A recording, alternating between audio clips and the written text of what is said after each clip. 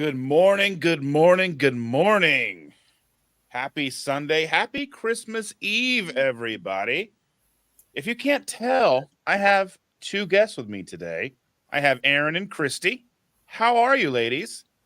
Hey, I'm doing great, Dustin. Thanks for having us on and doing this crossover episode. Coffee Oh, talk. 100%. Yeah, Yes. thank you.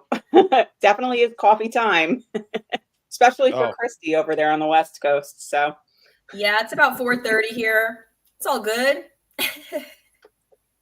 oh, goodness gracious. So, yeah. what do you guys normally talk about on your coffee talk or your coffees?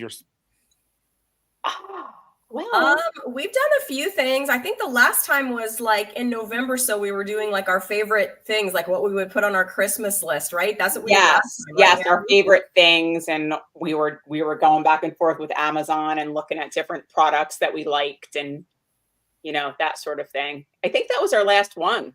That was a while we ago don't, now. we don't do it weekly, Dustin. It's kind of like as the spirit moves, and we're like, hey, let's do a coffee talk. But like we have our own little, coffee talk across America because I'm on the West Coast, she's on the East Coast, and we just get on with our coffee, see who joins us in the chat, say hi to people, and Yeah. talk about our meat-based diet. It's kind of cool because Aaron, my friend Aaron here is low carb, and I'm at the other end at carnivore. Now we've got you here right in the middle at keto. So, hey. I pointed in the wrong direction. I do that all the time. I'm like, I have to do the opposite. And now it's like actually, yeah, whatever. So, like, I started doing my Sunday morning live because I get up with my wife, Chandra. She's a weekend nurse, so she's a weekend option nurse. So she Ooh. works every Saturday and Sunday. And so I get up with her, and I was like just sitting on the couch drinking my coffee, watching YouTube. And I figured, well, I could put more content out if I just sat in front of the camera and talked. No one's going to show up, though. And then for some reason, it's gotten a little bit bigger than I ever anticipated. A Sunday morning at 7:30 a.m. It's great for me because I'm the only one up. I'm up with the roosters or whatever. And one day I just saw you were live, and I was like, oh, cool. So now, I pop in almost every Sure. week. Yeah, I'm up pretty early every day anyway, but every once in a while I try to sleep in. Today would have been one of those days, but that's okay. Let's just keep things consistent, and it's probably better for me anyway, right? There you go. So if you want to give us, for anybody who may be watching my channel who is not familiar with you two, so I know you're streaming to both of your own channels, but if Yep. you want to take turns and kind of give us a little bit of a background on how, or where you came from and how you got to where you are. Christy, You go can- ahead. Okay. Rock, paper, scissors. Well, I'll start. I don't look my mouse, so Perfect. So my name is Christy. I'm a teacher. I teach fifth grade out here in California.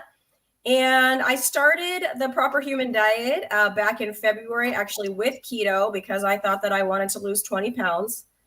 And little did I know, as the vegetables and other carbs and things just sort of slipped off my plate, I started noticing some other benefits that I really didn't expect because I didn't research carnivore. I didn't even really know what it was. And as you can see, I'm not, if you want to call me ketovore because I still have my coffee, that's fine, but whatever. But I started noticing some things like in my mental health improving, my anxiety went way down, and my food obsession, which had been horribly unhealthy ever since my teenage years.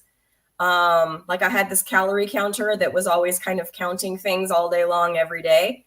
That just sort of went away, and I don't count anything anymore. I'm not worried that, if I eat this, I might gain something, or what's going to be my next meal, and do I have to count it? Like all that just kind of went away. So it just improved my life in a lot of ways like that. And I thought I started my channel because I thought I'm not the person with the 100-pound weight loss, or Erin has some great pictures, but I'll let her talk about that. I don't have those before and afters that are so dramatic like that, right? So if I don't come here and talk about, how I used to feel versus how I feel now, no one's going to know, because looking at me from the outside, you would have thought I was perfectly healthy, because skinny equals healthy, right, Dustin? We all know that. Yeah, of course, 100%. yeah. So that's my story in a very brief nutshell. How about you, Aaron? Well, I like I said to you the other day, Christy, my story could take hours if I were to tell the whole thing. So I'll try to keep it brief. I have a long history of weight loss several times over my life.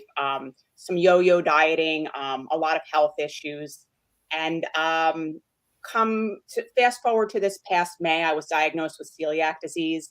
And I jumped all in. I had been researching low carb and carnivore and all of that prior. And I said, you know what? I have to go gluten free. I'm going to do the low carb. I'm just going to do everything and like get as healthy as I can. And that's basically what I did. I did the gluten free, of course, but I also, cut out almost everything else, all the grains and whatnot.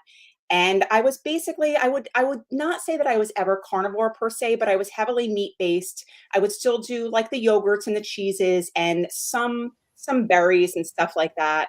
And then just over time, as like my health continued to get better and I experienced a lot of symptom relief, like Christy said, a lot of anxiety relief, especially joint pain, neuropathy clearing up, just like a lot of stuff getting better.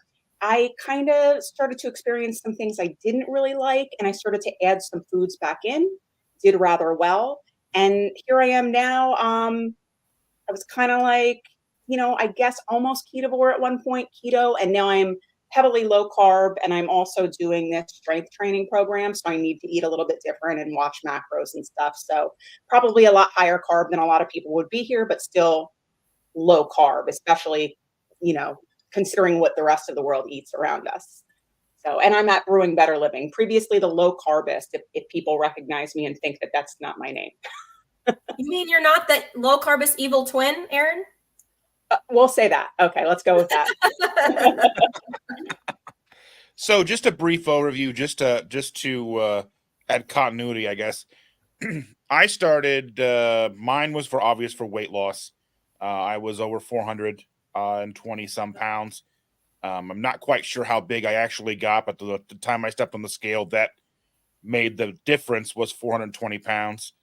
Long story short, started doing low carb. Not really sure what low carb was. So we had to kind of start from scratch. It was 2016. No idea. Keto not on the radar. Never even heard the term before, but low carb, obviously, because I remember the Atkins phases in the early 2000s and people doing Atkins and all the myths and everything that went along with that. If you can lose weight, but you're going to die of a heart attack and all that stuff. So, the wife and I decided to do low carb instead of trying weight loss surgery. And so that was a journey to get from what our idea of what low carb was, which was like 100 grams of carbs or whatever or less a day, and to transitioning and finding out about keto, starting keto, and going to the grocery store and kind of taking 5 or 6 very long trips at the grocery store, kind of scouring all the products in the grocery store to figure out what a carb was and all of that, into where we are now, where I mean, yes, keto works because it's the umbrella that ketovore and dirty and clean and carnivore and all that stuff all fit under. Yep. But I think some weeks we're more carnivore, some weeks we're probably closer to low carb. It just depends on what's going on with us and that kind of stuff. And I've lost well over 100 pounds, and I've still got plenty to lose. But we're here, and I'm here to keep myself accountable and hopefully shed some light on somebody who doesn't know what they're looking for and doesn't know how to get out of whatever situation they're in. Yeah, that's awesome. And so I bet you feel a ton better. Do you? Yeah, pun not intended, but yeah, I bet you feel about a ton better, Dustin. And Yeah. What about like any other benefits, like health, mental health, or anything like that, or has it just been weight loss? Well, that's the weight loss was the why, but then that why has shifted as to why we continue. Mm-hmm. I was dependent on ibuprofen every day. I was dependent on allergy medicine every day. I was taking a ridiculous, like probably would have, debilitated some. I was taking like 4 Benadryl at a time. Whoa. Like 5 times a day. The same thing with ibuprofen. just to, the knees were bothering me, allergies. I was on heartburn medication. I wasn't on any like prescription medication. I probably should have been, but as somebody who got to where I was, going to the doctor and getting regular checkups just was not something that I was going to do, because they're going to tell me things that I already know. Yeah, like lose some weight and yeah, I need to lose weight. I've high blood pressure and all. They would have told me I had high cholesterol and all that stuff, and I'd have been on statins and blood pressure medication. I've been on who knows how many medications every day. So finally got all that, got started, and losing weight and living the lifestyle. And the big epiphany moment is I was sitting in my office job about 2 or 3 o'clock in the afternoon, where normally I would be dozing off, trying and fighting with everything in my being to stay awake, to continue working. And you just have those days where you're just kind of just you're fighting it, and then you get up and try to find who has candy at their desk, who has leftovers, because in an office there's food everywhere, tucked and hidden everywhere, and I didn't have that. And I was just like, for the first time, and as far as I can remember, I was almost living in HD. Like, I wasn't cloudy, I wasn't foggy, I didn't feel like I was walking through mud, and I wasn't drowsy, I wasn't hungry, I was just alive. And that was the moment that I knew that this was going to be my forever state of being, because I didn't want to go back to how I felt before. Because I wasn't taking ibuprofen anymore. I didn't have knee pain.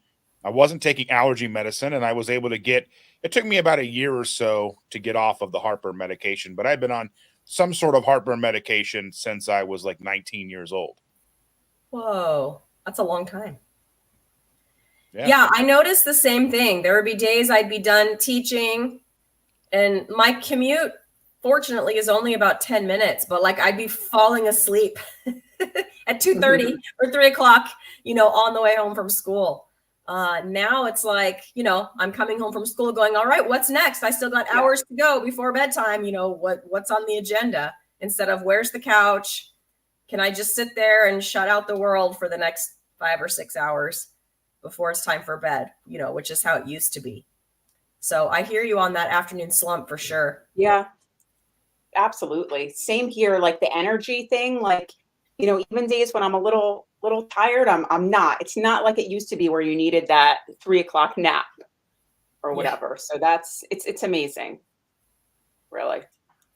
I'll still take a power nap here and there. I'm not above it. Yeah. I mean, I work and live. Everything happens at my house, so I never go anywhere. So, I mean, I go to the grocery. I'm the primary grocery shopper of the house, but we nap every day. But like we've got to have like a split sleep schedule almost, where we sleep part of it at night, and then when we get up in the morning with our granddaughter, then we put her down for a nap. We nap too, because we have that kind of freedom to do kind of whatever we want. Because since Chandra does the weekend option, she's home with me 5 days a week, Monday through Friday, and we've got the granddaughter Monday through Friday, and we have a routine and we do all that stuff. So we have that freedom. So naps are good.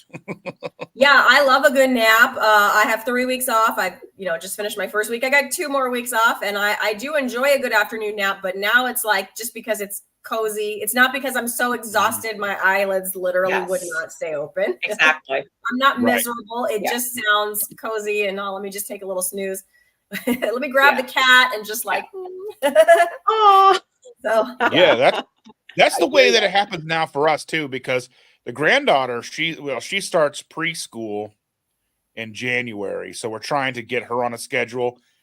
She's going to be doing afternoons and trying to get that all worked up, so where she's not a total joy to be around when we take her to school, right? So oh my gosh, I remember those days.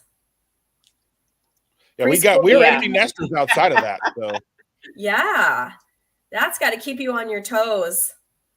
Yeah, but you have the energy now to play. And I heard you saying the other day, what does she do? Paints your nails and stuff like that? She paints my fingernails. She puts makeup on me, and I got to remember, because she'll do it. I love it. She'll do it, and then I go to the post office. and I forget that she's put eyeshadow on me. And she's 5, so it looks like I'm just a crazy person, not like someone who's done their makeup. You know what I mean? I just look like somebody who like a dunked lipstick their face smear. in it. Yeah.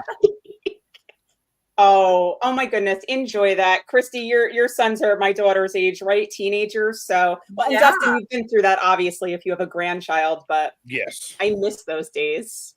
Yeah, our youngest is 19, and he lives with our oldest, so he didn't want to live under our tyrannical rule anymore.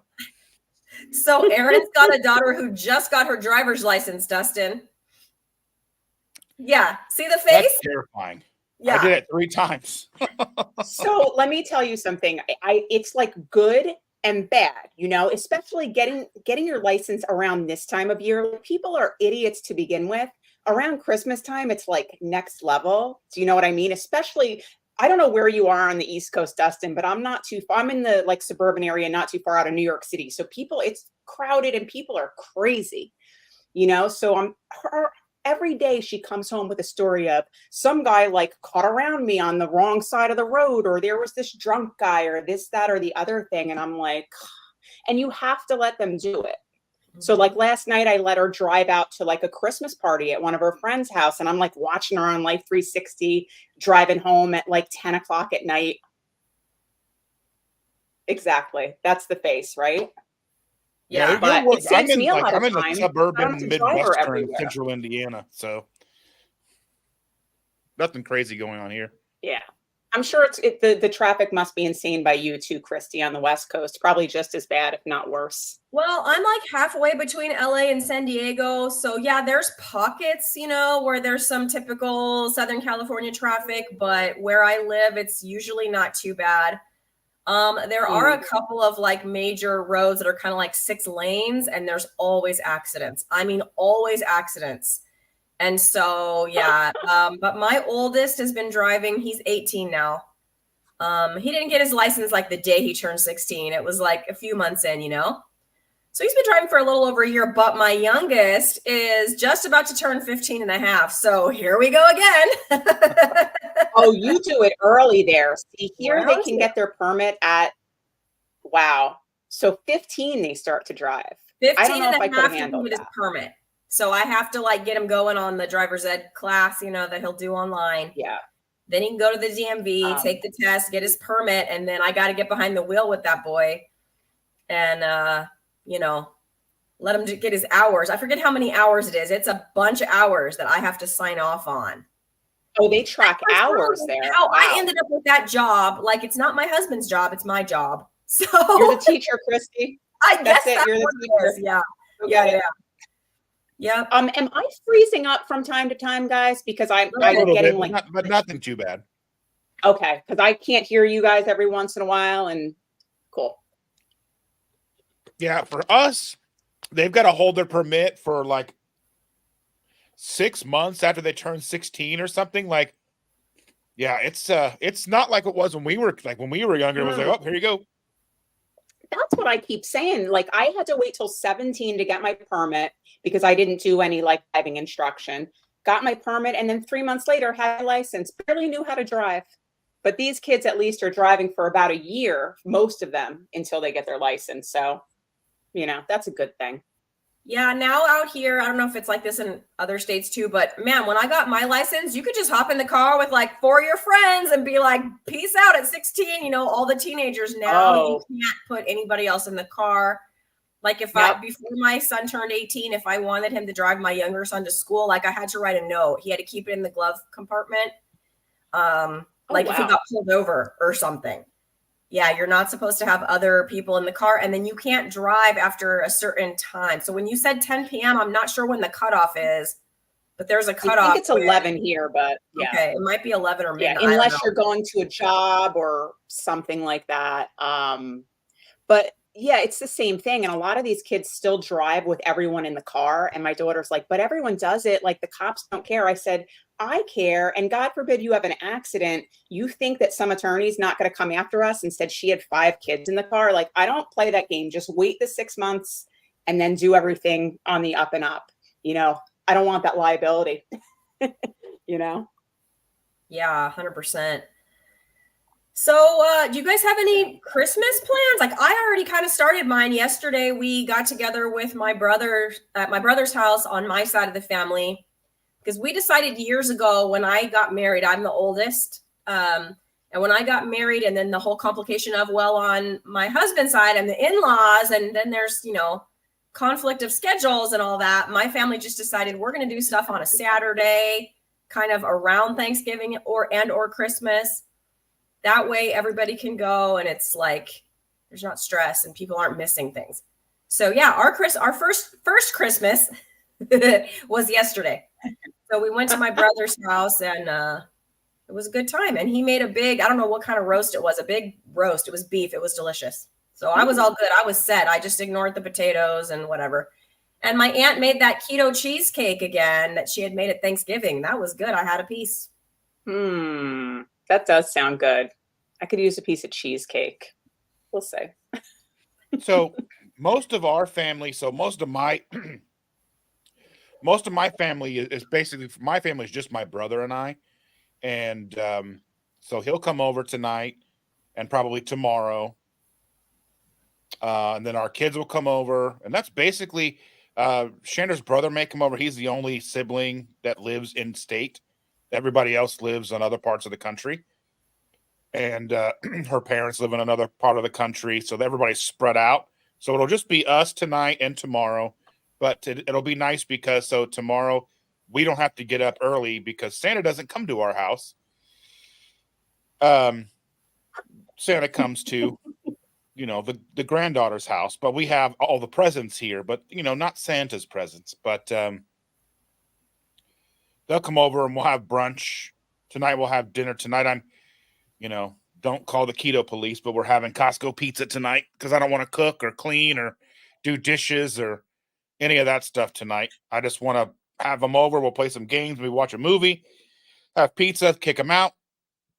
And then we can go to bed and get up tomorrow and have brunch, which I'm going to make chaffles and eggs and bacon and sausage. And we'll have sandwiches. And that sounds good. Yeah, that sounds delicious. Yeah. So I'll be going out to my mom's house again. That's usually where we do the holidays. She lives just over the state line in Pennsylvania. So driving about an hour or so, go out there, do presents, have some dinner, and come home. It'll be pretty simple, which is fine. And then other than that, we don't do that much. We don't do Christmas Eve. So tonight I'll just be quiet. I think I'll roast a chicken and we'll hang at home. Maybe have a glass of wine. We'll see. But nothing too crazy. And Christy, I think I will have maybe some potatoes tomorrow and some sweet potatoes, but that is something that I include anyway. So yeah, you do. I just generally stay away from it. I could have had the green beans if I wanted to do more keto. It was like just green beans with a bunch of butter on them. Yeah. They just didn't look appealing to me. I was like, gosh, man. And I didn't want to do potatoes. So I ate so much at breakfast for some reason. I don't know why, but I wasn't that hungry, honestly. Which it had been a long time, but I went through this like voracious phase for a while. And the last week, I just haven't been quite as hungry. So I overshot it on breakfast yesterday morning. And I felt kind of bad because he made this delicious beef, and I just had like one slice because I just didn't want to hurt his feelings and not eat his food, but it was good. My son ate a bunch of it, Aaron. I know, Dustin, this won't surprise you, but my son, just because you don't know, but he has some serious texture issues because he has like sensory integration processing. And that includes foods. But Aaron, he ate a giant slab of that beef and he was like, yeah, I ate it and it was good. Can we bring home leftovers? I was like, who are you right now? That's awesome. So I brought home some leftovers and I told my husband, stay away. Let him eat it. Yeah. Let him eat it because he likes this. So yeah. Yep. Yeah, that's cool. Very cool. I think you're talking about having a slab of meat. I think she's making prime rib tomorrow. So okay. That'll be good. Yeah. So I had made some like pork shoulder that my mom got at Costco because I don't have a membership. So she bought like a big thing of it and split it with me. And I had some in the freezer and my husband liked that so much when I made it, he asked me to make that tomorrow because his parents are coming over. I'm like, all right, your parents, well, that's fine. So that actually, it's like, it's not fancy, but he thought it was so good. He's like, will you make that? I'm like, okay.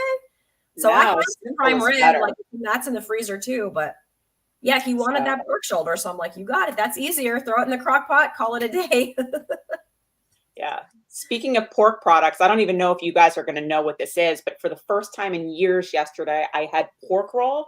Do you guys know what pork roll is? Dustin, you might, because you're kind of closer to me. It's kind of like a bologna ham type thing. It's heavily processed. It's a New Jersey thing. It looks almost like a I've heard of it. Yeah. Bologna.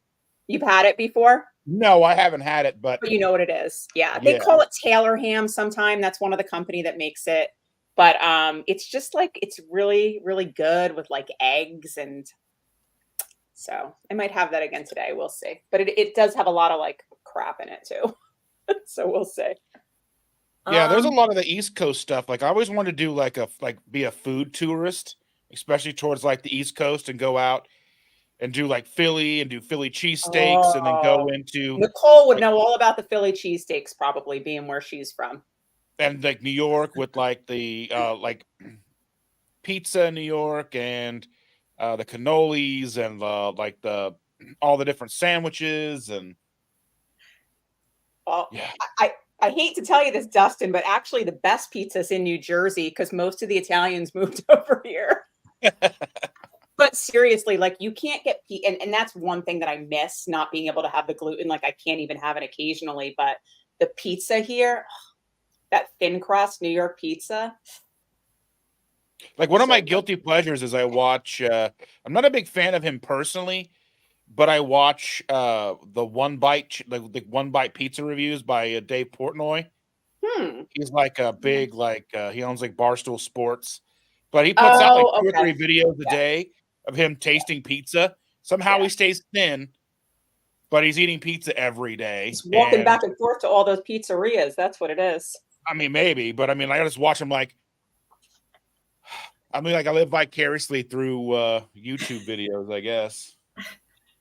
Well, I'll tell you one thing. If you ever do fulfill that dream and start touring around and tasting stuff, and if you still eat bread from time to time, come to New Jersey and order a Taylor ham, egg, and cheese on a hard roll with salt, pepper, and ketchup.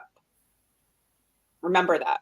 I know that's a lot, but that's the best breakfast sandwich around. Looks like we got a question here from Cindy. Let me go ahead and pull this up if it'll let me.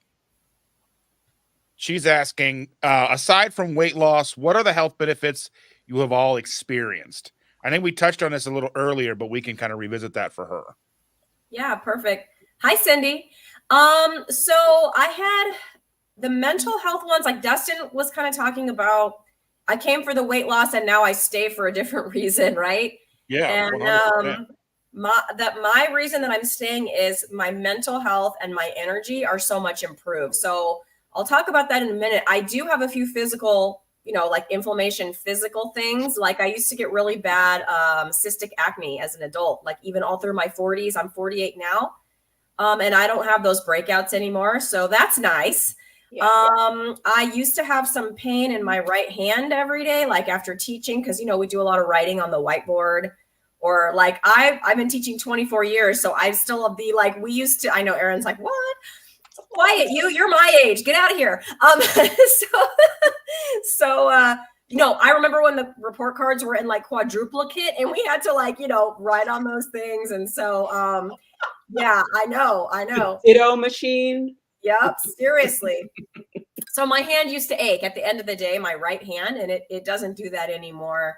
Yeah. My right knee used to swell up if I did any physical activity other than just my day-to-day. Like if I tried to, do squats or work out or anything, I didn't have the energy to do that anyway. But if I did anything extra, my feet and ankles would swell to where I had to even get bigger shoes. And, I was up to where I'd have to buy like a 9 or 9.5. And now I'm back in my 8.5 shoes because I don't get that daily swelling anymore. So who knows what other things were lurking, right? As I was, I'm, like I said, 48. So heading in, towards my 50s, who knows what other things, physical type symptoms, were lurking that were going to pop up. Yeah. But I also got so much energy about September that I was like, I got to do something. So I started doing like Sean O'Mara sprints.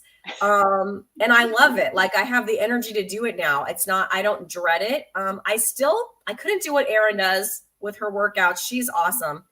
If I give myself a dedicated workout time, I could do that for a couple of weeks, but I get bored. So, but I do fit in fitness throughout the day. So now if I'm waiting for my cast iron to heat up, I'll bust out some top push-ups or some squats or something like that. So but I have the energy to do it because I can't just like stand there doing nothing anymore. Yeah.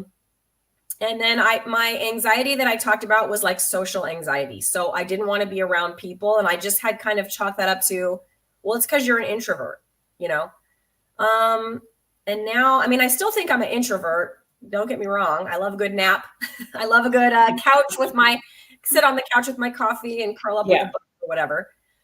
But I don't hide from the world. I don't turn down social invitations. If I have to go somewhere, I don't dread it. And it was getting bad. Like it was to the point where I didn't want to go to the grocery store or for a walk, like normal human things I didn't want to do because I thought people were looking at me thinking negative thoughts. And so I didn't want to be around like the public in general. I don't have that anymore. If I sprint out in my neighborhood, like I just go sprinting, like I don't care, you know. It would have been that I would have been so concerned about, you know, everyone's probably looking at you. You look weird. You probably run weird. You probably look fat. You probably whatever, all those negative thoughts. Yeah. But the best part is the food freedom. And for me, like I had kind of touched on, I used to count everything all the time for years and years and years because I thought calories in, calories out. And, you know, I would restrict and then binge and go on these, you know, restrict phases and lose 20 pounds and then binge and gain it back. And I don't do that anymore. I don't stress about my weight anymore. I don't weigh myself multiple times a day anymore. And I don't know why. It's not like, you know, I didn't have to like work at that. I didn't have to say, okay, this is a bad thought process. You probably need to do some journaling and work on that. Like, not that that's a bad thing if anybody does that. I'm just saying, like, now that I'm just eating mostly meat, I eat when I get hungry. When I'm full, I stop. When like I said, the most thinking about food I do is if I'm making a video for my channel or if I need to pull something out of the freezer, you know, to unthaw for later. Yeah. So that's what I mean by food freedom. I don't crave things anymore, even though my husband doesn't eat this way with me. You know, so there's ice cream in the house, there's chips in the house, you know, that he eats. And I don't, you know, I don't think like they're not calling my name at night. I used to get these insane cravings after dinner for some kind of carby thing, whether it was salty or sweet. And that doesn't happen anymore. So those are my, like the main health benefits. Yeah. So I would say like Christy said, the anxiety is probably the number one thing. You know, I would kind of tend to stay in the house a lot years ago, and I would constantly, if I had an interaction with someone, I would constantly rethink that. Maybe I shouldn't have said that. You know, did I say something wrong? Did I do something wrong? What do they think of me? And I'm kind of at this point, and I'm sure that like, you know, getting older has something to do with it too, but I just kind of don't care anymore. You know, I'm kind of just more intent in going about what I need to do to make myself healthy and take care of myself and my family. And if somebody doesn't like it, then that's their problem, not mine. But yeah, the mental health benefits I think are extreme. And I think with me, a lot of that has to do with like correcting the celiac thing and just eating healthy overall, because I do eat some carbs and I still have these benefits. But anxiety, I would say number one, and then just the energy, the way I feel every day, not waking up constantly feeling like I have to walk around my house for 5 minutes to stretch things out because I'm so stiff and my legs feel like they're 80 years old, or my hands feel like they must have been going nonstop because they feel so arthritic, stuff like that. I could go on. I know Christy and I have done whole segments on this about our symptom relief. So there's so many more things. It's like little things will pop up. One day you'll be sitting there and you'll go, you know what, this hasn't happened in a while. And then you realize, like things that you didn't even think of. Like I had some hair grow back, and there were some other wacky ones, Christy, that we talked about. The floaters in my eyes went away. Just like all this stuff from just generally taking care of yourself and eating a healthier diet and, kicking the garbage to the curb and stuff like that. I don't know. I could go on and on about symptom improvement, but it's Because just an overall better quality of life. Even though you eat some carbs, Erin, you focus on like whole foods, right? And you buy things Yes. that are like one ingredient, and you don't eat a bunch of processed That stuff. has always been like my big thing, is to like cut out all of the garbage, the preservatives, the artificial stuff. I've been like that for a long time, but that's first and foremost. So even if I want to have like some dark chocolate or something like that, I'll make sure that like the ingredients are very limited. And then I stick to whole foods, like, sweet potatoes, some vegetables, the dairy that doesn't have anything, like unsweetened stuff, all of that. So that's the biggest thing with me, even if I'm going to experiment on myself, which I like to do, is to stay away from the overly processed stuff, if you will. Yeah, for sure. Yep.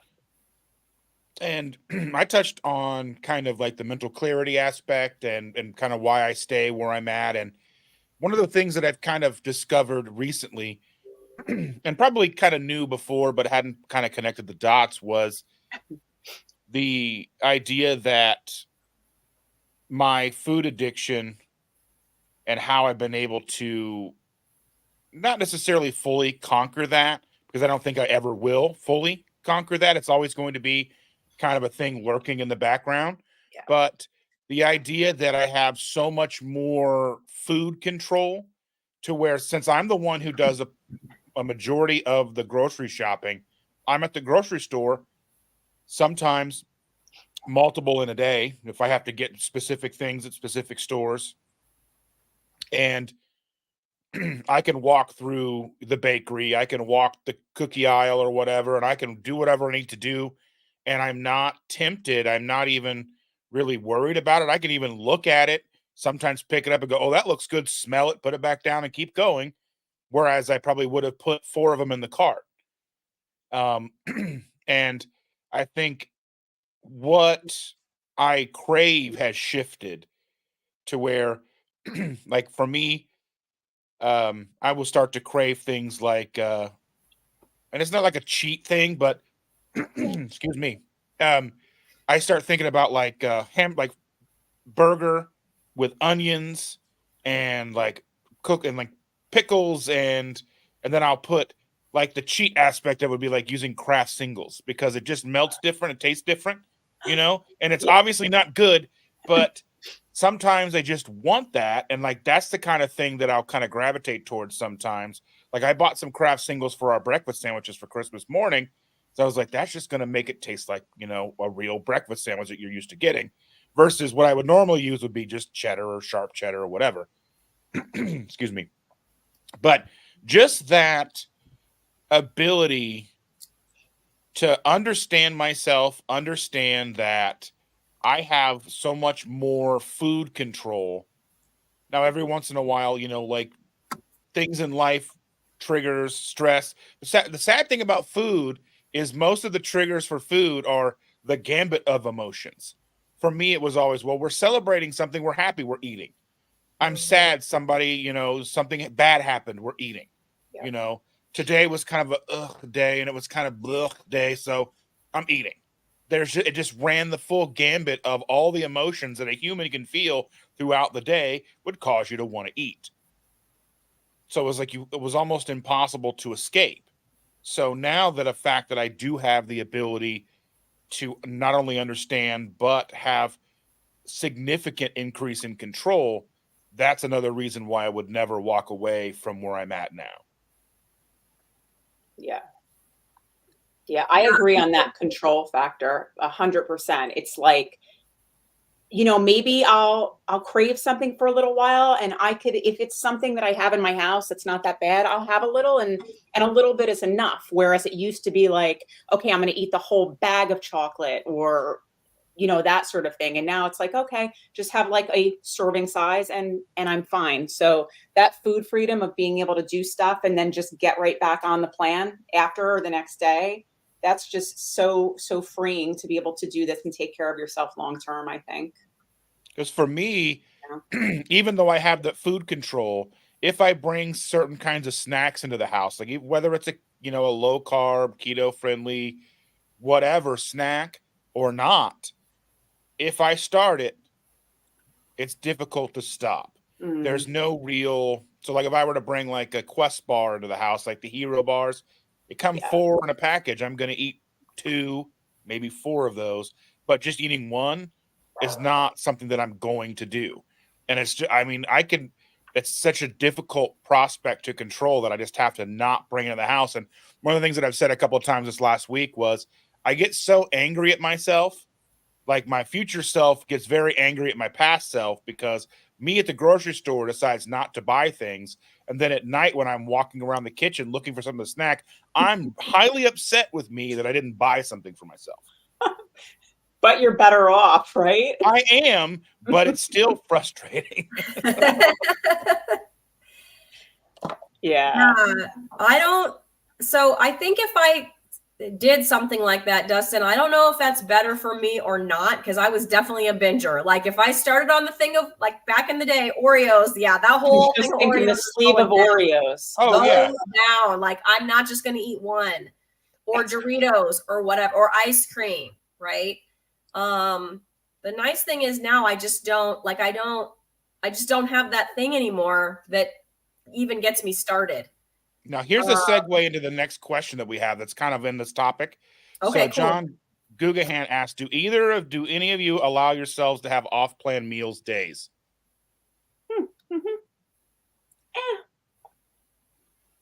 I mean, Aaron, you want to take this first? Well, you know what it is?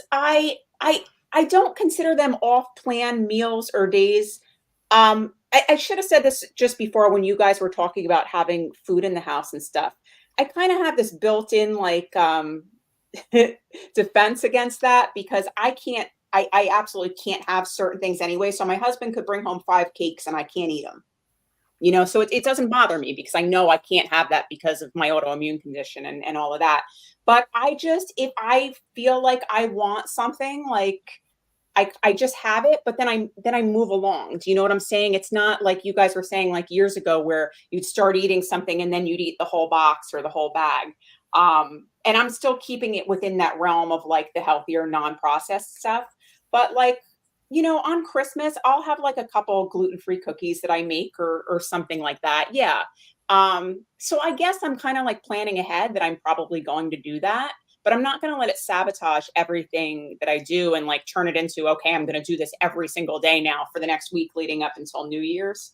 Do you know what I mean? I don't know if that makes sense. So it's more of just like, if I want something, I have it, but then I move along.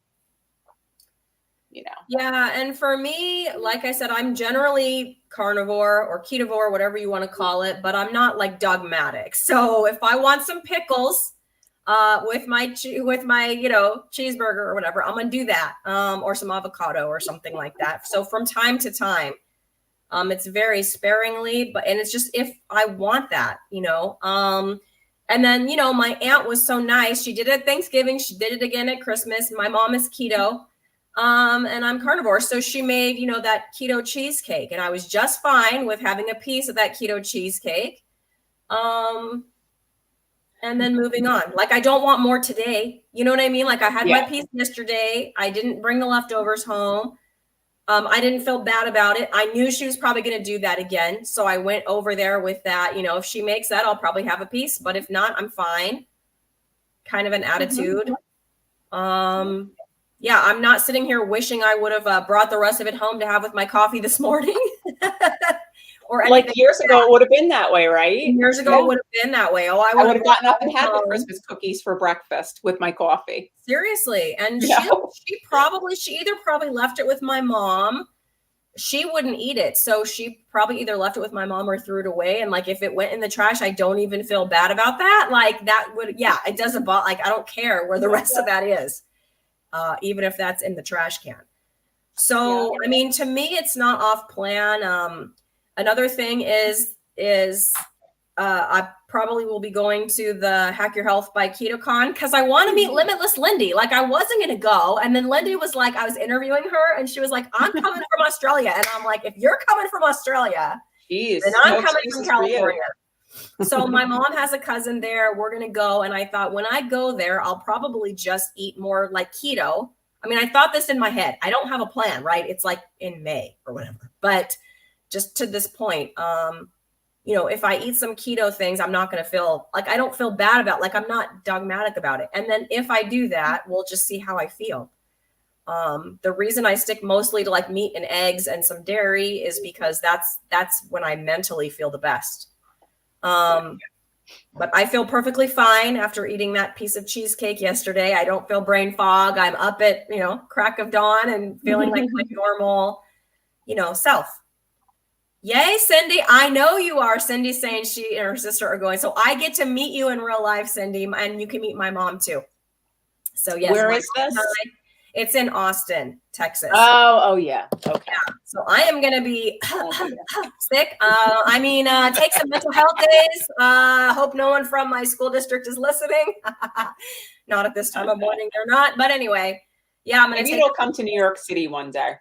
Maybe I will, or maybe you'll come out to Southern California, Erin. I've never been to California, so we'll see. Now you have I'm a not a reason. big traveler. I'm a local one, local yokel.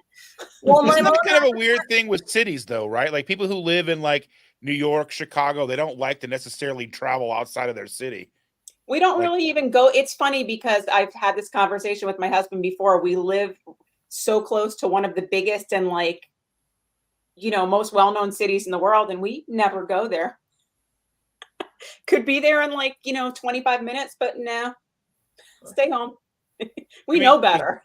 Where I live, I'm 3 hours from Chicago, 3 hours from Columbus, 2 hours from Cincinnati, 2 hours from Louisville, 4 hours from St. Louis, 5 hours from Cleveland, like 5 hours from Detroit. I'm like not far from all these places, and we just stay here. It's nice for concerts and stuff because then I have a plethora of places we can go. We're 5 hours from Louisville. 5 hours from Nashville, Tennessee. But to answer John's question for myself, the first 5 years, we didn't plan or try. I mean, we still had our slip ups, but we didn't necessarily plan for it because our goal was to stay as true and strict as we could. But as we've gone, we're coming up on year 8.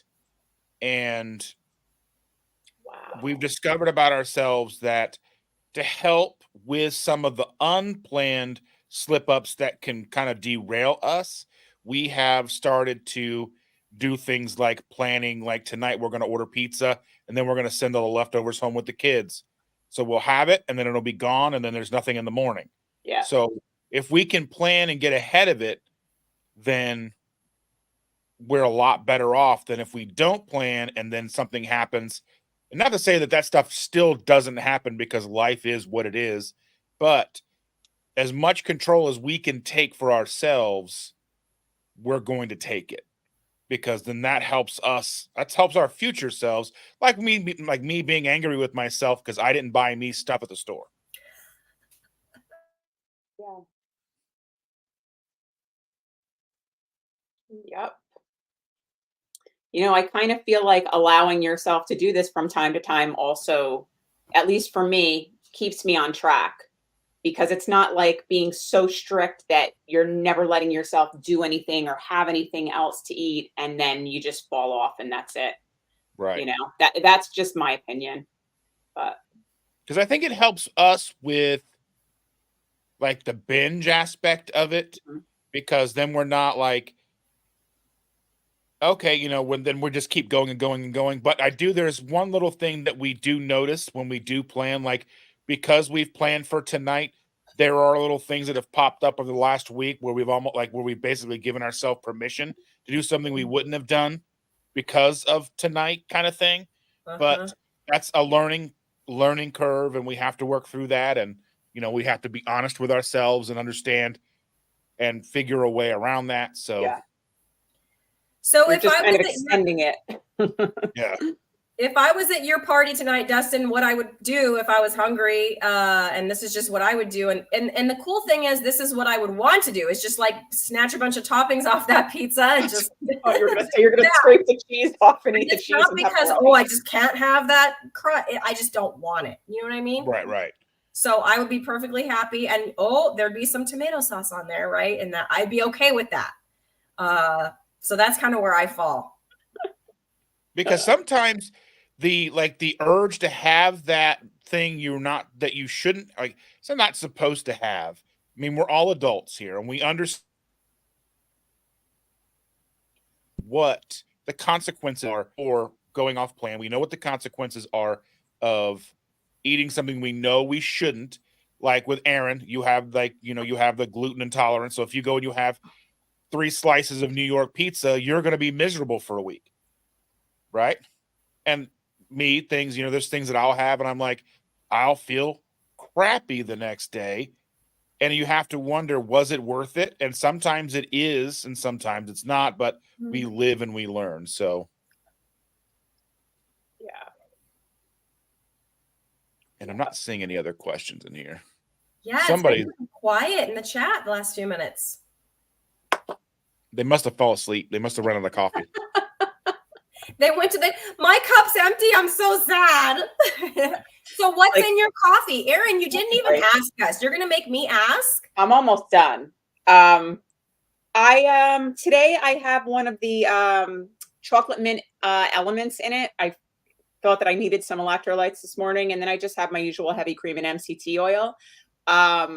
Which leads me to an interesting question. Has anybody tried that packet yet from Element? And what do you think of the raspberry one?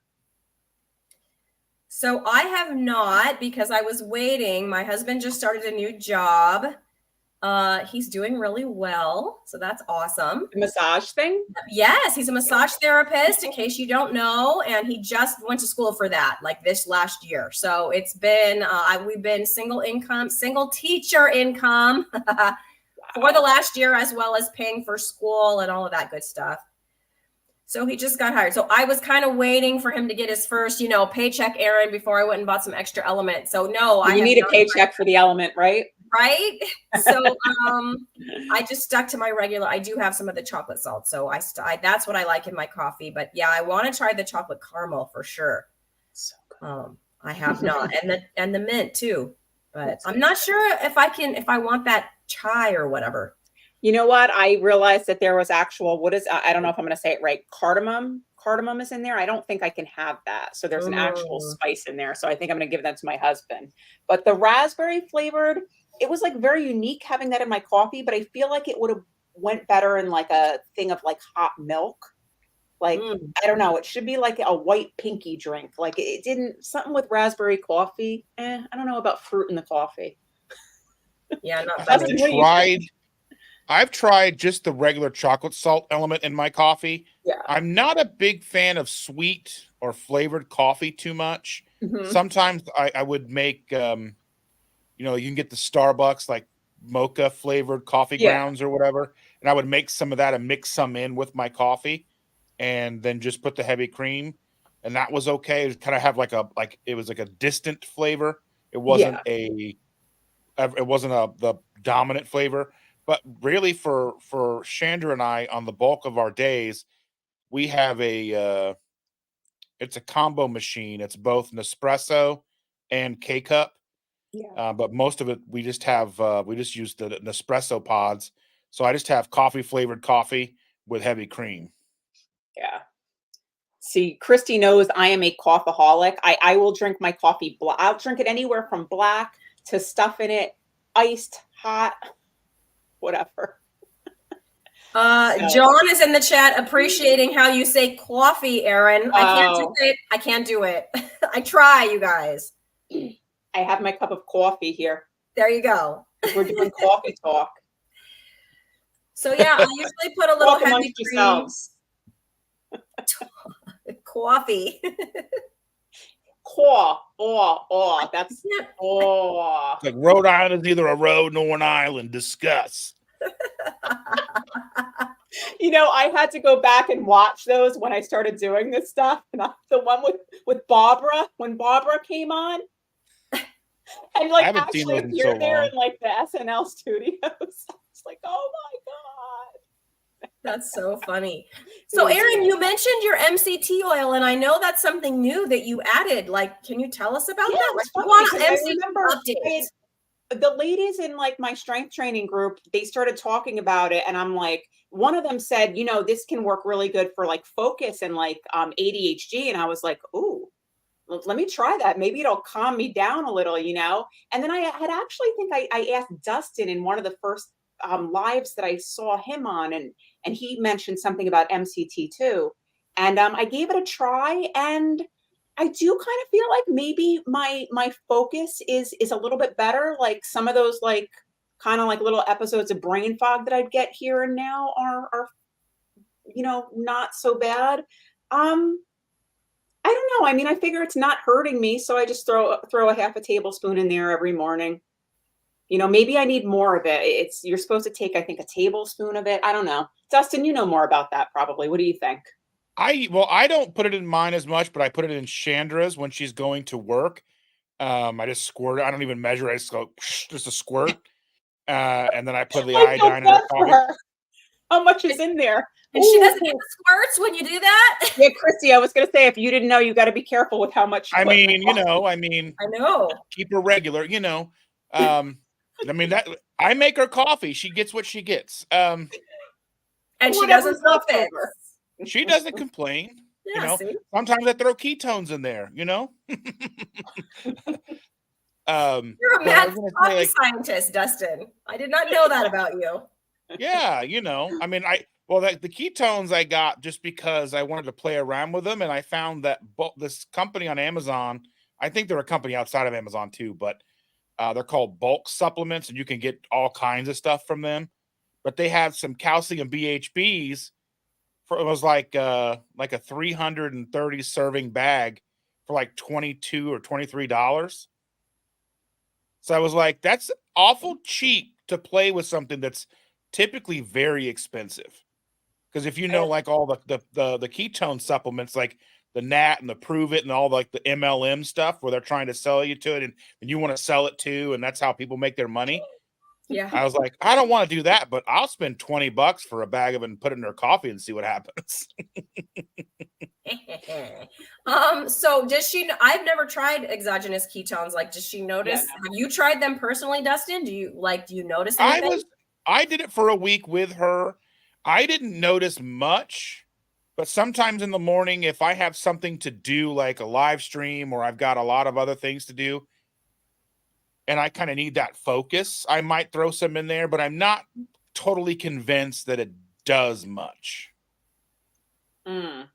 But like I said, it was $20, and I was like, and I play with them still and see how, it'll be probably a long-term thing, but I don't use them every day. The only thing I put in my coffee is the Dr. Berry iodine drops, or whatever brand that is, and then my heavy cream. Yeah, that's true. I forgot to say I had my iodine drops in my coffee this morning. I started that in the end of October, beginning of November. That's the one thing I haven't tried yet is the iodine. Because I mean, living in the Midwest, it's very important for us to have the iodine, because the people in the Midwest are typically iodine deficient. Yeah. And it looks like we've got a question from I'm not sure who this is, but That's David. Okay. So David, I went and watched like a little, because you talked about it, and so I did go and watch a little snippet on YouTube, I think, of the Saturday Night Live Caveman Lawyer skit. So yeah, thank you for that. I love the old Jeopardy skits. Those crack me up. Back when it used to be like really funny. Well, back when I was a kid. Yeah, like back when I was not supposed to be staying up late to watch it, I would. Yes. That's like just like the golden years of SNL, and then I would watch stand-up comedy afterwards and get in trouble. What are you gonna do? I can remember watching it at night, and then we'd all go to high school. I was in high school at the time. The next day, and everybody would be talking about what was on SNL, Yep. that night. So it was Maybe so that's cool. maybe that was part of the appeal, is you weren't supposed to be staying up that late. Well, I mean, that's it one was thing a Saturday that. night. Well, that's one thing where I saw something, and everybody complains about social media, and then there's the idea of streaming services and all these things coming in and changing our lives. And one of the things, it's an idea that I hadn't thought of, but it was the fact that prior to social media, prior to all streaming services, we all had regular TV or cable, Yep. and we learned things from each other. It wasn't like a streaming thing or like TikTok or anything like that. And we had a much tighter knit culture, like pop culture. So everybody would just about everybody would get your reference. Yes. So like if you watched SNL on Saturday night and you went to school the next Monday, most people would know what you were talking about. Where Yeah. now we're so disjointed because everybody's TikTok is different, everybody's algorithm on YouTube is different.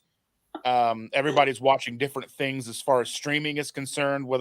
There's obviously outliers like Stranger Things and things like that, but Yeah. I think that was kind of brought to my attention, and like we're kind of more disjointed politically and socially, and then we on top of a pandemic where we all stayed home, we're not interacting with each other in person anymore. That's just kind of a weird storm that's kind of happened, and that's kind of ruined our pop culture almost in a way. Yeah. Yeah, my students will talk about stuff and I'm like, I don't know what you're even talking about.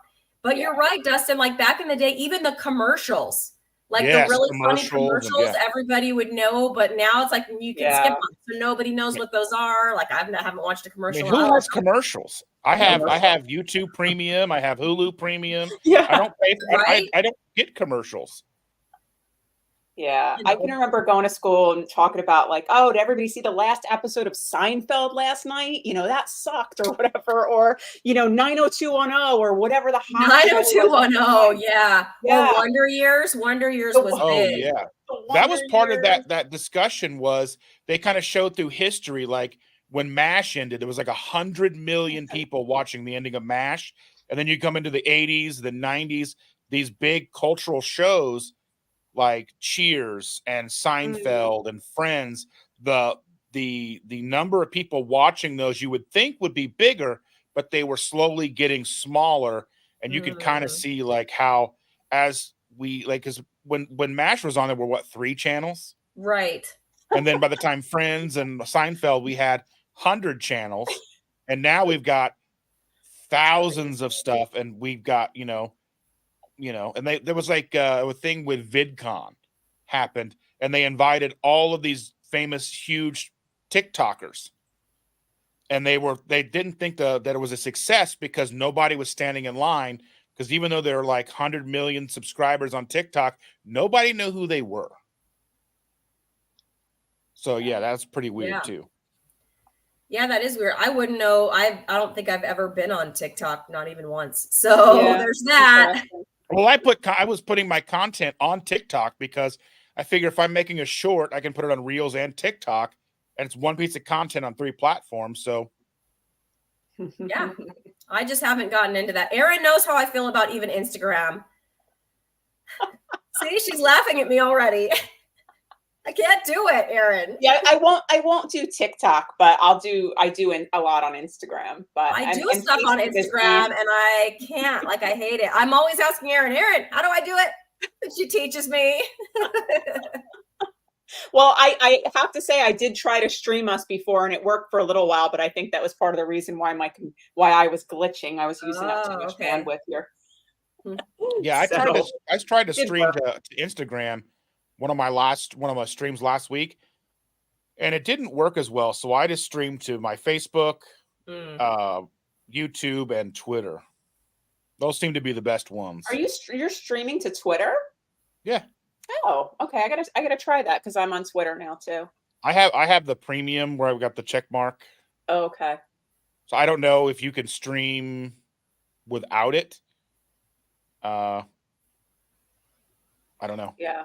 Interesting.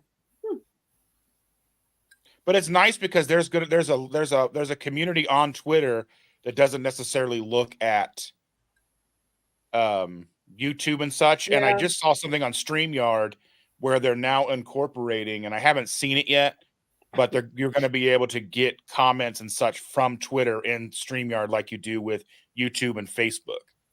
I just saw that too this morning. So maybe Yeah. I'll have to get on Twitter, get with the program. You know, I'm curious when you say that, when I was streaming to Instagram, were those comments coming up here and I didn't realize it? No, I don't think so. No. I had to have Instagram open on my monitor up here. I've got like a big 65-inch TV up here. And then I had to actually turn my monitors off because there was no way to mute the stream. So I've got the comments on my side of my laptop screen here. And then I've got us playing up here so I can see our stream and I can see the comments up here as well. But I have it muted, but I can mute it right on the thing so it doesn't come through an echo for me. But I wasn't able to do that with Instagram. So if they can get that fixed, then maybe I might. But right now with my tier of StreamYard service, I can only stream to 3 places. And it seems to be right now more conducive to doing it where I'm doing it now. But I have issues where Facebook will fail every once in a while where it'll stop streaming to Facebook. Yeah, man, you're like air traffic control over there, Dustin. I know, really. I'm picturing like a dispatch center, and he's like surrounded by screens and stuff in his home studio. Yeah, it's very messy, but it's what it is. Yeah, no, you don't ever want to see like what's going on the outskirts here. It's bad enough. You sure I've got lights and monitors. I've got like 4 monitors here, but only 2 are plugged in right now. That's my goal for the new year. Maybe doing something back here. I don't know. We'll see. Like behind me, all these are like Amazon curtains, and I got some curtain rods from Walmart, and I've got a little tape, like there's a chair right here, but you can't see it. It's because it's black. And then I've got like just a Mickey Mouse cup and a Stitch and a cup with my logo on it, and cool. Yeah, it looks more fancy than it really is. I'm gonna try to get some. I don't usually stream from this room. I stream from this room when it's 5 a.m. because my family's sleeping, and where I normally stream from is a straight shot down the hallway. So like it wakes up my son if I talk from that room. But yeah, in that room where I normally stream from, I'm gonna try to get some panels and stuff for the walls, because it is very like the sound bounces around. I was made aware that the sound is bouncing around and not sounding very good. A sound engineer, I am not, you guys. Well, that's why I've got the thick curtains behind me. It keeps the echo down. Yes. But if I step over just 5 feet that way in my room, it's like ridiculously echoey. And it's like, sounds like you're in your bathroom, the echo. Yeah, over there. Yeah, I'm just in the spare bedroom now, but like back here, it keeps the sound down. I need to do something, but I didn't have the money right now, but my husband's working now, so maybe I can invest in some panels that will absorb some of that, or make a little curtain thing for myself, Dustin. A little curtain. You could even get like these frames off of Amazon. Mm-hmm. They're just like you would put like a backdrop, and you could just clip them, and then you could just have like a curtain clipped up, or even run it as a curtain rod and sit it right behind you. Sit it close enough that no one's even going to know. Yeah. It's just got to look just right. I mean, I have that from like my photography. I have the backdrop stand and whatnot, but the backdrop isn't very wide. So even here, like I couldn't get it close enough to me, and you could still see around the sides. So whatever. It is what it is for now. If I put up curtains like that, I'm afraid Pixel would have a field day. Pixel's my cat, if you don't know, Dustin. And I know you have cats too, and I'm shocked that they're not climbing up. I don't let them in my room. I'm picturing like the whole thing falling down behind you when the cat jumps on it. Well, that's the reason they're not in like a closed off room. My office is like, I think most people would use it as like a family room or living room or something. It's like there's not doors you can close. Yeah. I mean, I could put her out in the garage or somewhere but good luck catching her to try to do that. We don't let the cats in our bedroom or my office because they would just be in here knocking stuff over all the time. And I'm like, I don't want to have to reset everything before I go live. Right. So I don't have that option. There's not doors I can close. Like the front door of the house opens into my office. Like if you come in my front door, you're walking into my like there's not, it's not a separate room. So yeah, there's that. I'm afraid Pixel will just knock it all down. Yeah.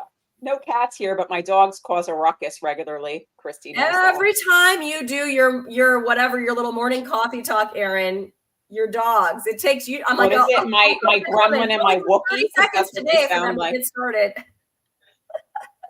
They're crazy. Oh, there's a question. Is that new? Oh, I'll bring it up. Let's see. Says, Dustin, I thought that it was fake beard for Christmas, but yeah, it's the real deal, David. Read that. I mean, if it's you know, you can see it. It's trying to go gray. And it's actually more gray in person than it is on camera. But how long did it take to grow it that long? I don't know anything about men's facial hair. I've been growing it since about 2010. Wow. I always had a goatee. You need to get it trimmed and like stuff like that too. Yeah, that's what I was just going to ask. Do you trim it from time to time? Hair, it'll get split ends. I got it trimmed in 2019. So I started a new job yourself though, because you can see it. Well, yeah, I just not like trimming the back of your hair. I don't have anybody to impress, so I mean, I shave my head. I do that every 2 days. Well, or so. It looks really cool, Dustin. Yep. It's cool. Yeah, and I like your little whatever, your little icon in your. I know. That's like the first thing I noticed. I was like, "Who is this?" I went, yeah, it caught my attention. That's like how I found you on YouTube because that little icon caught my attention. I was like, "Okay, who's this guy?" So, like my buddy from high school made the logo for me. We were in I met him my sophomore year of high school. He's a graphic designer. He worked for Australian Gold and had like one of the Jersey Shore women as a client, and now he works for Lids as a graphic designer. So that's what he does for a living. He just threw it together one day and goes, "Here, I thought you'd like this." And I'm like, "Yeah." And then I have a friend that does YouTube as well, but outside of our niche. And we were talking one day, and he was like, with the rise of dark mode, everybody having their phones and everything dark, that's why I have the yellow, so it pops on dark mode, so people notice it. Yeah. But now you can never get rid of the beard because you have that logo. I was never going to get rid of it anyway. Chandra's never seen me in person without it. Whoa, that's serious. Wow. She's seen pictures, but she's never seen me in person without it. Wow. Now, I don't know if John's right here, but John says it's the best logo in the keto space. I think he's a little biased. It's a cool logo. I mean, for sure. Cool. I was like, it grabbed my attention. It pulled me right in. And now look what I do every weekend, Dustin. I'm in your comments. So, hey.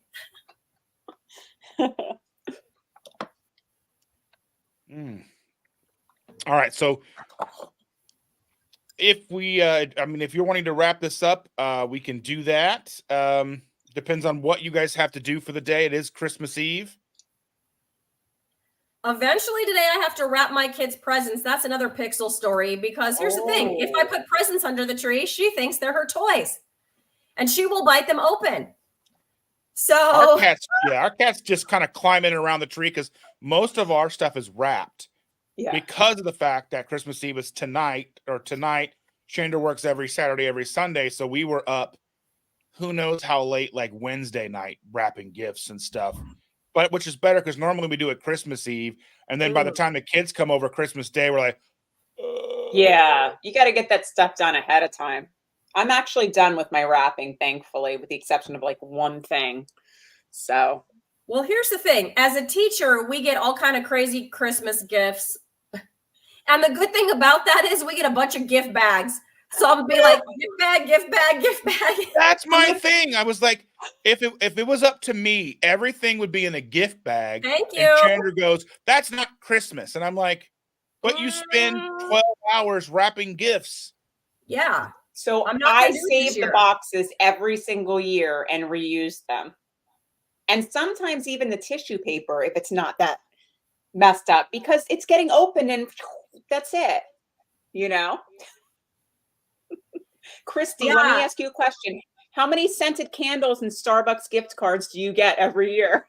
Erin, 87 million is the answer. She I can have Starbucks for free for the rest of her life, for and the her rest of kids my will life. inherit it. And just about the time my balance starts going down, like now it was Christmas, so it's back up over $200.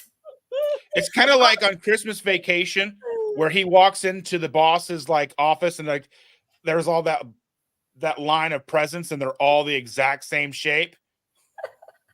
Yeah, it's mugs and Starbucks cards, and the occasional, I don't know what, apple for the teacher, kind of, some kind of like not a real apple, but like some kind of ceramic apple for the teacher thing. Yeah. Now my brother and sister-in-law are both teachers, and they teach in a more like affluent area. Oh gosh. So they'll get like $100 gift cards to places. They teach high school, and some of those kids have jobs. So some of those kids will buy them stuff like with their own money, like nice, I teach in a more socioeconomically disadvantaged area. So, I mean, this is like, to me, the sweetest gift is like, I'll get used perfume. Because they want to give me something. That's so sweet. And so, yeah, like I'll get stuff like that. And it's like, those are the kind of gifts that actually, it kind of tugs at your heartstrings a little bit. Yeah. They just wanted to do something nice so bad. And that was all they didn't have any money. And so who knows where they got it from. It's fine. Like, I don't use it or anything, but it's like, that's the ones that get you. Yeah. I'm putting the links to these here. Somebody asked for the links, so I'm putting them in here. I see if I can do the correct one here. I got yours in there now. And I'll put. Thank you. Yeah.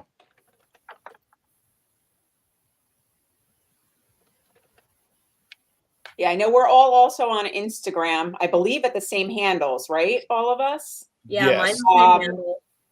If anybody's into podcasts, I just started a podcast. I'm only on Spotify now, but that's also Brewing Better Living. So we'll see how that goes. And Christy, I don't know if you're on Twitter. I hear Dustin say that he is, and I am as well, but it's at the Low Carbist. Brewing Better Living is too long for Twitter. So I'm on. I might need to go do that. I don't really know why, but maybe I'll go do that. I'm not on Twitter at the moment. I usually, whenever there's a new social media app pops up, I'll go and snag my name, but it doesn't mean I'm going to do something with it. So I've got Rumble, I've got Twitter, I've got Instagram, I've got the whatever the Twitter for Instagram is. I have one of those. I have a link tree with all that in there, so that's in the description of my video. Any video, there's a link tree, and you can find all my stuff in there. Cool. Because on TikTok, I had at Keto Simple, and then I had to factory reset my phone. And when I brought it back up again, I couldn't get back into into TikTok.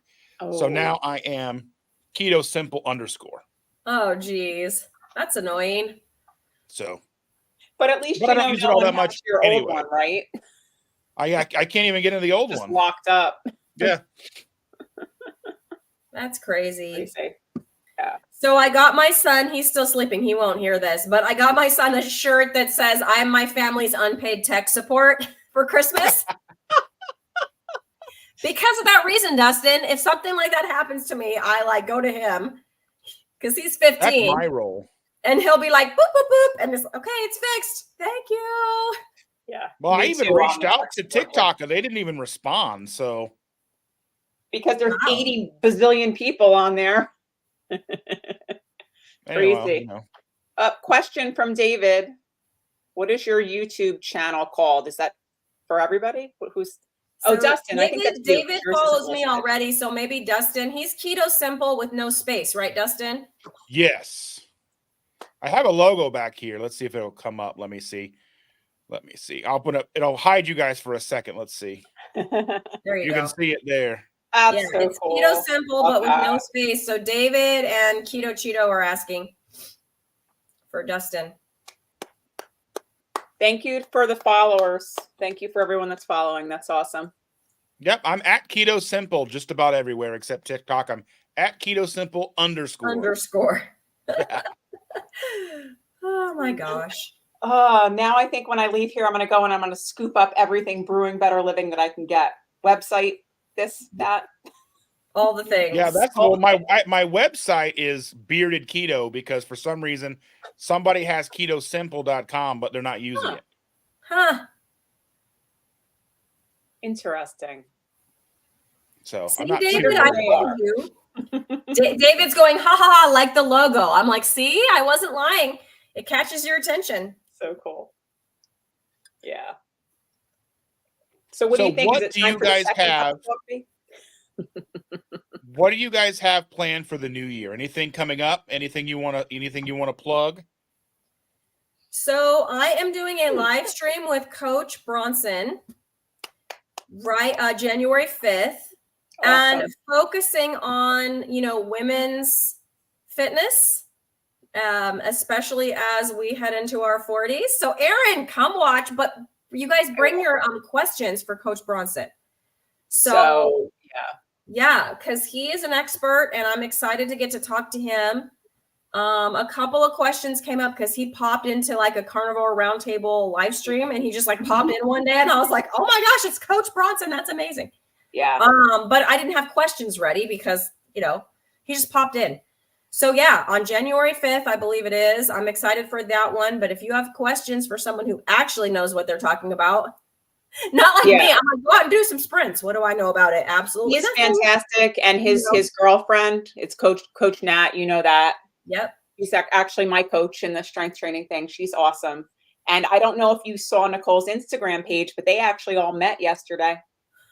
Wasn't yesterday? So I was behind the scenes in that where they were talking and I saw they Coach live Nat, right near each other. Yeah, it was pretty wild.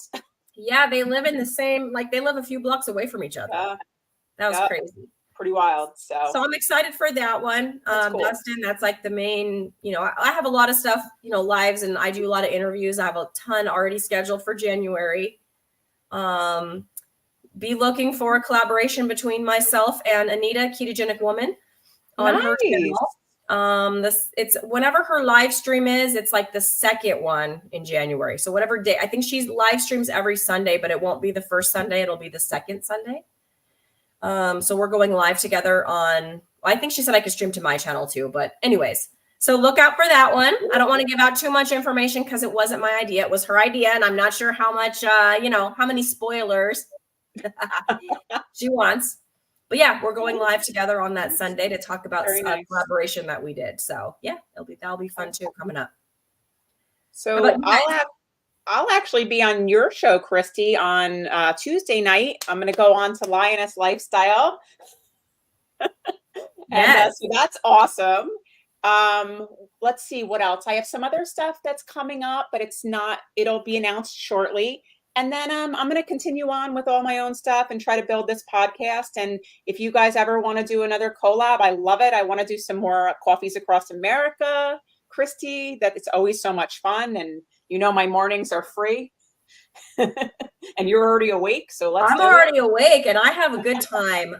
Just whatever. Like it was cool today, Dustin, because we didn't even really have a topic. And look at us. It's like an hour and 20 minutes in, and it's just like the best time. I really enjoy these too. I like these. These are fun. I ended up doing 2 lives yesterday. 2 like over hour long lives because I had Adam from Keto Couch Potato scheduled to come on with me at 8:30. And he overslept and woke up right as I was ending the stream. So I talked to people, just basically made it a Saturday morning with me. And then we were talking and I said, I was booked. So my Saturday morning lives are booked up all the way through March. The next openings I have are in April. So, I mean, once a week, it's not that hard to do, I guess, but I'm still kind of like shocked that it's something that I was just like, well, let me see if anybody wants to talk. And then it's kind of spiraled into that. But So I was like, well, I don't want to wait all the way till April to talk to him. So we just said, let's go. It was like an hour and a half. I was like, let's go live at noon. So we went live again. And so, yeah, we ended up doing 2 long streams yesterday. And I have next Saturday live, I have Stacy from Easy Peasy Keto is going to be joining me to talk. She is a superstar. She is a cover model from Woman's World. And she's a pillar in our community, and she's amazing. And then I'll do my Sunday morning. When we go, the wife and I go live every Tuesday night at 7 Eastern time. So we'll be doing that this week, and then I've got the first of the year. My next Saturday live is going to be with Maitreya, which is Radical Geek. And it's keep going from there. I've got a lot of good guests coming on. Christy, you're coming on sometime. I can't remember the date. I can't either. It's a ways out. It's all good. Calendar. Yeah, it's a ways out, but we're gonna, and I'll get you on, Aaron, and like Thank you. I want to get more people on, but I was telling Chandra last night, I was like, I'm booked to March, so I don't want to start booking March, or I'm April, May, June, because Good problems. Yes. Well, the problem is like the latest person that I booked for the last Saturday of March are like, well, put me down as long as I'm in town, and I'm like, it is a distance away, you know what I mean? Yeah, like, you don't know what you're doing. I mean, I don't even know what I'm going to be doing, so I mean, I'm kind of like limiting myself to that, or vacations or all that. But I mean, not like it couldn't be moved or whatever, but Yeah, that's kind of how we are with our Tuesday stream, Linus Lifestyle, that Aaron's going to be on Tuesday. We're booked through March too. And it's like, yeah, people keep asking. It's like, you can totally book, but it's going to be April at this point, and yeah, people don't know their schedules in April.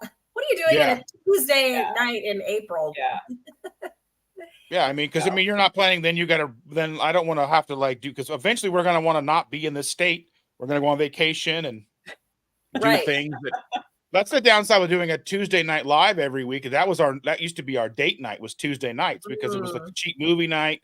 BW3s had their wing sale, so it was always the night we'd go out on a date, and then now we don't. Now you go live. Yeah, we do. I never get to catch that because, we have Linus Lifestyle. So you said it's 7, so that would be 4 my time, and we go live at 5. So everybody can tune into Dustin at 4 and then tune into Linus Lifestyle at 5. That's the issue. It's like when we decided to do Tuesday nights, we were trying to find a time slot that worked for us, and we weren't like overlapping. But the problem is no matter what day or time we picked, we're overlapping with somebody. Yeah. Now, I know that I think sometimes Dr. Barry goes live at the same time we do, but luckily, at least the people that will come and watch us, because it's difficult to interact with a Dr. Barry live because there's 5,000 people in there and it's scrolling by so fast. You can't really have a conversation like you can in other lives. Right. So that's a benefit for us, but yeah, that's my favorite. I got really into that when I discovered this community. Like after I sort of watched all the Dr. Barry, then I discovered the channels like ours. And that's my favorite part, is getting on, like I do when you're live, Dustin, on the weekends, and just like, hey, seeing what's going on in the chat, meeting people that way, having conversations with my internet buddies, like Aaron and I, or whoever is in there, like Ellie was in here earlier. If I'm not on camera, that's the fun part. And you're right, on the bigger channels, when there's so much, they fly by and you can't interact with, it takes away half the fun for me. Yeah. And I know why he does what he does, but if I was someone his size, I would probably put the chat on slow mode. So like 30 seconds to a minute, you have to, in between someone leaving comments, but there's so many people leaving comments, it may not even actually make a difference. But okay, note to self: research slow-mo. Yeah, like when I had 2 weeks ago, I had Steve from Serious Keto on, and I put it to like a 10 seconds, so people couldn't comment any more than every 10 seconds. And so, because I wasn't quite sure how that was going to play out, but Yeah, because he has a big channel. I watched part of that one. That was the one I was worried about the most because he is the biggest channel that I've had on so far. And he's the person that I kind of have interacted with the least. Mm. So I was, most of the people that I've had on, I've had DMs with, or we've been on other lives together or something. There's some sort of connection there. I didn't have much of a connection with him like everybody else. So I was a little more nervous with that. Yeah, man, I used to get so nervous for these, and now I'm just like, sure, I'll get on at 4:30 in the morning, put on my Santa hat, and talk for an hour and a half, whatever. First time Christy dragged me on, and I was like, Aaron was like a deer in the headlights. But, I'm like, my husband's like, wow, you didn't look nervous. I was like, I was. Look at her now, guys. Look at her now. Not knowing what was going to happen. We ate sardines, Dustin, live. I'm sorry? Aaron and I went and ate sardines for the first time live. That was her first live experience.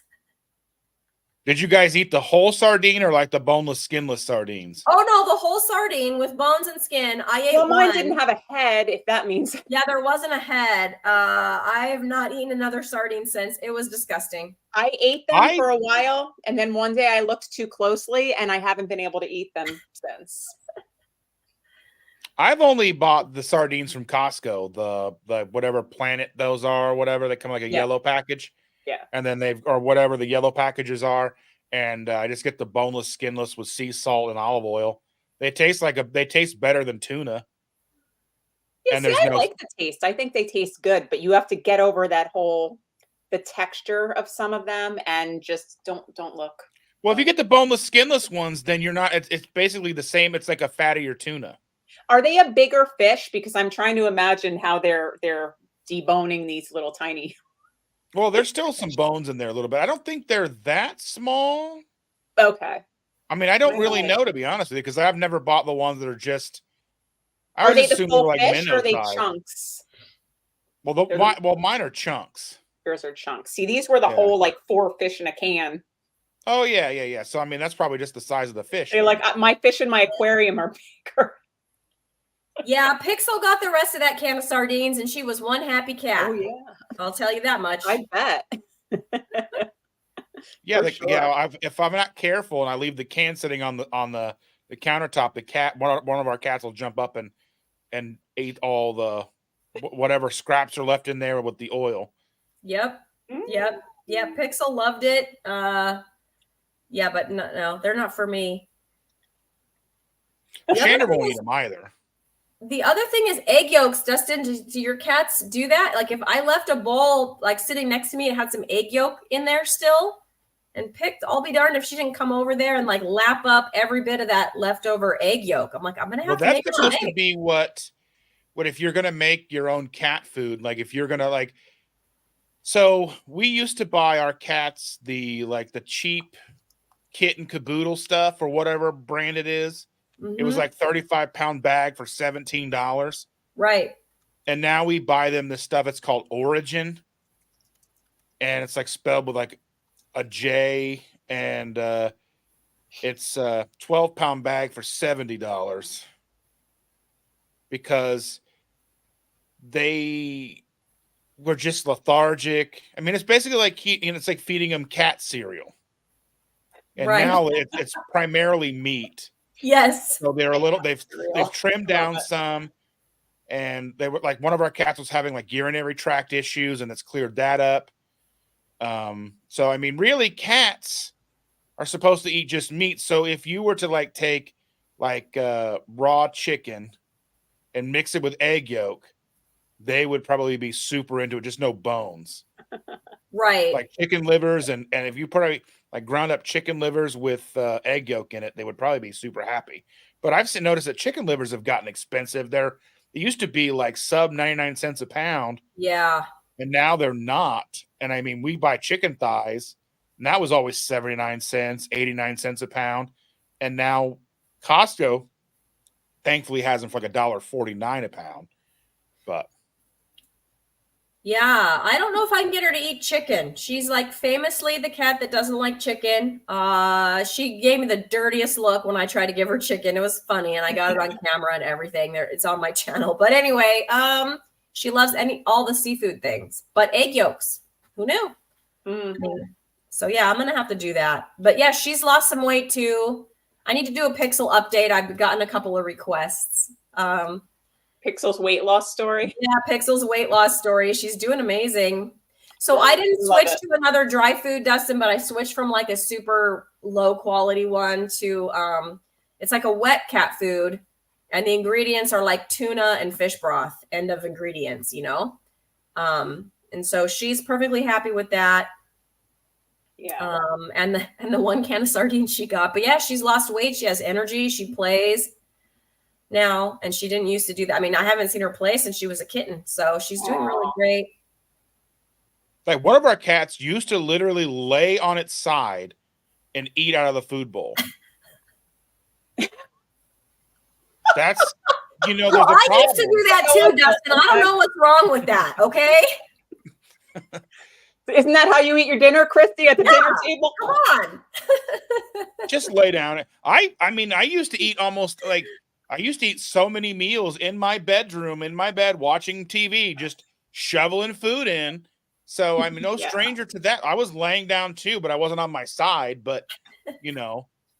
Well, so you still had a fork, I assume. I mean. I totally felt bad for them. Too funny. Love it. Yeah, sorry, guys. I don't have cats. I can't. Well, Kate C says she feeds her dog Origin. Yeah. I think that's the way it's spelled, Origen.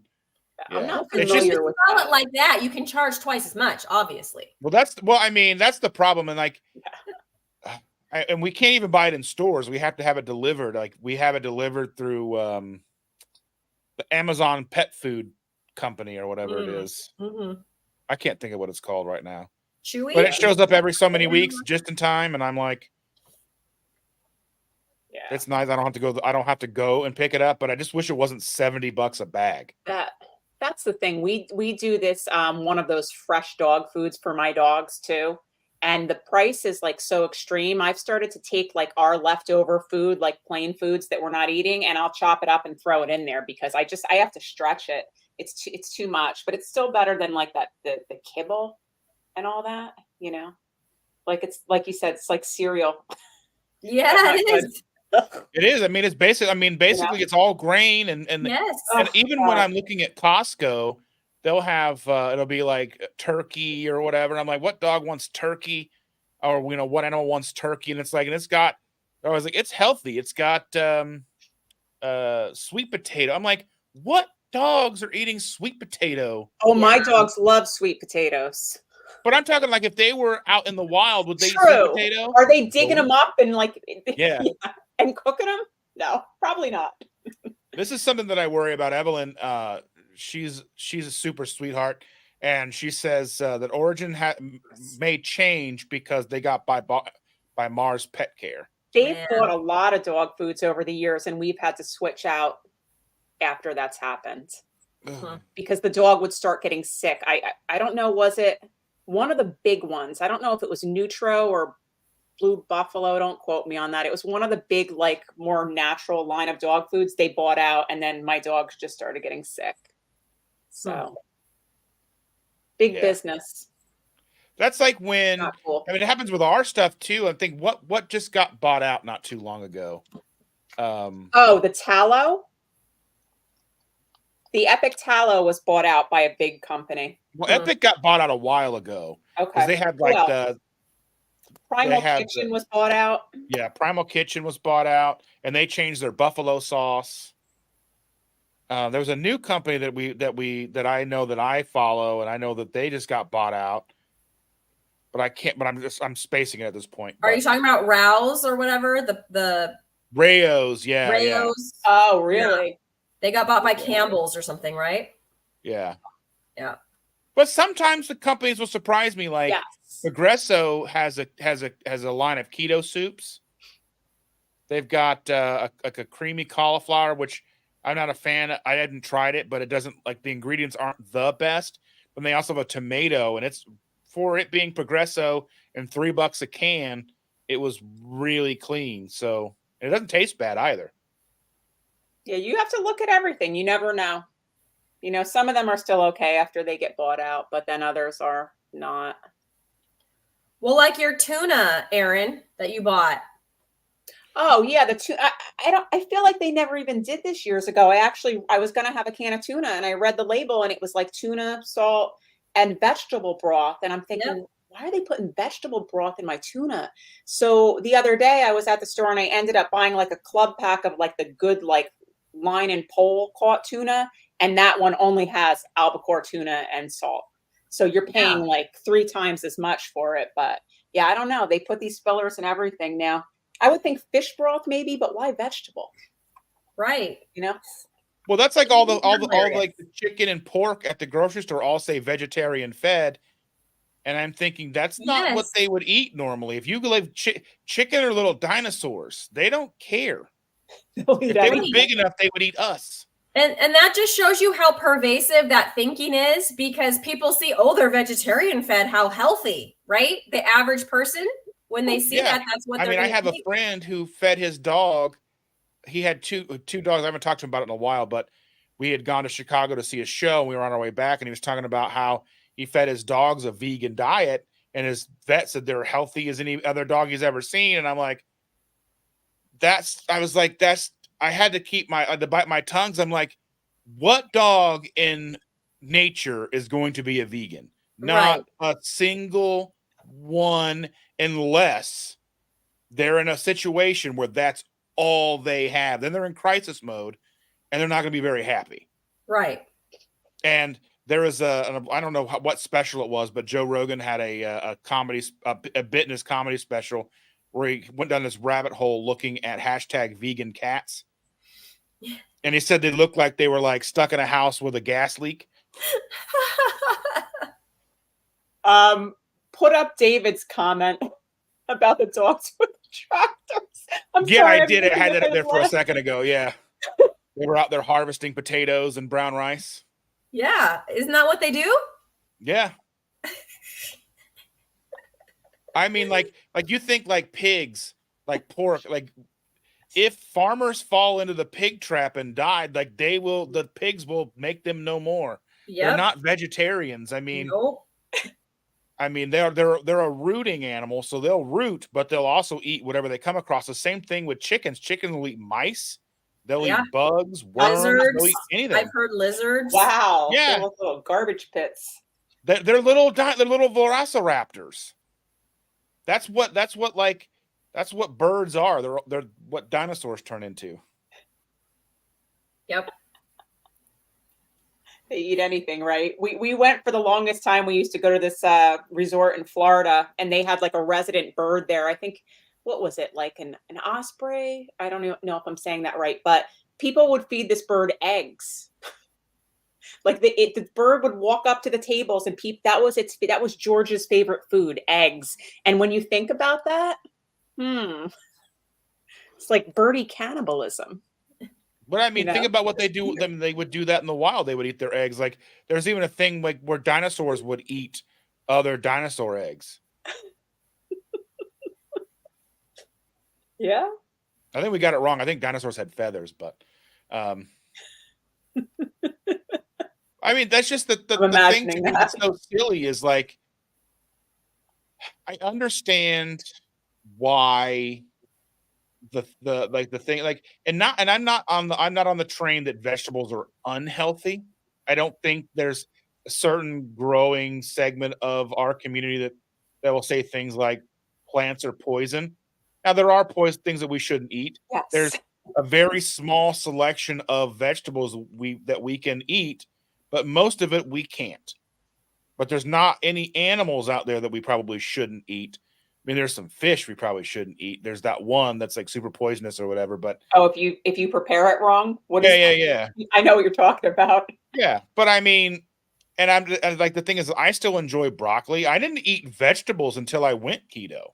I had never had a Brussels sprout a day in my life until I went keto. But I bet you eat them all loaded up with bacon and stuff. Yeah, they're I did it first. everyone Now I always just like says them with that, like but you have butter to and put roasted. something on them.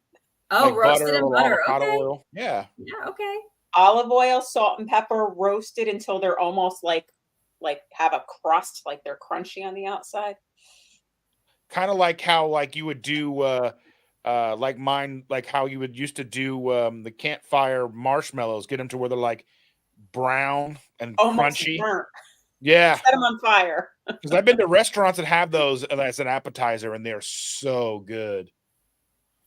Did you ever do up cabbage that same way with the Yeah, oil and like yeah. like We almost would like cabbage steaks? yeah, It's we good. would cook cabbage a lot more. I don't know. Do you guys have Trader Joe's near you? Yep. Yes. I think that's Well, national, yeah. I mean, like for us, it's like on the other side of the city. So, Oh, yeah. We have them around here. because I mean, typically wherever you have Aldi, you're not going to have a Trader Joe. And where there's Trader Joe, there's probably not an Aldi We have because they're everything. I We don't have know. well, more no, because Aldi's. East Coast thing. they're actually they're brother companies. Are they Like one really? brother owns one, and the other brother owns the other. Huh. Um, That's interesting. but they Makes have sense though. basically it's basically Brussels sprout confetti. It's so good. Cabbage So and good. cabbage is Brussels sprout confetti. Is that what you're saying? Well, no, I mean they sell Brussels sprouts that's like been shaved or whatever. Oh, okay. Is that almost like the riced cauliflower, like along those it. lines? I mean, it actually looks more like confetti because it's like flat pieces. And Yeah, they're not because like it's rice because or it's whatever. the leaves. Yeah. Yeah. So I mean, Yeah. we haven't had cabbage in a while. I don't know.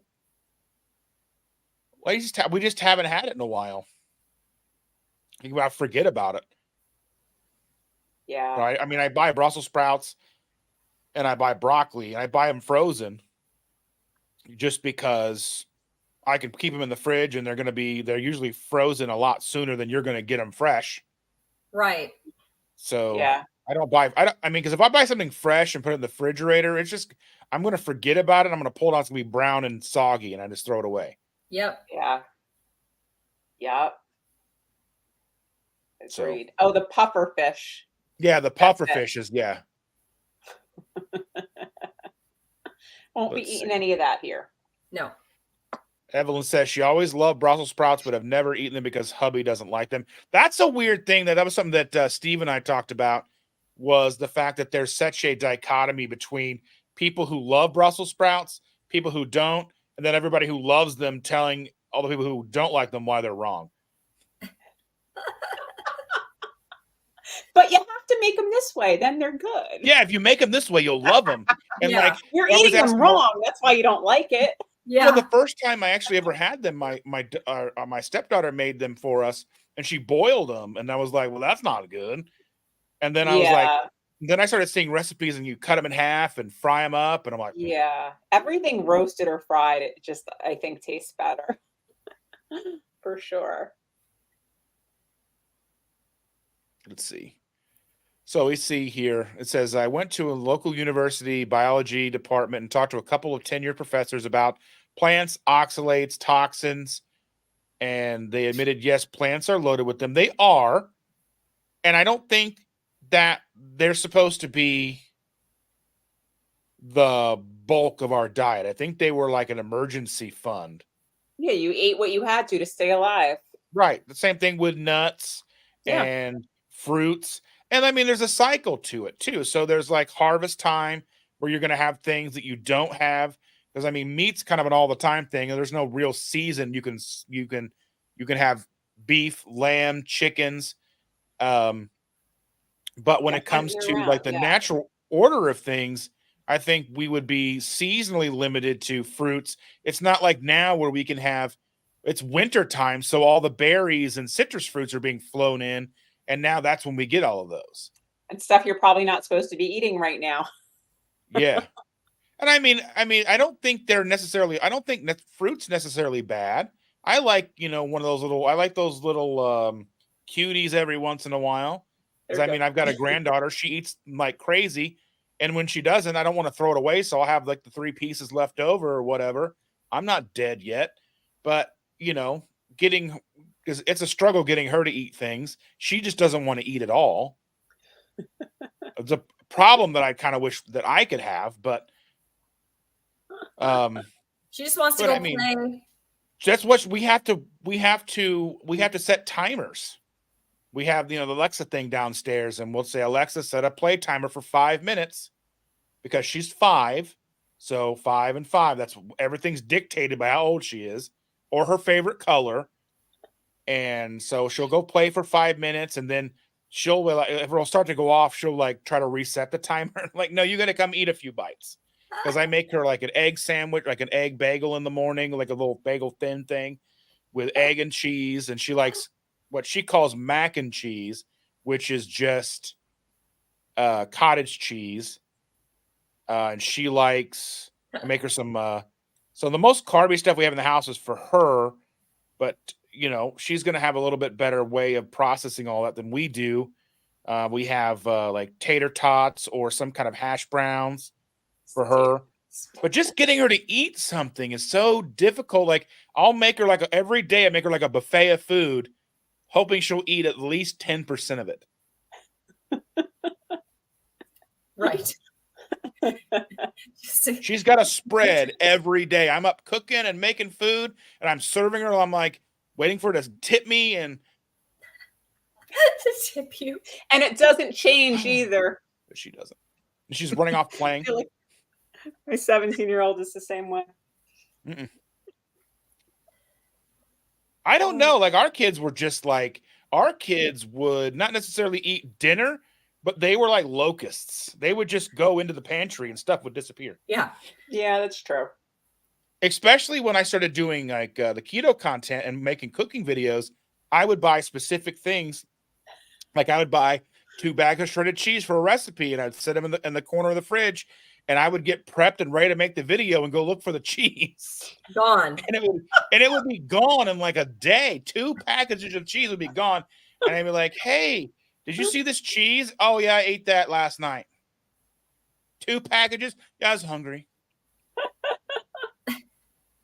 Yeah. Yeah, I know. I got 2 teenage boys. That happens frequently around here as well. They just kind of do their own food thing anymore. And yeah, stuff will disappear like that. So now they don't live here. Now I have like, I actually throw, like, I still shop at Costco, but I get like the chicken thighs at Costco, the big, huge thing. And but how we eat, it's like, I can make half the package of the chicken thighs, and that's like 2 days worth of meals. And then I will pack them for Chandra's lunches on Saturday, Sunday. And, or like, I got some burger on sale at GFS the other day. I got 40 pounds for like $50. No, 20 pounds for $50. Okay. What is GFS? Is that like a restaurant? It's a restaurant supply store. Yeah. Yeah. It's Okay. Gordon Food Service. So like, it's not always the best stuff, but I buy my hot dogs there when I want big meat, like the big beefy hot dogs. They're less carbs than the Costco hot dogs, and they're 1 carb per jumbo hot dog, and there's 5 hot dogs per pound. So it'll be 5 carbs for a whole pound of hot dogs, which in hot dog terms, that's really good. When you're Because, like, measuring even by like- the hot dog. Well, I mean, like the thing, What a like if unit you're of getting like measure. the high quality, like Hebrew National ones, they're Yeah. 4 or 5 carbs each. Right. Yeah. Yeah. True. Yep. Yes, Evelyn, you're not wrong. As a teacher, I can tell you that's 100% true. She said kids whose main food is sugar are hungrier. They feel they are starving. Yep. You're talking about, I mean, probably at Dustin's house, she's getting some pretty good stuff. But no, my students, it's like we got to feed it. Now we feed them breakfast. And now breakfast isn't before school anymore. They call it breakfast after the bell, because heaven forbid you offer it before school and they'd actually have to show up early. We can't let them be hungry. So I've got kids eating before school. Then they come and they have their breakfast after the bell, which is like at recess time. And then we serve them lunch a couple hours after that. And if they come to the after school program, the very first thing they do is cook them a snack. And we have 2 different after school programs, and that is true in both of those programs. And what do those meals look like? What's the breakfast after the bell? What does all that consist of? Yeah, you don't want to know. But here we go. Erin's like, I know what she's about to say. I know. I've heard this so many times. It's not good. Half the time, it's like those individual bowls of cereal, and I mean Lucky Charms. The good stuff. And fat-free milk, because that's healthy. And then some kind of, maybe if there's fruit, it's like a box of raisins on top of that. And then twice a month, just because why not, they have breakfast for lunch. If it's not a bowl of cereal, it's like a sticky bun, or a chocolate muffin, stuff like that. Always with a non-fat milk. So they get sugar on top of sugar, and then they come to my classroom. It's so fun. And no fat in the milk. So no fat in the milk. Temper things. Just pure sugar. Yeah. Yeah, that's the crazy thing. Yeah, go ahead. Oh, I was going to say for lunch the other day. So I noticed in our cafeteria, I hadn't seen it before because I don't hardly ever go in there. But we were in there for an assembly, and they had a sandwich board, and it had all of the food groups, and I put that in air quotes, listed.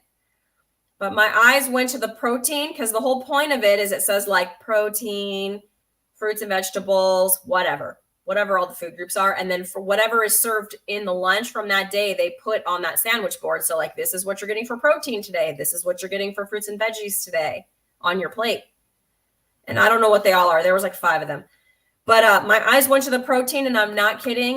They classified what they call cheesy pull-aparts, which is bread with cheese.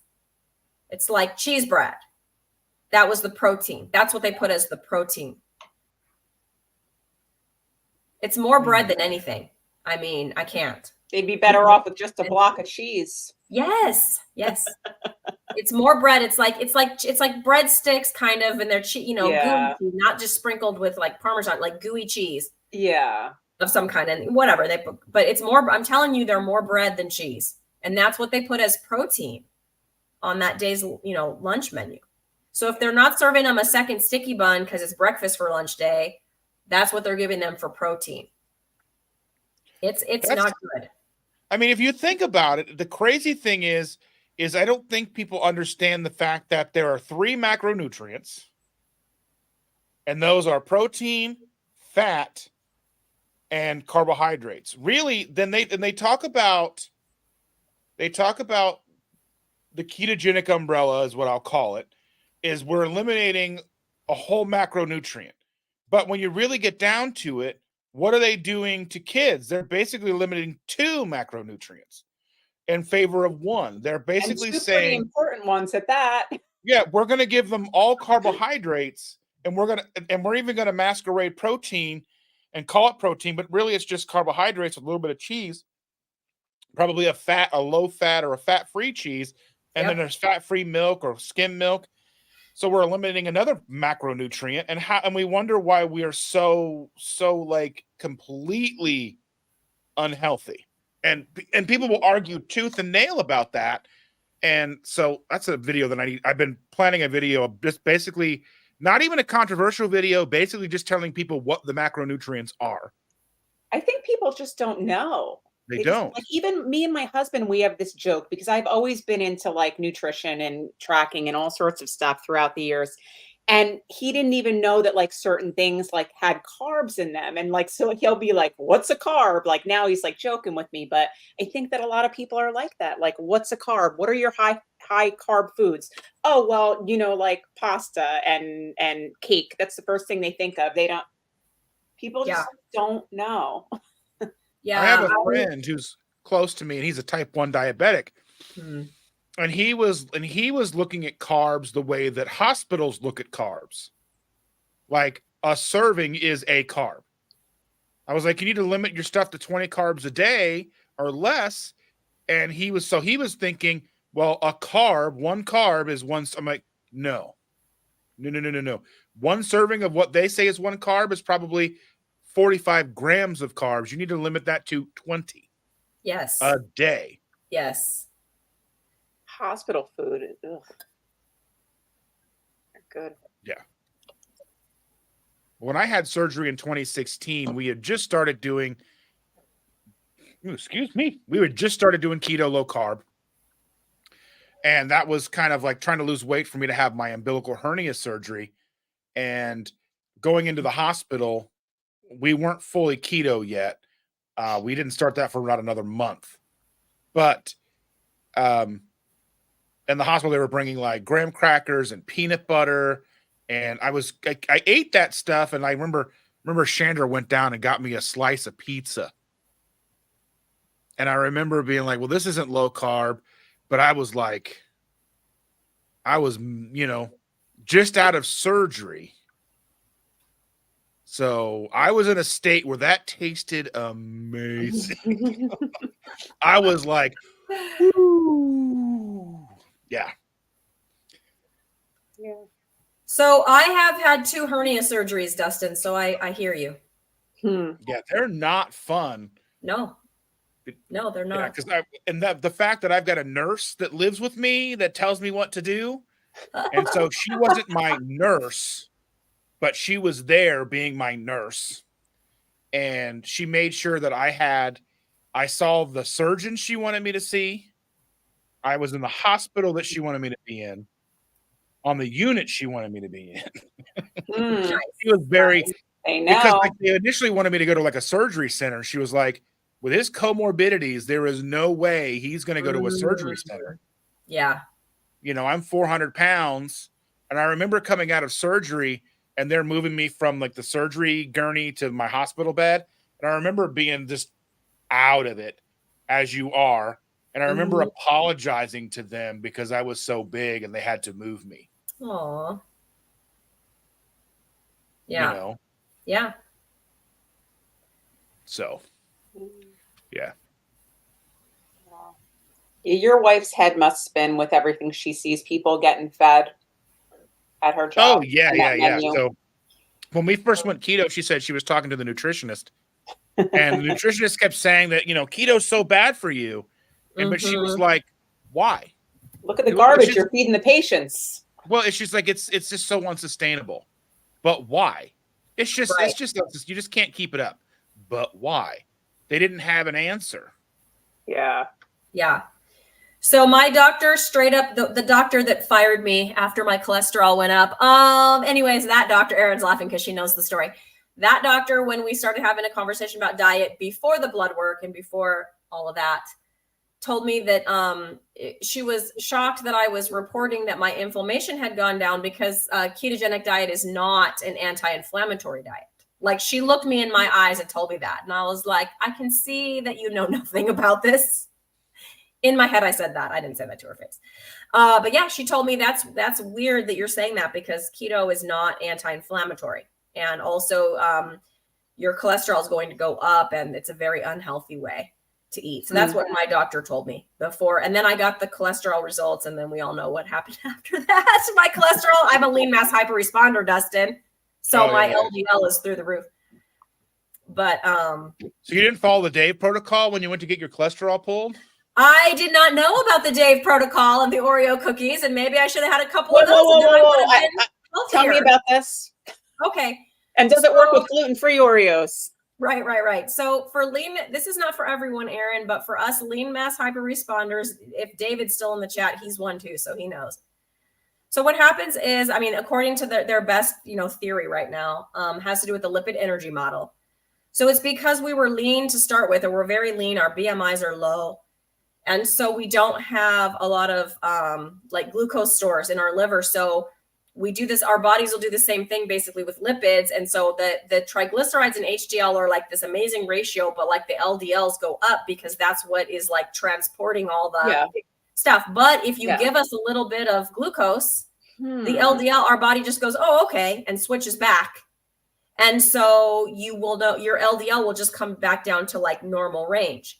So Nick Norwitz, who is one of Dave Feldman's, he has his own channel. Yeah, so he proved this by, because he's a lean mass hyperresponder too. So he ate some Oreos every day for 2 weeks. and he checked his LDL, and his LDL came back down to normal. And he did it with, or I'm not saying I'm going to go eat some Oreos. I'm saying you could do it with any, like I could probably do the same thing with some berries or whatever. Yeah. It's just when you get enough carbs, your body will switch back over to that energy model as opposed to using the lipids for energy. So yes, if I want to like get my doctor back, which I don't, I could eat Oreos for a couple of weeks, go get my cholesterol tested, and she would say, oh, you must have changed your diet to something healthy because look at your LDL just being normal. Now, I wonder, because you know that mine was nowhere near as high as yours, but it was enough Right. for my doctor to comment on it, even though she was happy overall. I'm just curious because I have reintroduced carbs to a certain level. If mine is just going to naturally be lower when I get it done again in January, I'm going to guess probably that will be. Yeah. And I don't know how the rest of, I'm just saying this was specifically like when he did the Oreo thing, it was an N=1, right? It was just him. And it's specific to lean mass hyperresponders, right? So if you're not a lean mass hyperresponder, I don't know. I mean, I can't say, but that will be interesting. I'll be interested to see your numbers, Erin. You don't want to do that. And then all of a sudden she's like, why is your A1C? Right. Then my A1C was, yes, No, I'm not getting that. was excellent. Yes. Yeah. Or why is your glucose so high? Yes. Been pounding Oreos and apples for 5 days before. Well, the thing is that's shifted because the initial Dave protocol was different. It didn't have anything to do with Oreos. That's a new study that has come out. Oh yeah. So what were you talking about? Just adding in carbs a different way? No, it wasn't even had nothing to do with carbs at all. Oh, okay. And it was basically just, I can't remember exactly because it's been a couple of years, but it was basically eating a different kind of food for a couple of days or whatever, getting your cholesterol super high or whatever, and then like doing something for a couple of days and getting your body in a dip. It was like a 5-day protocol, 5 days before you're going to go get your cholesterol pulled. And it was a way to go in once you finish the protocol. Then when you get your cholesterol pulled, it would be low the way they want it to be, but still in a healthy, still your tries would be low and all that stuff. Right. Right. So yeah, I can't remember the exact details of it because it's been a while, but I just remember that there is a Dave protocol, and then it resurfaced in my brain because of the fact that I started seeing the stuff about the Oreos. Yes. I think I heard a long time ago, and I'm with you, Dustin. I can't remember the specifics of it, but I think Dr. Sivis did that same thing because they had to like test his blood for like getting life insurance or something. So he didn't want his cholesterol numbers to be high, so he did that, and he so that he could like get his blood work for the life insurance. So wrong about all of this. Well, I mean, it's hack your health, right? So I mean, if they're going to use numbers against us, and we understand how things work, why not use it to our advantage? It's the same thing when I go to the doctor and they use one of those automated blood pressure cuffs. Yeah, and it screws up your blood. My blood pressure's through the roof. And if they use a manual cuff, it's normal. Because they run like 15 points higher or something. It's usually they're like, you need medicine. You know what I mean? That kind of thing. And I'm like, no, I don't. And you're like, I took it 3 times at home today and it was like low. And now I'm in the doctor's office and I have high blood pressure. Chandra has all that stuff here, but I mean, we don't think about it. You know what I mean? We don't do any of that stuff. Like I would like, I mean, you can even check your A1C at home now. Yeah. Yeah. Well, I requested an A1C and my doctor didn't understand why I wanted that. She said she only tests her A1C in her, if the patient is lean, she doesn't check the A1C. That's what she said. She only checks A1C in her overweight patients. She did it for me. You're missing a huge portion of people who probably need help. Right. Yeah. Yep. That's what I thought. People have diabetes. What the hell? Yeah. That's when they end up with like, what is it? Like they call it skinny fat. Yes. The TOFIs or whatever. Yes. I was trying to think of the term. TOFIs. Where the fat cells on the outside of the fat cells in the body there's limited fat cells, so they can't get fat. But then all the fat accumulates around the organs, the liver, the kidneys. Thin on the outside. Thin on the outside, fat on the inside. Mm-hmm. Yep. Yeah. And that's the worst kind. That's really bad. So yeah. That visceral fat is no joke. But yeah, It is- so I was like, it's not hard. Like my brother had, so my brother 4 years ago stopped drinking. He was a very heavy alcoholic, and he stopped drinking because his doctor had found that he had fatty liver. So he was listening to me, was not giving him medical advice, but he was following what I was doing. And he lost weight, completely reversed his fatty liver, and he had stopped drinking, which I didn't have anything to do with that. I'm glad he did. And now he's like 4 years and change sober. But he was able, like, the doctor's like, what are you doing? How did you do that? He's like, I don't know, just do what he does. He's like, what do you do? I'm like, I just eat keto. yeah. Yeah. It is crazy that is the way. Like, I never thought about, like, I had a general practitioner at my last job because the clinic was in the basement. It was a big, big building downtown. And so we would, anytime we needed a checkup, physical, we were sick or whatever, we just go downstairs. And I was, had to go in during the pandemic to get blood drawn. So walking into the nobody there, completely desolate. It was weird because it's always full of people. There's like a bank and a dentist office and a whole like cafeteria and everything, all empty. And I go and get my blood drawn, and then like I have the phone call when the results come back. And I'd been there long enough to have this done twice. So year over year, my markers got better. And the doctor, the nurse or whatever was still like, I need you to eat less red meat. I'm like, but haven't my markers got better year over year? Yes. I was like, well, I eat red meat every day. Well, I still would maybe just one day. I'm like, but why? Exactly. Why? And it's like, that's what, and I feel bad because here we are, contrarians, asking them questions they don't have answers to because they went to school hundreds of thousands of dollars in debt to get the wrong information, or at least what they think is correct information. Mm-hmm. And then I was listening to something the other day about like what we know as nutritionists now started with like the whole practice of nutritionists started with the Seventh Day Adventists, which are all like vegan and plant-based, even at the turn of like the 18th to 19th, the 19th of the 20th century. So then that turned into the whole school of thought. That's where like that kind of meat stuff started. It's not a recent thing. It's been a slow progression over the years. Mm-hmm. But that's where like nutritionists, if you talk to any nutritionist, you need to cut back on your meat, eat more vegetables. Yeah, I'm doing I'm not as in-depth as what Aaron is doing, but I'm getting like a nutrition certificate. And the amount of like, arguing, it's like you just read through the lessons, right? And then there's like a discussion board, But yeah, it's definitely demonizing meat for sure. Encouraging everyone to go vegetarian and vegan. Vegetables are the best thing. About the only thing I agree with is no processed food. So they think, they say processed food is bad. All the other nutritional lessons in there. So the last section I have to do has to do with nutrition and chronic disease. I haven't done it yet, so we'll see what they say about that. That ought to be interesting. But carnivorous grandma is in that class too.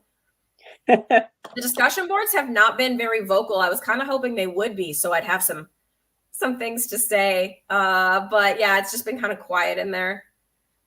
But yeah, we're definitely holding it down for team meat when the discussion does come up. And then the I don't think the teachers even said one thing. I'm like, okay, well, whatever.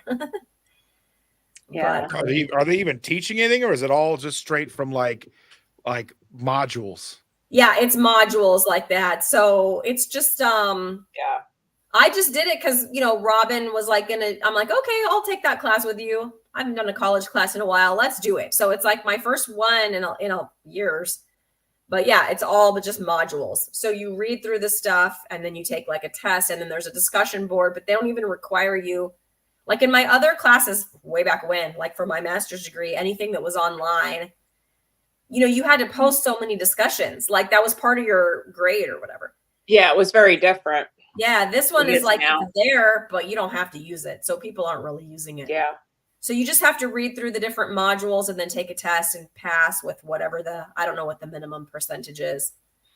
And you can have I'll usually just have 2 tabs open. You can have the information open while you have the test open. So it's like an open book test, So anyways, I just kind of wanted to see what information was out there. Yeah, it's very much beef is bad for the planet. Cows are bad for the planet. Beef is bad for you. Eat vegetables, eat vegan. That's basically the class in a nutshell. And then the same thing when it comes down to with breakfast cereals, there isn't actually a nefarious origin to breakfast cereals and to why. The Kellogg thing, right? Yeah, Kellogg. Yeah. He was a nutter. Yep. The idea he was putting that out to help because he felt that if people were eating meat, they were going to have urges. And if he put out this breakfast cereal, people would lower their urges. Yep. They would be less likely to act on their urges. And we know what kind of urges we're talking about. But yeah. There's even a movie called Road to Wellville that I think even talks about that to a degree. It was Matthew Broderick was in it from years and years, the 90s, I'm pretty sure. Adam, Keto Calculator, said something funny. He says, the old adage goes, a butter-covered steak a day keeps the doctors away. That's right. So Evelyn asks, do you feel like you have to answer the questions wrong to pass? Yeah, I have to answer so it's multiple choice questions. So it's basically which statement about whatever is true or is false or whatever, and you have to pick the one that whatever they said, in the text of whatever it was. Like I said, it's mostly just a bunch of reading, and then you're answering questions about the reading. So yes, I have to give answers that I don't agree with to pass the class and get this nutrition certificate. But I think Erin, you're in a more in-depth program, and yours is. I just didn't curious, but I'm doing precision nutrition, so I'll be like a nutrition health coach, whatever. It's what Nicole does that as well, but she's got a lot of other stuff too. But that's one of them. I would say that they're more open-minded in meeting the client with where they are and whether they want to do low carb, keto. They even had a video about carnivore where it was kind of like, we don't generally recommend this, but if your client really wants to do it, here are the things that you can tell them or try to help them with. So it's more about eating less crap and leaning more towards the non-processed stuff. I wouldn't say that they overly demonize meat, but in their things, it'll be lean meat might be a little bit better. You know what, that it still kind of leans in that direction a little bit, but not as extreme as what you're saying, if that makes sense. It's a little bit more open-minded towards fats and stuff like that, for sure. Yeah. Interesting. Well, mine is just it's like a 1 semester. I have till January 5th to finish it. It's just one class. It's not in depth like what you're doing. Yeah.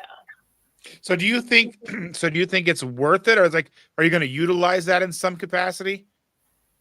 I'm not going to utilize it. No, because I didn't learn anything other than to share it like this. Hey, this is what they're teaching people. I was kind of just curious. School is, I'm a teacher. I always did pretty well in school. And so I was curious, okay, when they say it's going to be a nutrition class, what are they going to say? I was curious. And some of my new, from this space, my new YouTube friends, a couple of them were enrolling. So I was like, oh, I'll enroll in that. And I was just curious. Yeah. No, I have no plans to become any kind of nutrition coach like Erin here. But it is laughable. I think I put a link to, when they were talking about how cows are killing the planet, it was in the first module. I put a link to one of Peter Ballerstedt's videos. So if you haven't seen it, what he talks about, watch Peter Ballerstedt, because he will tell you why cows are not killing the planet. And my thing is they go to cows, but they don't talk about cars and airplanes and all the machinery that's harvesting those vegetables. Right. Yeah.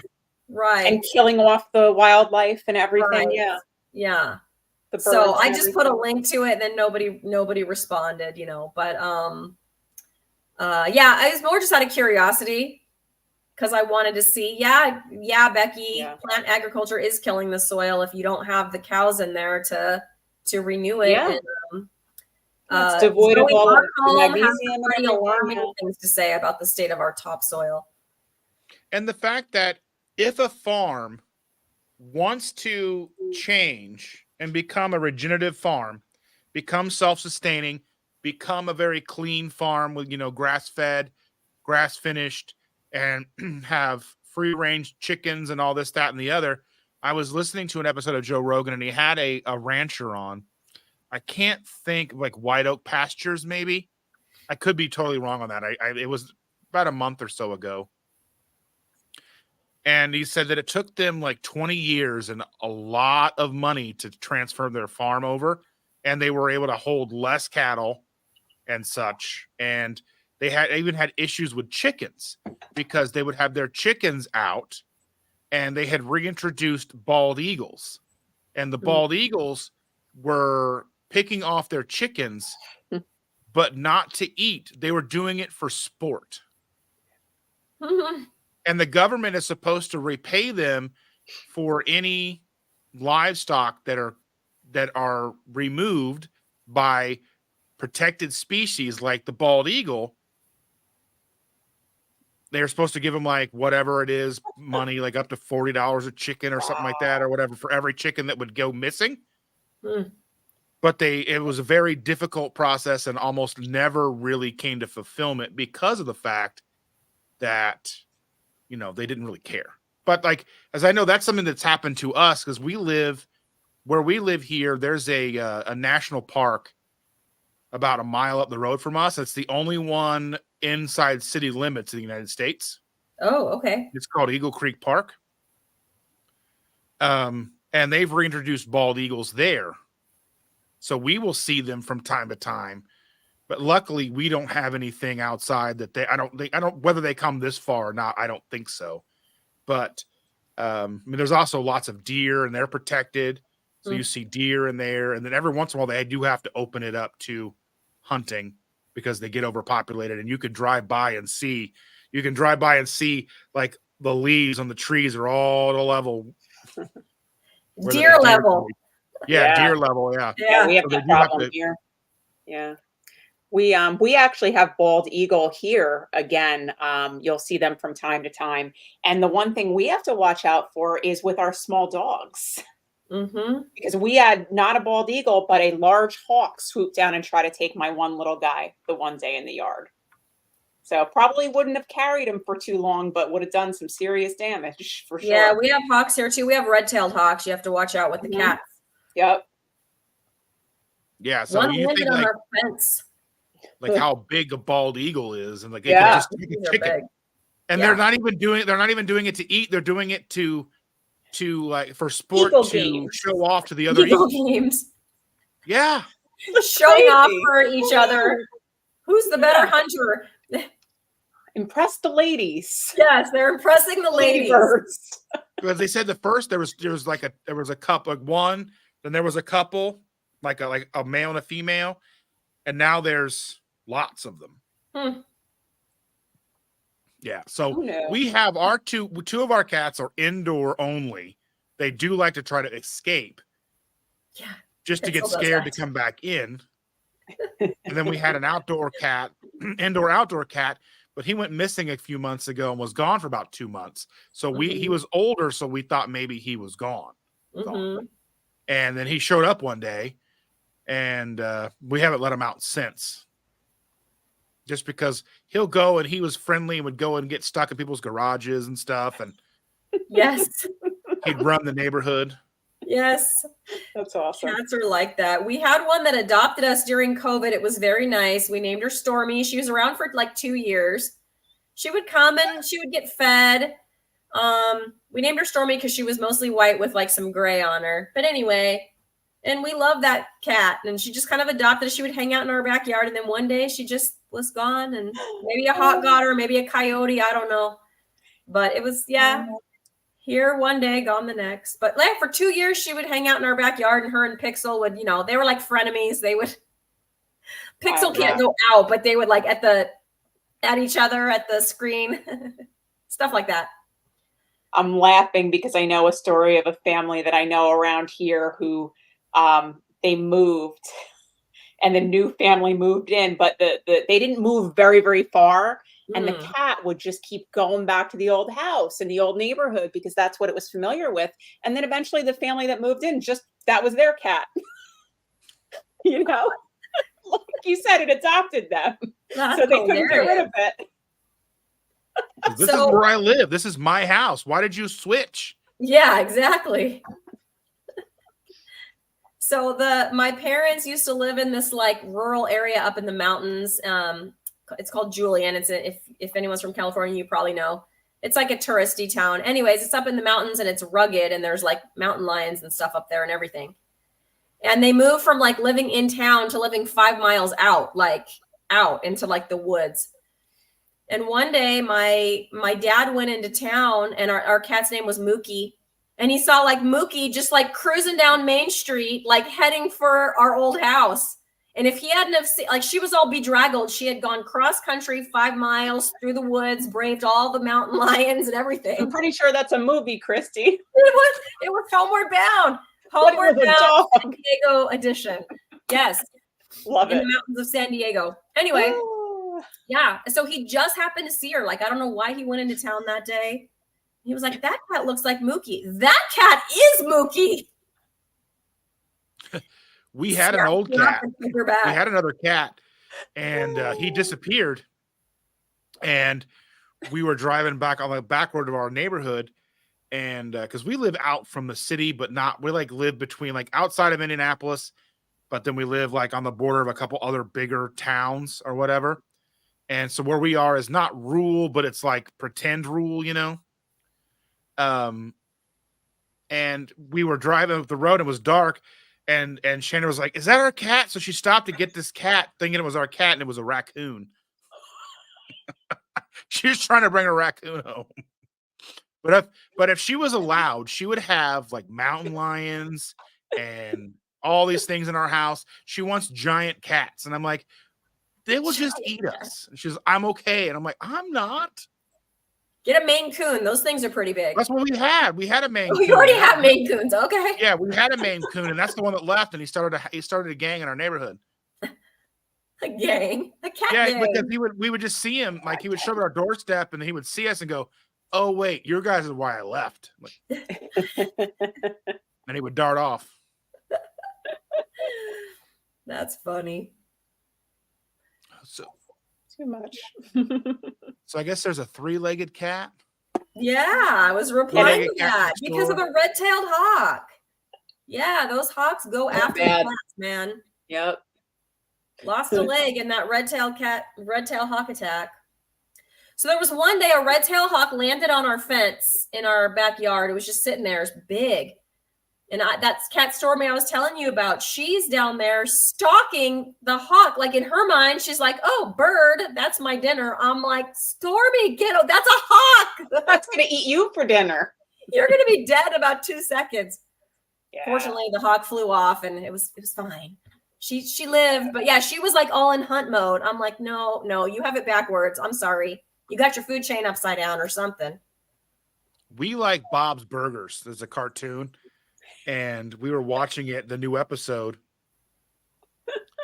I don't know if you've seen the new episode or not. But like their power goes out in their apartment, and their landlord lets them take over his hunting chateau or whatever. So they go way up the mountain. It's like Christmas, the day before Christmas Eve or whatever. They're driving up, and they're poor, so like bald tires and a station wagon trying to go up the side of this like slippery, snowy mountain. And they get to this hunting chalet, and it's like a hunting mansion. And they go inside, and like right where the dinner table is, there's this giant painting, because I guess they had built this place because their dad was in love with falcons, and he had a lot of falcons, but he was trying to train them and was never able to do it. So he would get one, they would fly away. They'd get him another one, they'd fly away. So we had this big, huge painting. It was like size of the wall was like 3 or 4 paintings of these falcons ripping this rabbit apart. Oh my gosh. I mean, it was very explicit to the point where like they were like trying to cover it with a sheet, and they were like trying to, and then finally they just put wrapping paper over the rabbit. So it looked like the falcons were trying to unwrap the gift. And they're like, it's a gift of a dead rabbit. But the rabbit's like, its entrails are hanging out. It's just the most ridiculous thing you'd ever seen. Oh my gosh, that's funny. Dustin, do your cats ever leave you? I know you said they're indoor cats, but have any of your cats ever been outdoor cats and left you like the presents that cats like to leave, like gopher guts or anything like that? Yes. So Tigger is our indoor-outdoor cat. And one day our youngest and I were outside at the end of our driveway, and Tigger comes patting up to us, and he looks up at our youngest and drops a mouse at his feet. And then the mouse realizes what's going on and runs away. And was Tigger incensed that he didn't like that your son didn't like? Just looked at him with disappointment. Come on, I brought you this, and you let it run away. And we'd come outside. There'd be rabbits outside, and we moved our grill for the first time. A grill was set in the same spot for a good amount of time. It's got like that bottom shelf. Mm-hmm. And we moved it, and it was like a mouse graveyard. Ew. So yeah, he brings gifts. Mookie was our cat when I was my last couple of years of high school. I lived, still at home, and we got Mookie when I was a junior in high school. And Mookie would, the same one who went cross country, that cat. She would leave on a regular basis gopher guts, a pile of gopher guts, and the teeth, like the 2 teeth. Gopher. At the back door. She ate the rest of the gopher, but the guts and the teeth she left just special for us. Beautiful. Yes. I mean, that's the one saving grace about having the cats is we don't have to worry about mice. I've never seen a mouse outside of the one that he dropped at the kid's feet. But there's a lot that I have to deal with because now like our indoor-outdoor cat is older and he doesn't like using the litter box. So he just goes in our laundry room on the floor. And I'm like, we can't get rid of him. Right. And we have 5 litter boxes. We have 2 downstairs and 3 in the laundry room. I can barely get in the laundry room to do laundry. So I'm sidestepping. I have to sidestep there's 2 litter boxes that are in boxes. They're like big enclosures. And then I've got one small. I was like, well, if I put a little small one down here, maybe he'll stop going on the floor. He just goes next to the litter box. What a we brat. Can't get rid of what them. A jerk. That's our jerks. They are. And then they puke all over the house. Mine never and pukes. I'm like, I'm their servant. I clean up. I'm the maid of these cats. Yes, you are. So I don't know. I think I'd rather have mice. You gotta Until wait. you walk in one night and they're sitting on your stove. That's what we had, like eating whatever was spilled. Nope. Or we had a new dishwasher delivered and the guys came and pulled one out and I was so embarrassed. Not only was there dust and everything that would be under an appliance, but there was a dead mouse. And they're like, oh, don't worry about it. We see it all the time. Oh, no. So gross. So.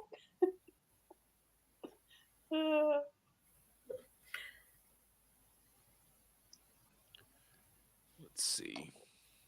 Uncle Big Guy's here. Let's see. I think he left. Oh, maybe he did. Yeah, people have been coming and going because we've been streaming. Going. Like, hi, and then I got there's stuff going on. It is a busy day. Yeah. It's finally getting light outside. Look. It's getting light outside, you guys. Oh my God, it's 7:00 there. Woo, it's 10:00 here. Funny. Normally, I would have already cut this off because I would be watching because there's always a live stream after my Sunday stream. The Weathers, which is Watch Autumn Keto. Okay. They go live on Sundays in the morning at 9:30 for about a half an hour. But they're in Disney right now, so they're not live streaming. Oh, okay. So we're not interfering. Yeah. Because I mean, I do my best to try not to. Because I mean, there's no way around it. Because I know, like, if you want to go live on a Friday, you're going to step on toe. Like that's why I was like Sunday morning at 7:30. There's nobody besides maybe some gamers who are still up who are streaming. That's right. It's perfect. It's perfect for me, Dustin. I'm telling you, you're speaking my language. That's why I'm always up. That's why I'm always hopping in. And then Sunday morning or Saturday morning, no one's on because I'm like, but the downside with Saturday morning is I do need to cooperate with, like when I had Neely on, she's out in Oregon. So we started at 11, which was hard for me because I already gotten sleepy again. You're like, it's time for my nap, Neely. It Come is. on. I do. I nap at like 9 o'clock in the morning sometimes. Neely is coming on Lioness Lifestyle in January. So I'm looking forward to chatting with her, getting to know her a little bit better. Neely's awesome. Cool. Yeah, I've only interacted with her like in chats. I haven't actually spoken. So I'm excited for that one. Yeah, she was trying to get somebody on a live stream one time before she was using a streaming program. Mm-hmm. And we were trying to get it like, so if you go live on YouTube without a streaming program with your phone and you invite somebody else, they too have to use their phone. I was trying to get the link from my computer because I've got a whole setup. Yeah. Why would I sit somewhere with my phone and not have good sound? And, you know, I've got a nice microphone and all that. I'm like, why would I do that? But I end up sitting in my chair here with the backdrop and stuff behind me with my phone leaning against one of the lights because it took us a while to figure that out. Yeah. So that was like before like StreamYard. That was just what, through YouTube? Like you can stream just straight from YouTube? Yeah, you can stream straight from YouTube, but you don't have all the features. Right. Now, I imagine they'll start to add those over time because YouTube does that. Because I also use TubeBuddy. I don't know if any of you guys use TubeBuddy. No, I vaguely heard of it, but no. There's like vidIQ and TubeBuddy, I think. They're like ways to help you adding tags and stuff to your I've used vidIQ, yeah. Yeah, so they're basically the same. Okay. But like then there's like those have tiers where you can do like the A/B testing with thumbnails. But that's like an extra tier from where I'm at. But over the course of next year, 2024, YouTube will start incorporating that as well. Because, I mean, it is helpful because you can make I think 3 thumbnails and see which one is better to get people interacting. Huh. That's cool. So, I mean, that gets into more of the YouTube stuff that not everybody is into, but I'm into it because I want to grow and I want to bring more people in because I know you can, because after a while, like it becomes an echo chamber. We get the same people, and we're preaching to the choir. And where if I can get where YouTube is pushing me out to more and more and more people, then hopefully somebody who actually needs this information and can use this information and isn't aware that it's even a thing can find us. Yeah. So I do, I have a friend that I work with. I'm actually bringing him on later in 2024 because he's a recovering alcoholic and talk about that kind of lifestyle changes and how that impacts people. Because I want to talk to that, that kind of thing and not just nutrition, but other things that people do in their life to make their lives better.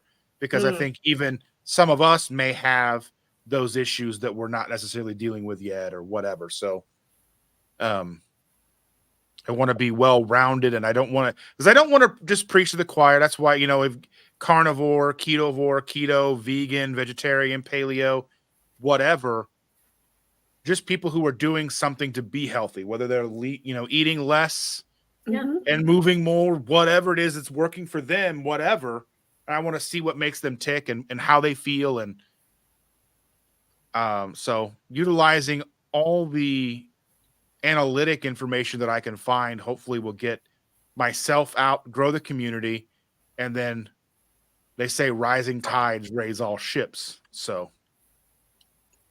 Yeah, that's awesome. I will say though, yes, I agree with you about preaching to the choir, but I think I've had a lot of comments lately. I think maybe it's because of the holiday season. I've had a lot of comments in my lives talking about thanks for doing this. Like I need it. It's like, because a lot of times you're the only one, like people are the only one. the only keto, the only carnivore you'd like that they're in real life, right? And so engaging with lives like this, I just had a lot of comments like, thank you for doing this. This has like helped me to like keep my resolve, stay on track, that kind of thing. Well, that's extremely important as well. And that's why I maintain and keep doing it. And I started doing more and more lives, because if people are going to show up and it gives them a community, it gives them that, because we've all felt alone. We've all felt like we're the only one dealing with something. When I was huge, I knew there were other big people. I see them at the grocery store. I see them everywhere, but it doesn't mean like, but we get on here and I can talk about some of the issues that nobody talks about. Like my sternum deformed because I was so large. So I have like a deformed bottom of my sternum. It pokes out a little bit. And I found out that I wasn't the only one, because Mike Gorman was talking about it. And then you have I was having issues because at a point, I wasn't even able to use my downstairs bathroom anymore. I had to go upstairs, and I had to be mindful of bathrooms in public, because I didn't want to get into a stall that was too narrow to where I couldn't finish everything I needed to take care of before leaving the stall, because I couldn't fit. It didn't work, and I couldn't get stuck in there, because who's going to come help me? There are things that happen with obesity that get overlooked because we don't talk about it. And I mean, it is embarrassing to talk about. Nobody wants people to know that, I just can't use the downstairs bathroom of my house anymore. That's a thing that I deal with now. I've since rectified that problem, and now it's not an issue anymore. But, we see things like my 600-pound life, and we see things like that people can't get out of bed anymore. They can't clean themselves anymore. They can't take baths or showers anymore. And that's, all these things. I wish that something like my 600-pound life was more of a preventative measure, but I think it's more of a sideshow where people watch it and go, I'm glad it's not me. Yeah. But, and hopefully we can do good things here where, Aaron, you talk about, your gluten intolerance and things like that. And saying what you said today, Christy, is you've never been overweight, maybe for 20 pounds or whatever, but that didn't mean you didn't have issues that you were battling that people couldn't see.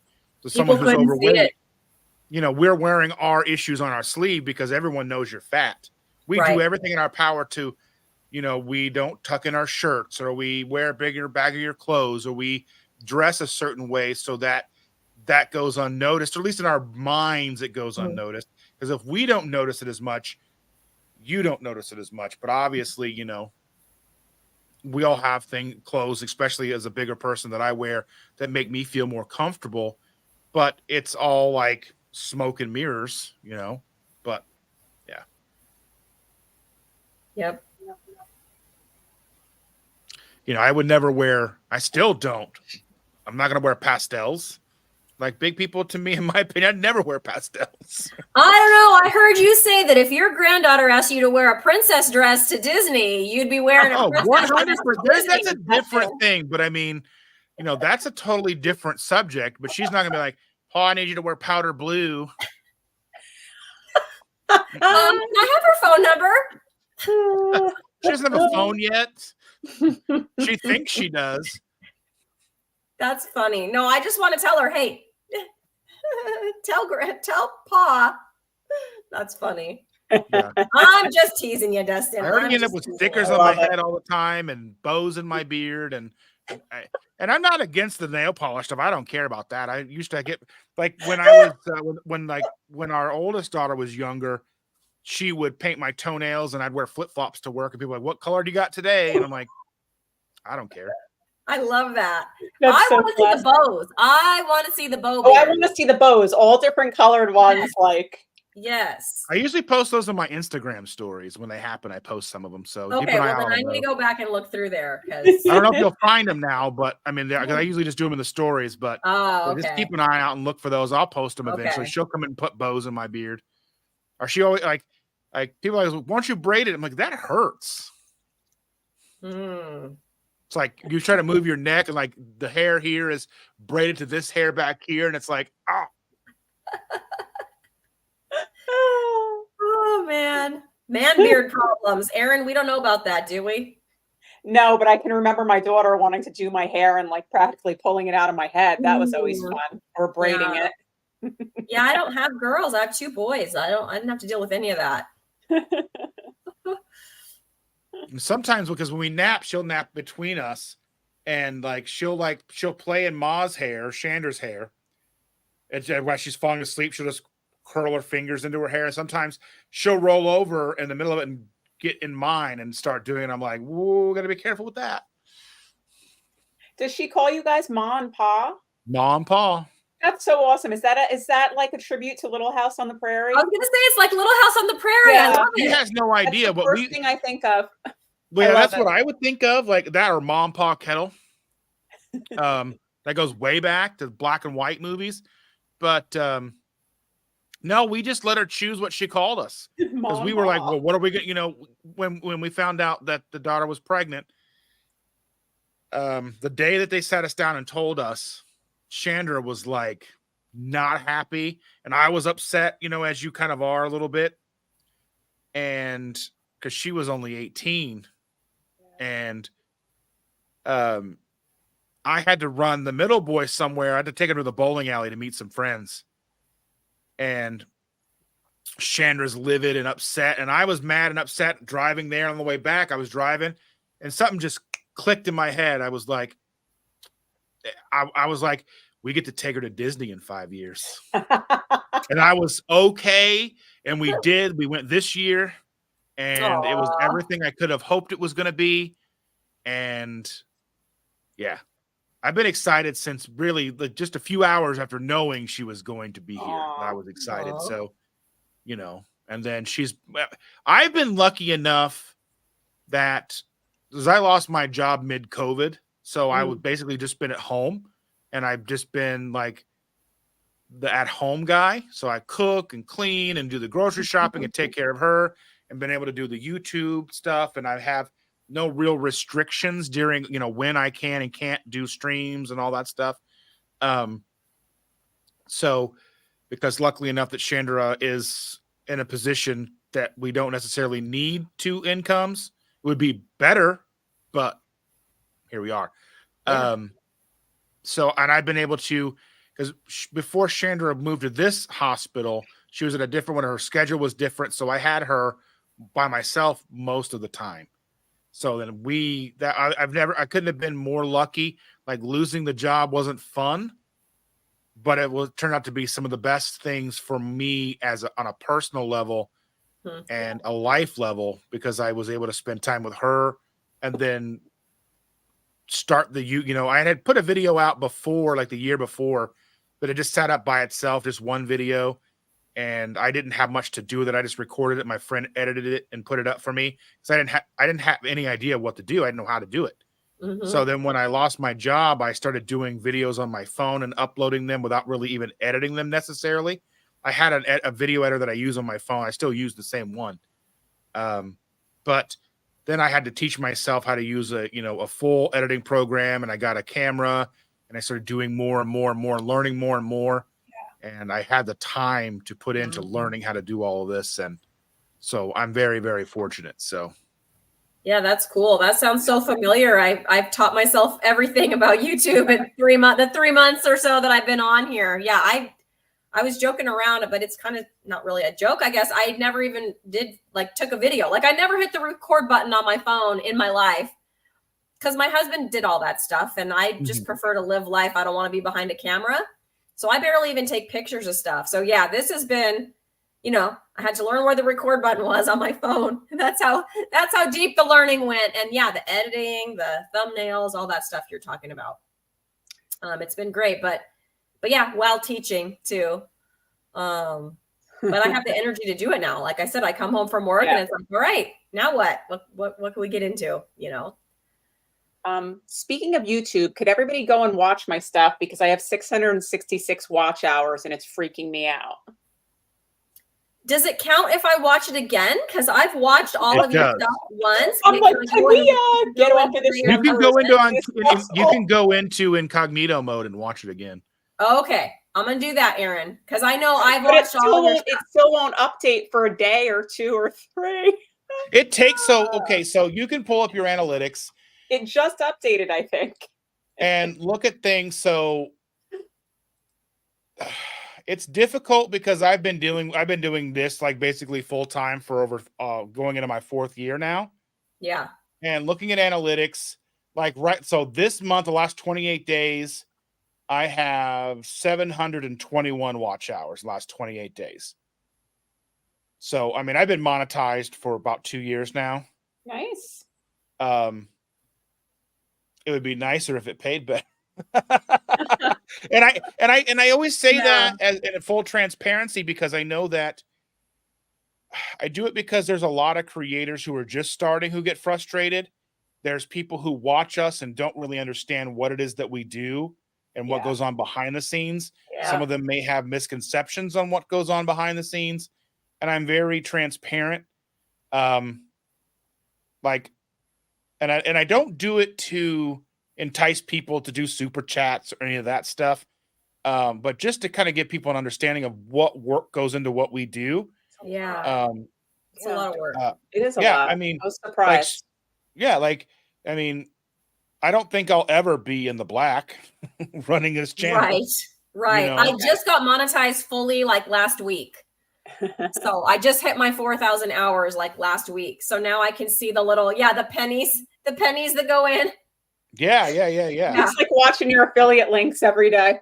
Yeah, it's pennies. It's pennies for sure. Because it even takes it down to like the 1,000th. It goes down to like the 1,000th of a cent. Like you just made 1,000th of a cent. Great, thanks. Like the first few months that I was monetized, I was making like the first few months, I was making like $50 a month.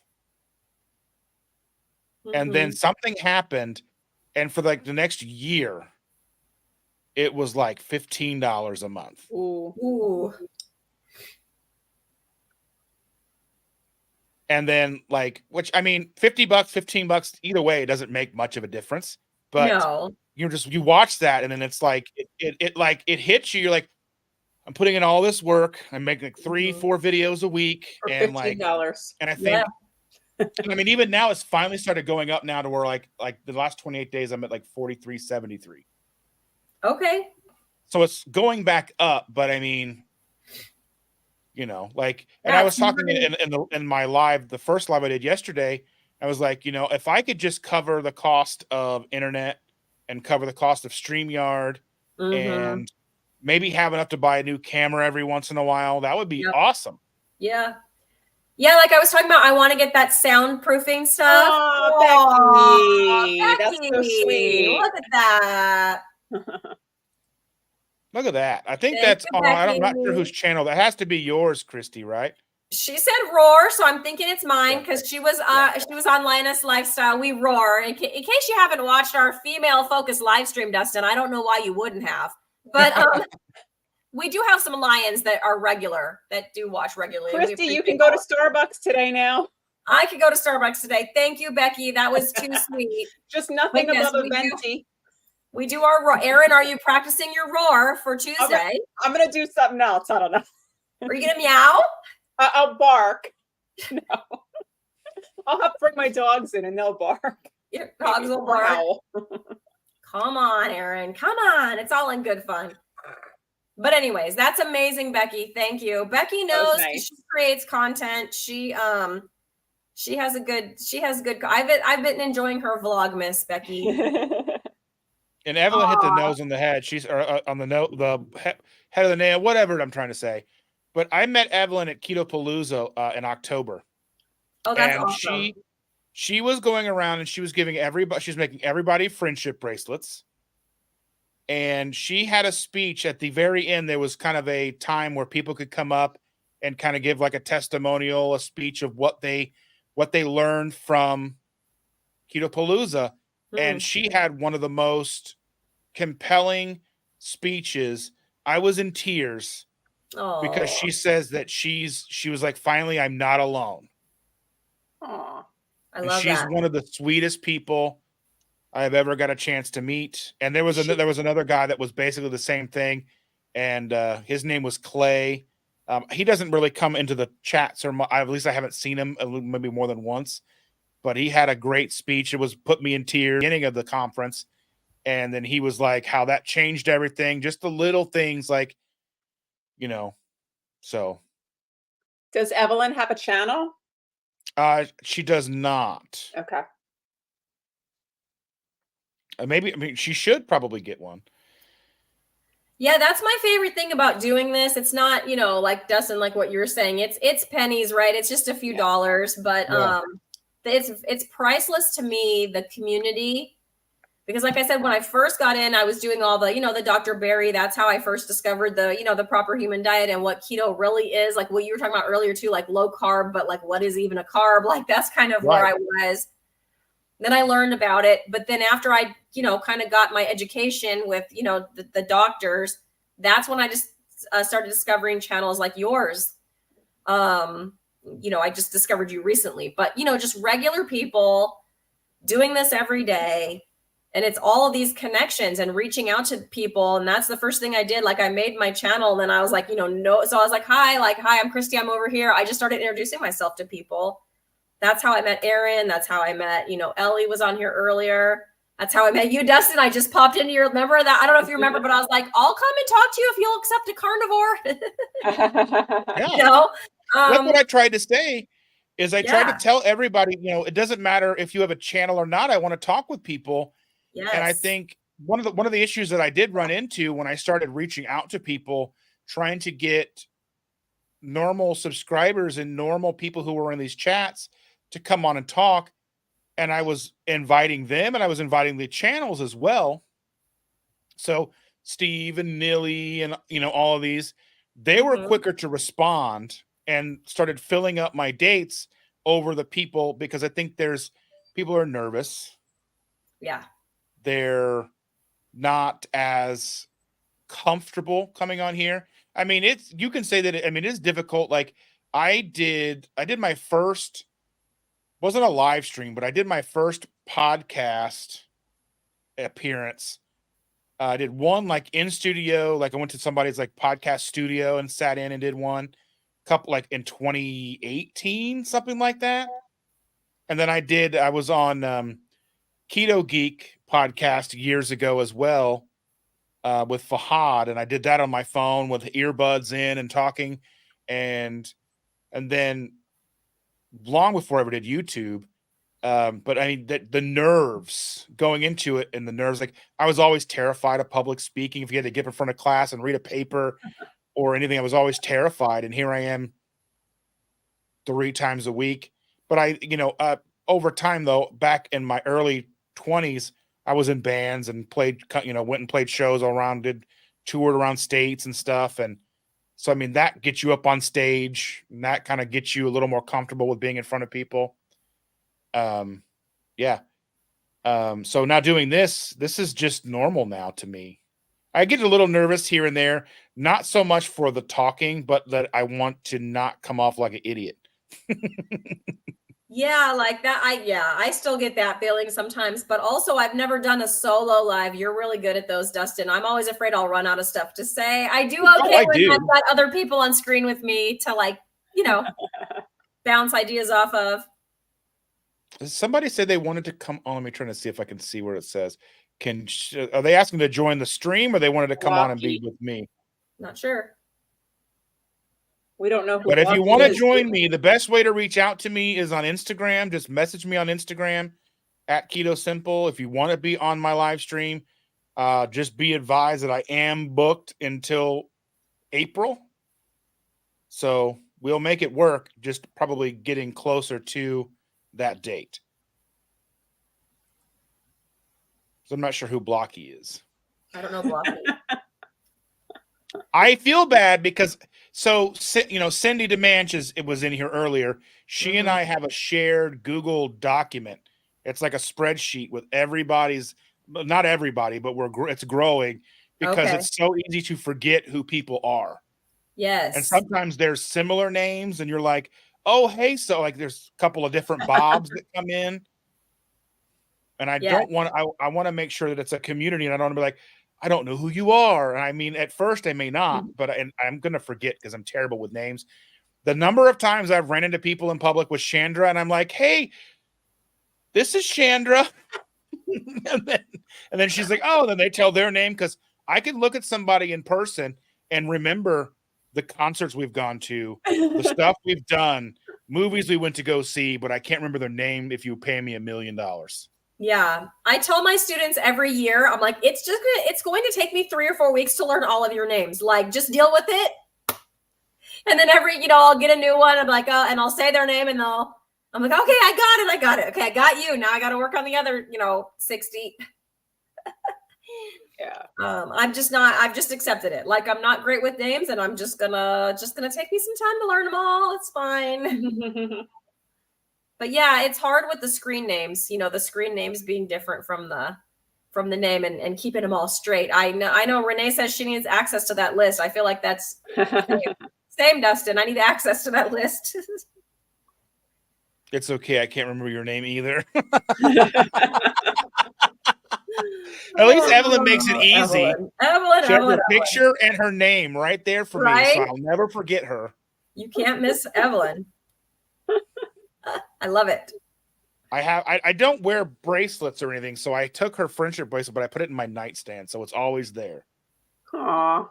Because then the girl makes me wear bracelets and stuff all the time, and I wear a watch. I didn't put it on yet today, but I have a big, huge Samsung watch that I wear too.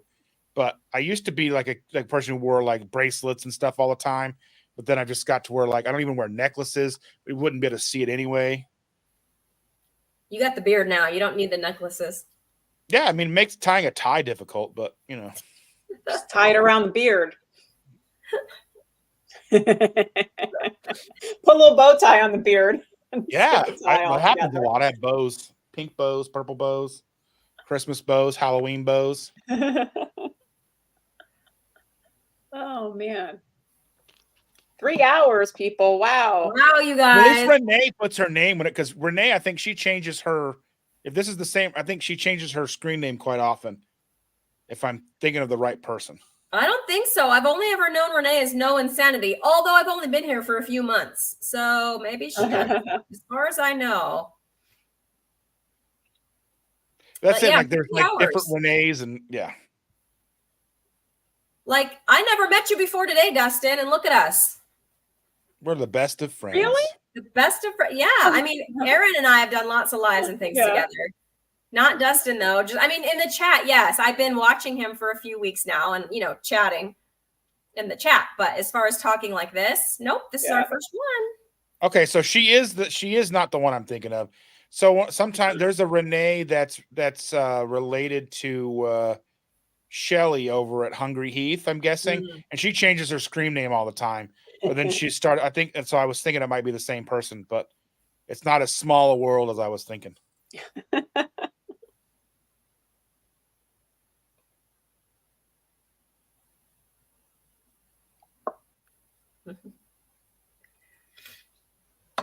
Yes. This is crazy. I didn't think it would go 3 hours. I'm glad I brought some extra bottles of water. Yeah, seriously. I finished my coffee a while ago. Yeah, I know. I'm ready for another cup to top this off.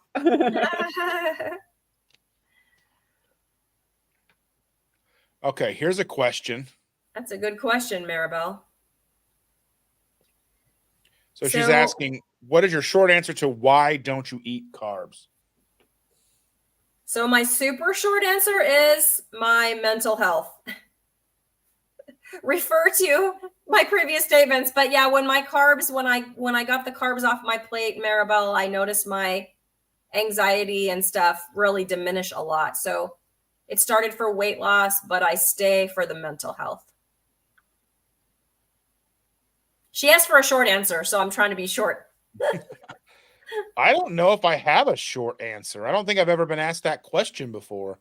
That's a very valid question, because normally I'm always asked, like, why do I do what I do? And it's a very long-winded story. I don't know if I have a short answer. I have to think about that one.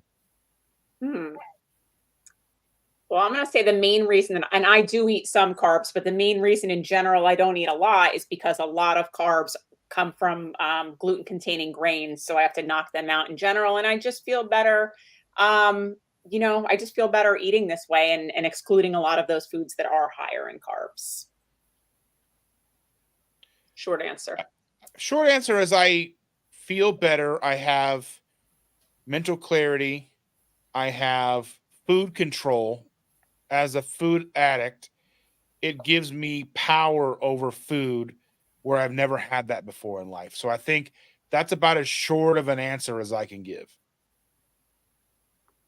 And Evelyn has another question. She says, will you all go to Keto Palooza in 2024? So I was planning on perhaps doing that, but now I've sort of, I talked earlier, I'm going to be going to Hack Your Health by Keto Con in the end of May, beginning of June, and I'm not sure I can afford to do both, Evelyn. If I can, I will, but I switched only because there were some specific people going, like coming from, like I said, Limitless Lindy coming all the way from Australia, and I didn't want to pass up the chance to meet her. So I'll be at KetoCon in May to June. I'm not sure if I can afford to then turn around and do Keto Palooza. I think it's in October, right? Yeah, it's going to be the second weekend in October, I believe. Yeah. It's also tricky for me when things aren't in the summer as a teacher, because I have to like take some days off around, even though it's usually on a weekend, I'll have to take like the Friday and Monday or whatever around there just to fly and all of that. I can only do that. I can only get away with that so much. I will be there. I went last year, or this year rather. It's getting very close to it being last year. But I went, and I think that's going to be the one that I go to every year, provided Autumn keeps doing it, where it's part conference, but it's all community. She's just going to limit it to like 350 people. So it's not overwhelming. Like KetoCon looks like KetoCon looks fun, but KetoCon is almost all conference with some vendors, and there's obviously chance to meet probably more people than I can meet at Keto Palooza. But it seemed like I saw footage from this past year's, and it seemed like it was fun. But I think for me, obviously for me too, it's only a 2-hour drive to go to Keto Palooza, so I don't have to fly. I still got to get a hotel, and I'm planning to go down a day early because people will come in a day early, and it's all about the people.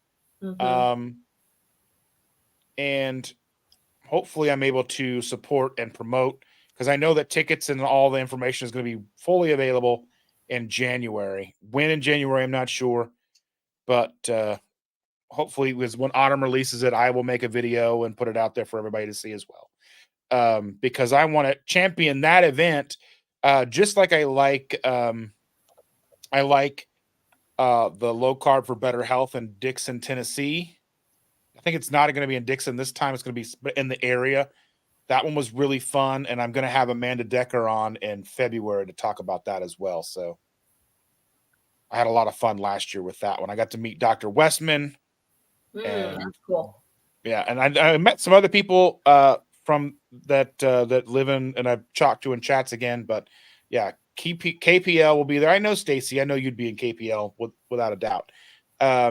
But yeah, so that's my answer. KPL provided nothing happens, but I plan to get my ticket early so it's cheaper, and book my hotel, and hopefully be able to split the hotel with somebody, because Shander won't be able to go because it's a weekend and she works every weekend. So.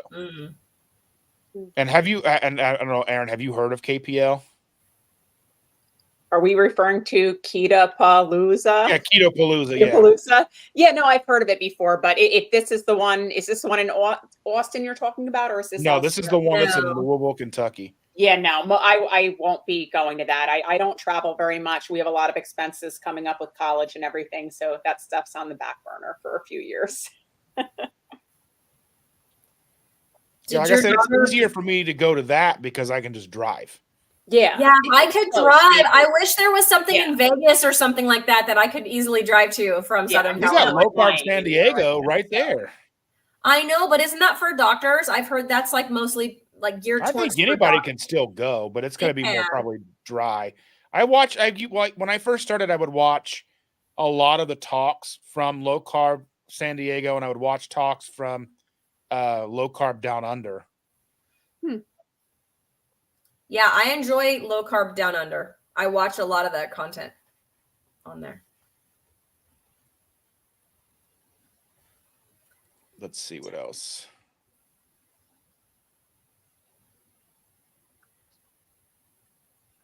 I refreshed my cup, by the way. Yeah, I see that. My potty break. Yeah, so Adam said he plans to go because he shared a room with me last time because he was a late addition. I'd got a king room, so I only had one bed. But luckily, the room I got had a fold-out couch, so he slept on that. That's cool. Save some money. I know my mom has a cousin in Austin, so we're staying at her house. It's going to save us a ton of money, and she's going to let us use one of her cars, so we don't have to rent a car. Wow, that's so it's nice. basically just the flight and then the cost of, whatever food we eat and the cost of the conference. So I wouldn't mind going to that. I have a friend in Austin, and I have two sisters and a friend in Dallas. So I mean, it wouldn't be out of the realm of possibilities for me to go, but that would take a lot more money as I would have to fly. Yeah. And I would probably still need a hotel. I wouldn't want to just stay with my friend. I'll try to get a hotel closer to the venue.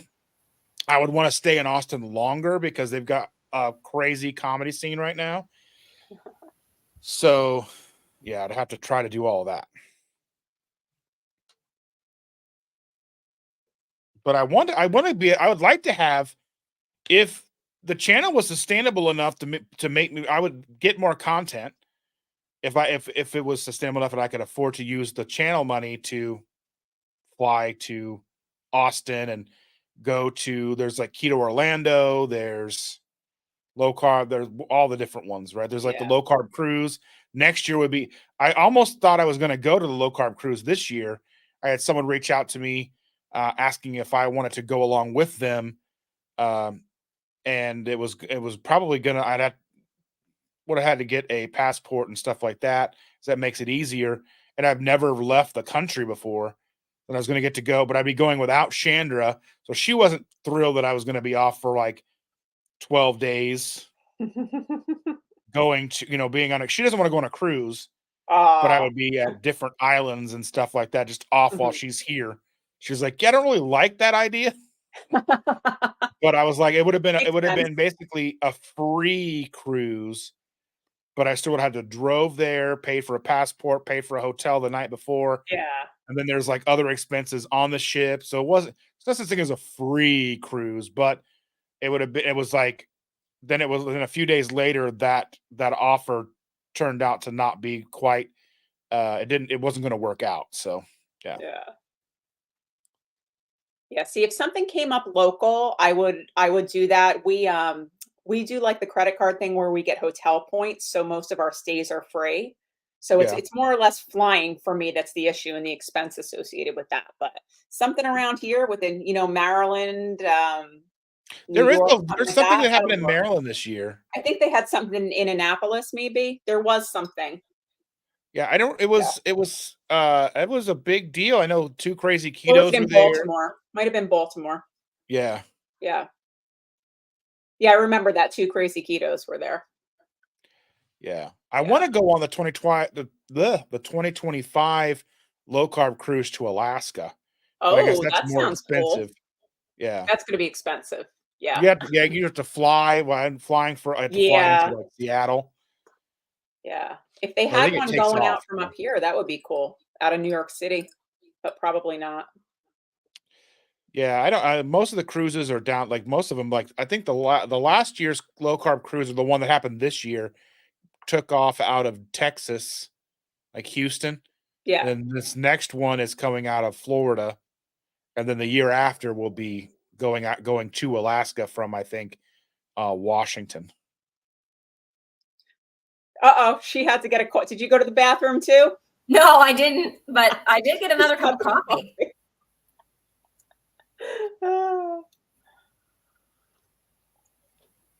Yeah, that Alaska cruise sounds amazing. I'm just in the past, I've been very, I know people tell me it's a big boat, but I've been very sensitive to motion sickness. I'm very nervous that I'm going to get on that boat and I don't care what everybody says. I'm going to feel motion sick. Okay, so I have to semi disagree with the thing about it's a big boat because it depends on where you're sailing. Coming out of down the East Coast, especially during the winter past the Carolinas, it's very, very rocky and it's very easy to get seasick. It's not until you hit like the calm waters of the Caribbean that, that's been my experience. Like I needed the bands and stuff on my wrists when we were coming out of New York City for like the first day or so, especially if it was stormy. Yeah, so I mean, I don't know. I would want to do it. Like the part of me that's no longer afraid to be around people would love to go on that cruise to Alaska. I mean, a cruise is cool. It is a lot of fun. Yeah, I'm just very nervous that I'm going to get on that boat and then just be trapped and sick the whole time with motion sickness. Yeah, you won't be sick the whole time, but yeah. Yeah, I've never been on a cruise, so. Me neither. I'm not worried about the motion sickness or anything like that, but I don't know. There's just something about being spending that much time on I know it's a large boat, and I know that they're only getting bigger. Yeah, they're getting bigger and bigger. But I don't know. It seemed like it would be just, I don't know. I was going to say, Chandra's extremely against cruises. But when the daughter called us one night and goes, I'm thinking about going on a Disney cruise. That's about the only way we were going to get Chandra on a boat was for them to take our granddaughter on a cruise without her. So she was like, we started looking them up and seeing how much they were going to be. We were going to get like a room with like a balcony so we could go out and sit and not be like they were going to get an interior room. Like, I can't do that. I need some kind of window. No. I need to look at the ocean. That's what I was going to say. Do not get an inside room because you don't know what time it is. It's very strange. And I remember just having the TV in the room, and that's where you would look. Because they had a camera outside, so you can see, okay, is it light outside? Is it still night? Like you'd see where the ship was going and what. Yeah, that's weird. That would be weird. It was weird. Mm-hmm. That was our first one. That was weird. Yeah. So then that dissolved and basically turned into us going to Disney World. So because we were sitting, because Shannon and I were talking, I was like, well, I was looking at like airfare, and there were some like really cheap airfare from here to Orlando.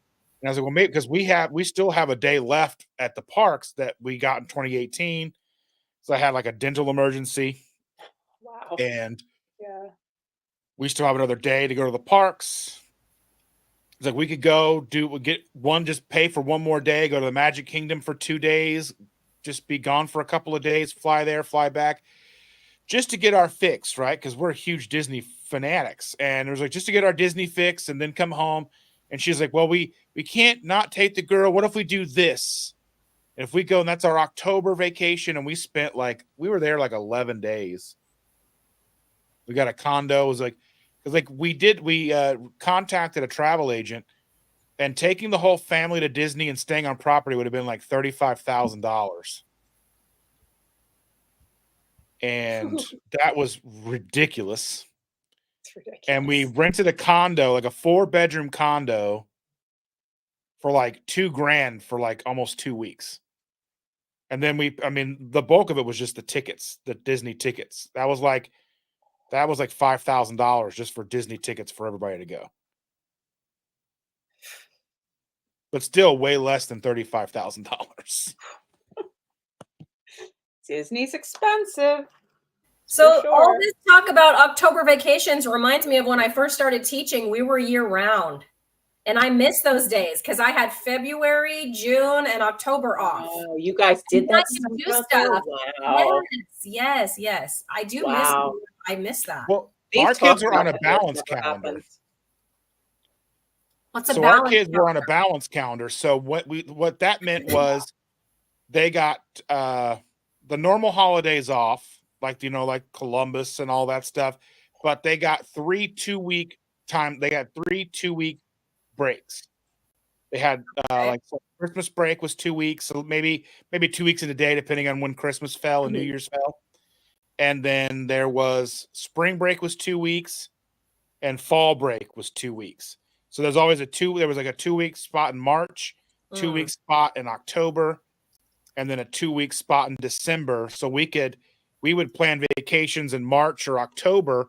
October was usually better because that wasn't spring break. Right. So Yes, we I would missed that go to October month off. Colorado in October, all that kind of stuff. We would go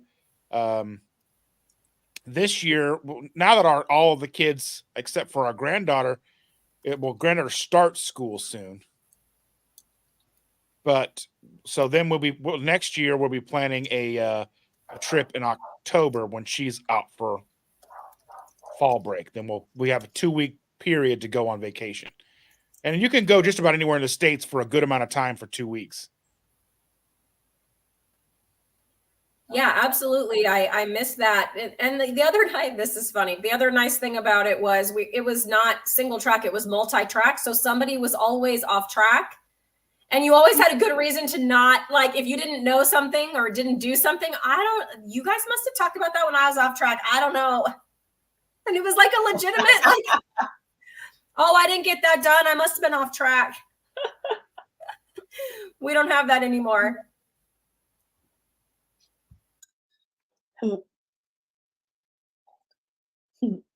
Yeah. So now we'll have to kind of go back to planning because we won't go anywhere for extended amount of time without the granddaughter. So just makes our vacations more expensive because then we got to make sure the kids go and then and we usually got to cover their costs.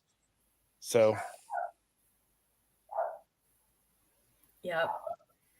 I hear you on the expense of the teenagers, Aaron, because I've got one in college, just started college, one just starting high school. The driving, the gas, the car insurance for a teenage boy. Bad enough for a girl. I can't imagine what it is for a boy.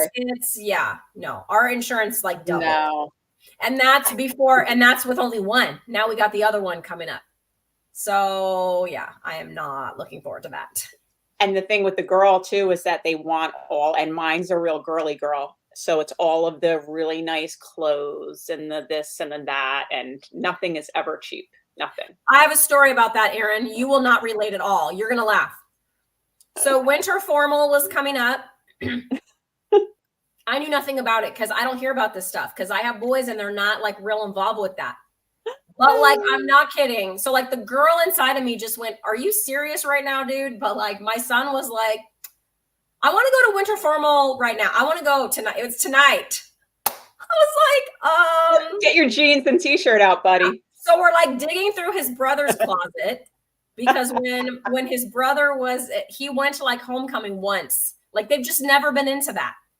And he goes, I know this is really last minute, but like my friends just decided that they're going to go. So now I want to go. And I was like, okay. So we dug out just like a button shirt, like a long sleeve, button collar. Like he didn't have a tie, but I don't know. When I dropped him off, there were boys. I mean, some boys had ties, some didn't, whatever. I tried to get him to wear nice shoes. He's like, these feel weird. I'm like, whatever, put on your tennis shoes. It's fine. But it was the day of, like legit, we were just pulling clothes out of his big brother's, like the back of the closet somewhere. Here, put this on. Hope it's not too wrinkly. I mean, everything shifted till the last now. Minute. Like everything shifted now. Like when our boys were in school, they would do the same thing. They'd wait till last minute. And then they would be like, I need this. And we're like, well, go to Goodwill. 11 o'clock at night. I got a project due at 9 o'clock tomorrow morning. Oh, they did that so many times. Poster board. Now, one thing I've noticed too is over the last few years, now when we were in school, would any of you have ever dreamed of going to school in pajamas? Hell no. No. Well, okay, wait. Christy can vouch for that. I don't know how old you are, Dustin, but Christy, remember the MC Hammer pants? They were almost like pajama pants. Yes, MC Hammer pants. Those were a thing. And like the plaid flannel ones. No, now they actually do go to school in pajamas.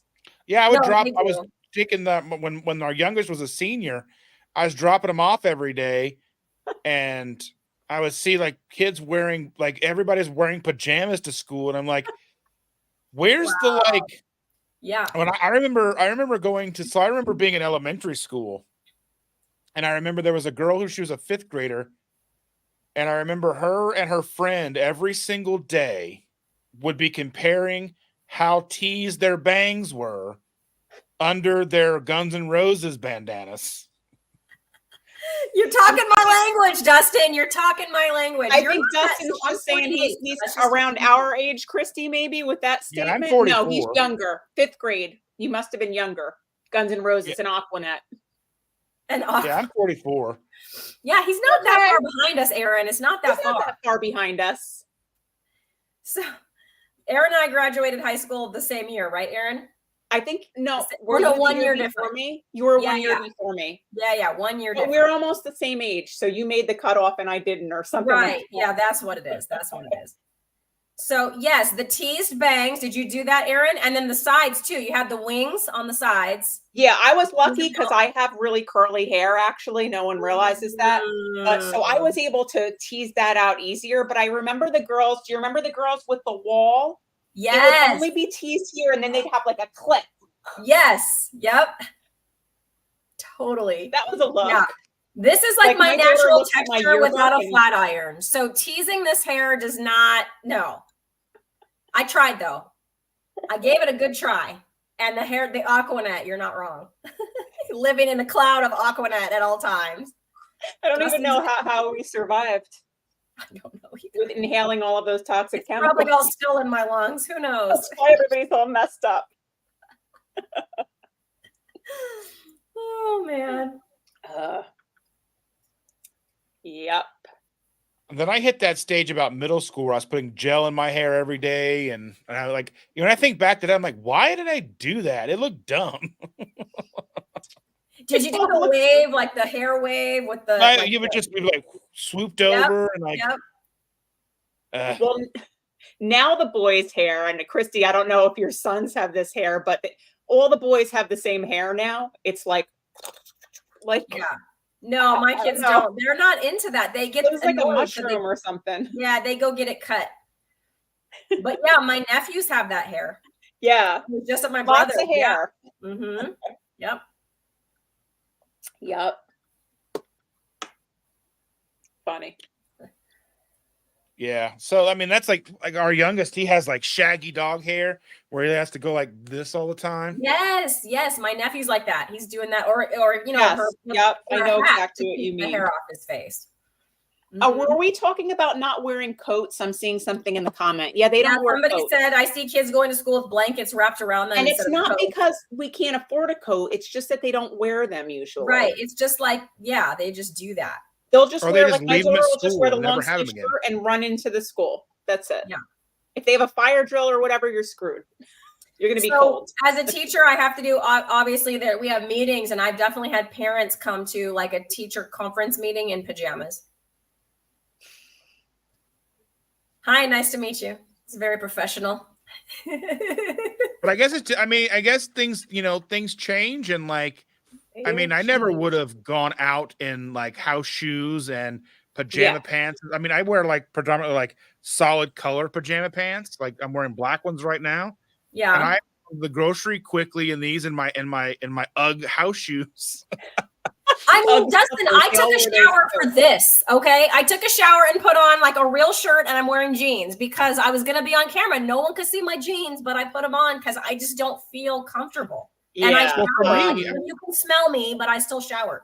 But they also don't iron their clothes. Do you notice that? Oh, yeah, they don't. And Like, I was I always never taught did that. growing up, like your clothes need to be ironed and everything got ironed before school. My kid will pull something out of the hamper and throw it on and go, it's fine. It's my fine. mom would iron it for me. And if she taught me how to iron, so like I know how. But if it was Yeah. like a button type of shirt, that makes Yeah. it like Oh not a my t-shirt. God. Ironing the You button. had to iron down it. Oh, shirts. yeah. You had to iron it.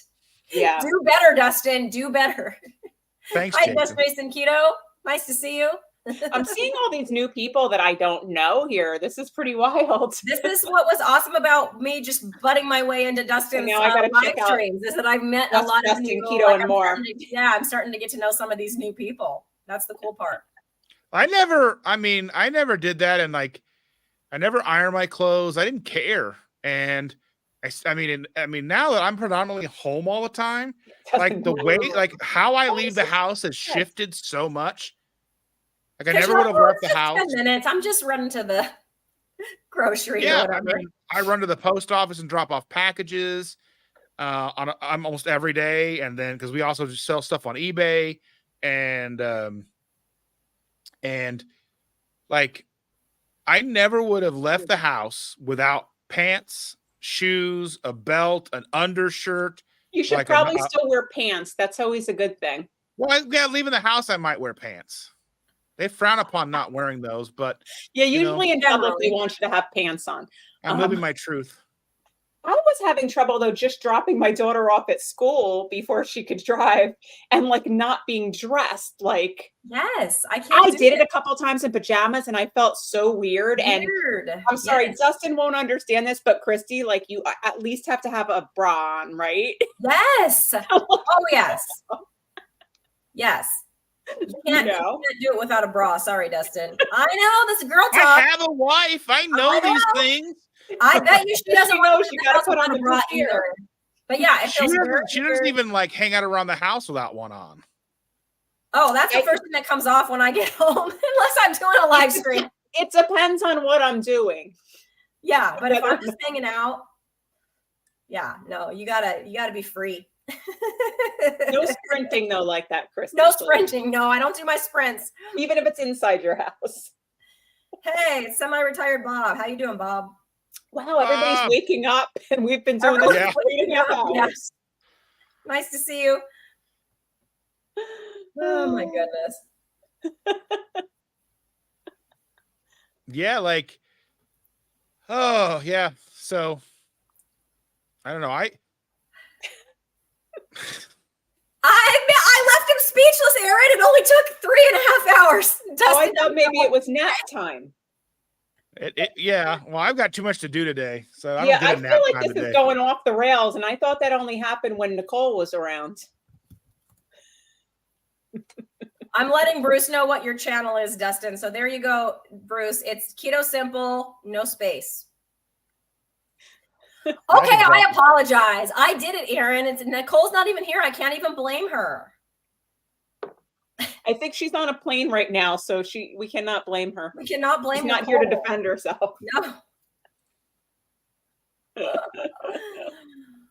I can't wait for our live stream next month with the three of us. Dustin, we have a live stream with me, Aaron, and Nicole. That's only like a week and a half away. What do we name it, Aaron? Like low carb off the rails or something? Because low carb ladies off the rails. The thumbnail's on my page. Yeah. You just know that it's going to go off the rails with the three of us. It's not going to stay on topic at all. But we got low carb in there. We'll say low carb a couple times at least. It's going to be fun. It's going to be fun. I like those. Let's just hang out and chat lives. Those are fun. Thank you, Jason, for putting that in there for us. Thank you. Oh, thanks, Jason. Yes. Yes. Thank you. Becky's tending to her hard-boiled eggs that need to go in the ice bath. Ooh, she gets fancy with it. I just run mine underwater. No, I definitely put mine in the ice bath. You know, my freezer makes those really, I think it's like for like alcoholic drinks, but I don't know, because I don't drink, but like the really big ice cubes, like the round. I would like that. My freezer makes those. They're like giant, like golf ball sized and the shape of a golf ball, like round like that, ice cubes. Makes like 3 a day. And I don't know what to do with them. So I do. Yeah, it makes 3 because they're giant and they must take a long time. Just drink whiskey. It's fine. It's funny. But I pull those out and I use those for because I do eggs like once a week for work. So that's what I use for my ice bath. For my hard-boiled eggs is my point of that story. We've got a Samsung fridge and they're notorious for the ice machines going out. Oh. And so we have a countertop ice machine now. Ooh. Okay. So is that preemptive, Dustin, or did the ice machine actually go out in your Samsung? Oh, it went out. Yeah. Okay. There's like a class action lawsuit and all that stuff going on. It's a bad design. Yeah. I love everything else about the fridge, but the ice machine just doesn't work. Yeah. We have I have like all the ice I want. Yeah. Ours, like the great design, the fridge, it's like the double doors, a separate drawer for the fridge, bottom freezer drawer to keep everything nice and cold. But the ice machine sucks. Like it jams constantly. You know, I don't know. It's bad design. I think I just froze up on that. You did a little bit, but I got bad design on their ice maker. I'm super happy with my LG. You're cracking me up, John. You are cracking me up. Congratulations on getting monetized, my friend.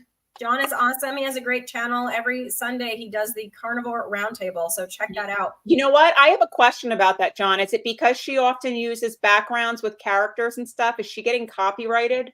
I thought about that the other day with the Charlie Brown, that YouTube might not want it that. shouldn't do anything with a stagnant image, though, because on Tuesdays, I do a live stream on a friend's channel. We talk about movies. And one of the producers of the show goes through the movie and clips like every third to fifth frame of the movie. We don't play audio, but we have, it's like basically like a movie slideshow. Okay. So as we're talking about the movie and going in the history or whatever the directors, all that stuff, they that's kind of like that is going on in the like right there on the screen, basically the movie. But if you do it too fast, it'll kind of trigger a copyright. But if you do it like every 4 to 5 frames, it doesn't, because it's stagnant long enough. My only thought on that is maybe because it's part of the show, like it's almost like an editorial type thing that you're doing on that, whereas like the artwork in the background might be different. I don't know. I'm just thinking it along the terms of like stock photos and stuff that I do and what's allowed and what's not. But it said content not appropriate for ads. The only thing that happens to me is with the music. So like I have the free version of Canva. So like I can use that music. So I have it and I don't get a copyright. But if anyone else is streaming to their channel, they'll get a copyright. I got a copyright on your music. Yeah. So I had to change it. I only use the YouTube stuff from the studio now for stuff on YouTube. So they never say anything, but I don't know. Like my intro music is only 3 seconds now, but it's it is a friend's band. Like I've known them since high school, and they gave me license to use their stuff, but it's only 3 seconds, so it shouldn't cause any trouble when we go live. Do you put it in the description, like the attribution? Yeah, it's in my description. Yeah. So you can edit it out too. Like do if what? it's just like you can edit it out, Aaron. I was just gonna let Aaron know. You probably know, Dustin, but like so if that I think that happened on one of John's videos that I was on. He had some music, and you could just mute that music if it's just in the intro or whatever. Then whatever. So I just muted it, and then the copyright went away, and then I could monetize that video. Sometimes I make videos of the granddaughter, and I upload them as private. And then I can send that link out to family, and they can go and watch videos. We're having to send them all to them. And we were at the fair, and she was riding a merry-go-round, and the merry-go-round has organ music playing, and I got a copyright on that, even though I wasn't monetized or whatever at the time. And it doesn't matter because that merry-go-round organ music. Yeah, it picked up and knew what song it was, and I was like, "Really? Wow." That's funny. Pretty crazy. Yeah. And then last week I was doing a stream with the Rock and Roll Rowdies. We were doing like a Rowdies React episode, and I went through and I was pulling in music videos to have them react to, and I had to edit them and do different things, and I had to upload them to a channel that I don't use just to see if they would, because I don't care if it copyrights or whatever, but as long as it doesn't block. I don't mind because they're not monetized, but I didn't want to pull stuff that was going to shut the stream down. So I had to go.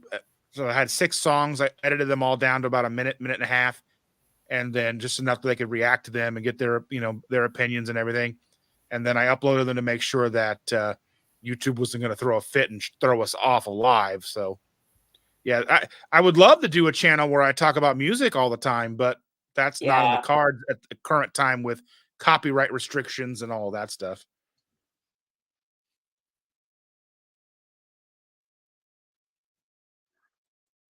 But I can see that Nicole not appropriate for advertising. I see that.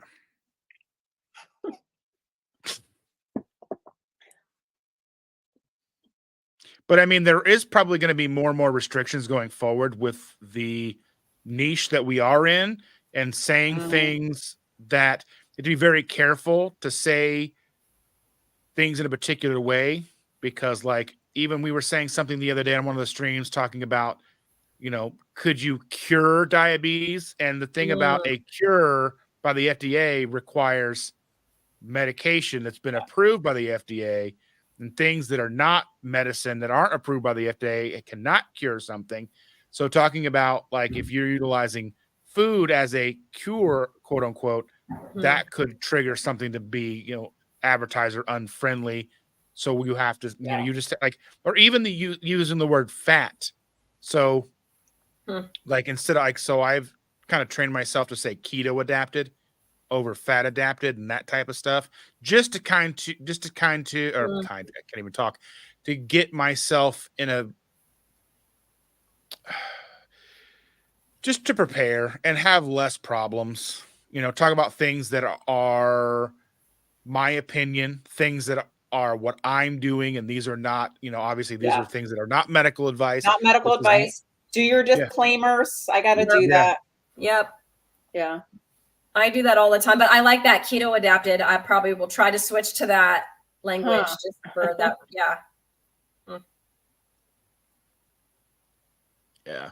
So people are talking about different kinds of strikes they've got for videos and stuff. Yeah. Mine have never gotten, and they've never given me a straight. It says like, this is not a strike, but it'll just say it's not eligible for monetization. Yeah.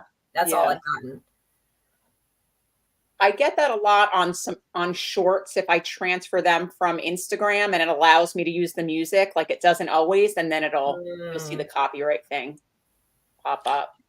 Yeah, because you have to pull that music in from YouTube and do the whole thing with YouTube, because they have that whole beta thing going on right now where you can pay money to use a song. But like if you're paying $10 for the use of a song for a short that you're going to make, even if you are monetized, you may make 14 cents on. Right. That's silly. Yeah. So once you're monetized, do your shorts, even if your shorts weren't contributing to your monetization, do they count towards revenue? Does that make sense? Like, will there be ads put into your shorts too, or just your videos? Yes. My most recent shorts that I made since getting monetized, they, Dustin's right. It's like 12 cents or whatever. Okay. But there is something there too. Yeah, there's something. It's like 7 to 9 cents per 1,000 views. Yeah. I don't think I've only had 1 or 2 shorts get that many views. So. Yeah. Like the last short I put up had got like 5,100 views. So I made like 30 some cents, but yeah. Yeah, I mean, but the thing is, like, there's a thing about shorts, and you can make them, and you can link any video you want to them now.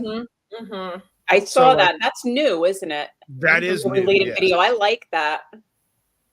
So before you had the ability to go into like a long form video and cut 15 to 30 seconds or whatever out of that video and make a short out of it, but it would not mark it it wouldn't mark it right. And it would be like, people wouldn't know that, oh, watch the full video here. It wasn't clear. You'd have to link it in the description and all this other stuff. Now you can't put links in the description of shorts anymore. You can't put links in the comments of shorts anymore. Oh, you can't. Okay. No. But you can link it to the related video itself. Yes. Like I've noticed there, but I've never tried it. Adding shorts over like the last week has brought more traffic, which is interesting, and some followers, and so it's cool.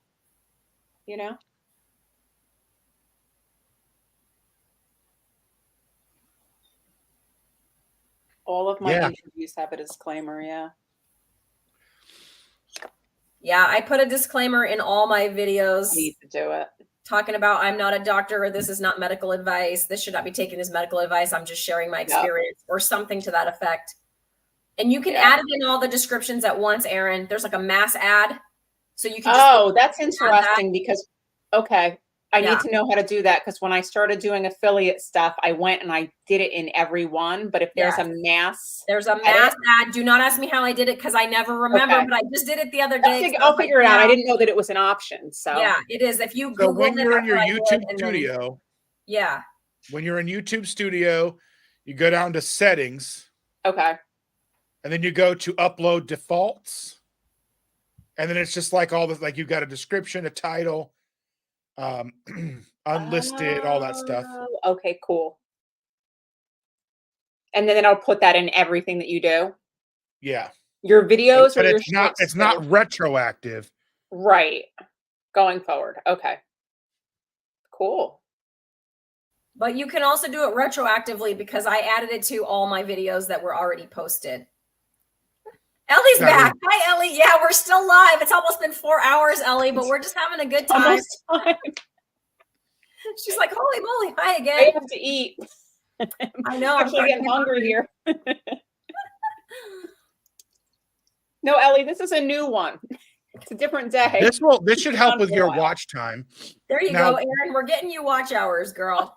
Now the thing is the watch hours while you're live does not go towards your watch hours. That's what I've heard, but everybody keeps saying that it's not true. But I read that too.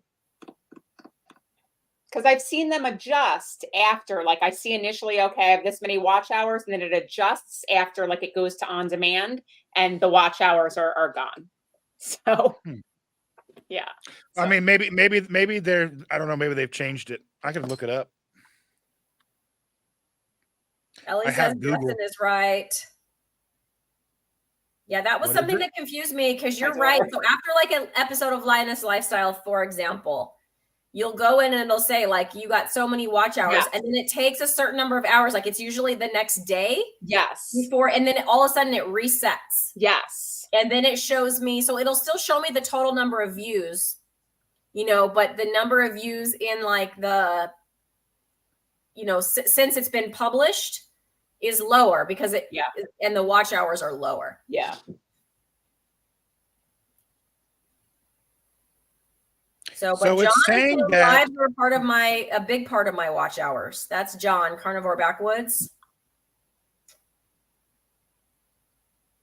So then does it count or doesn't it count? Yeah, see, it says, however, there are a few things to keep in personally. mind. And I've read that it doesn't count, but never anything official from YouTube. I can't find a statement from them. This is just in forums and whatnot outside of YouTube.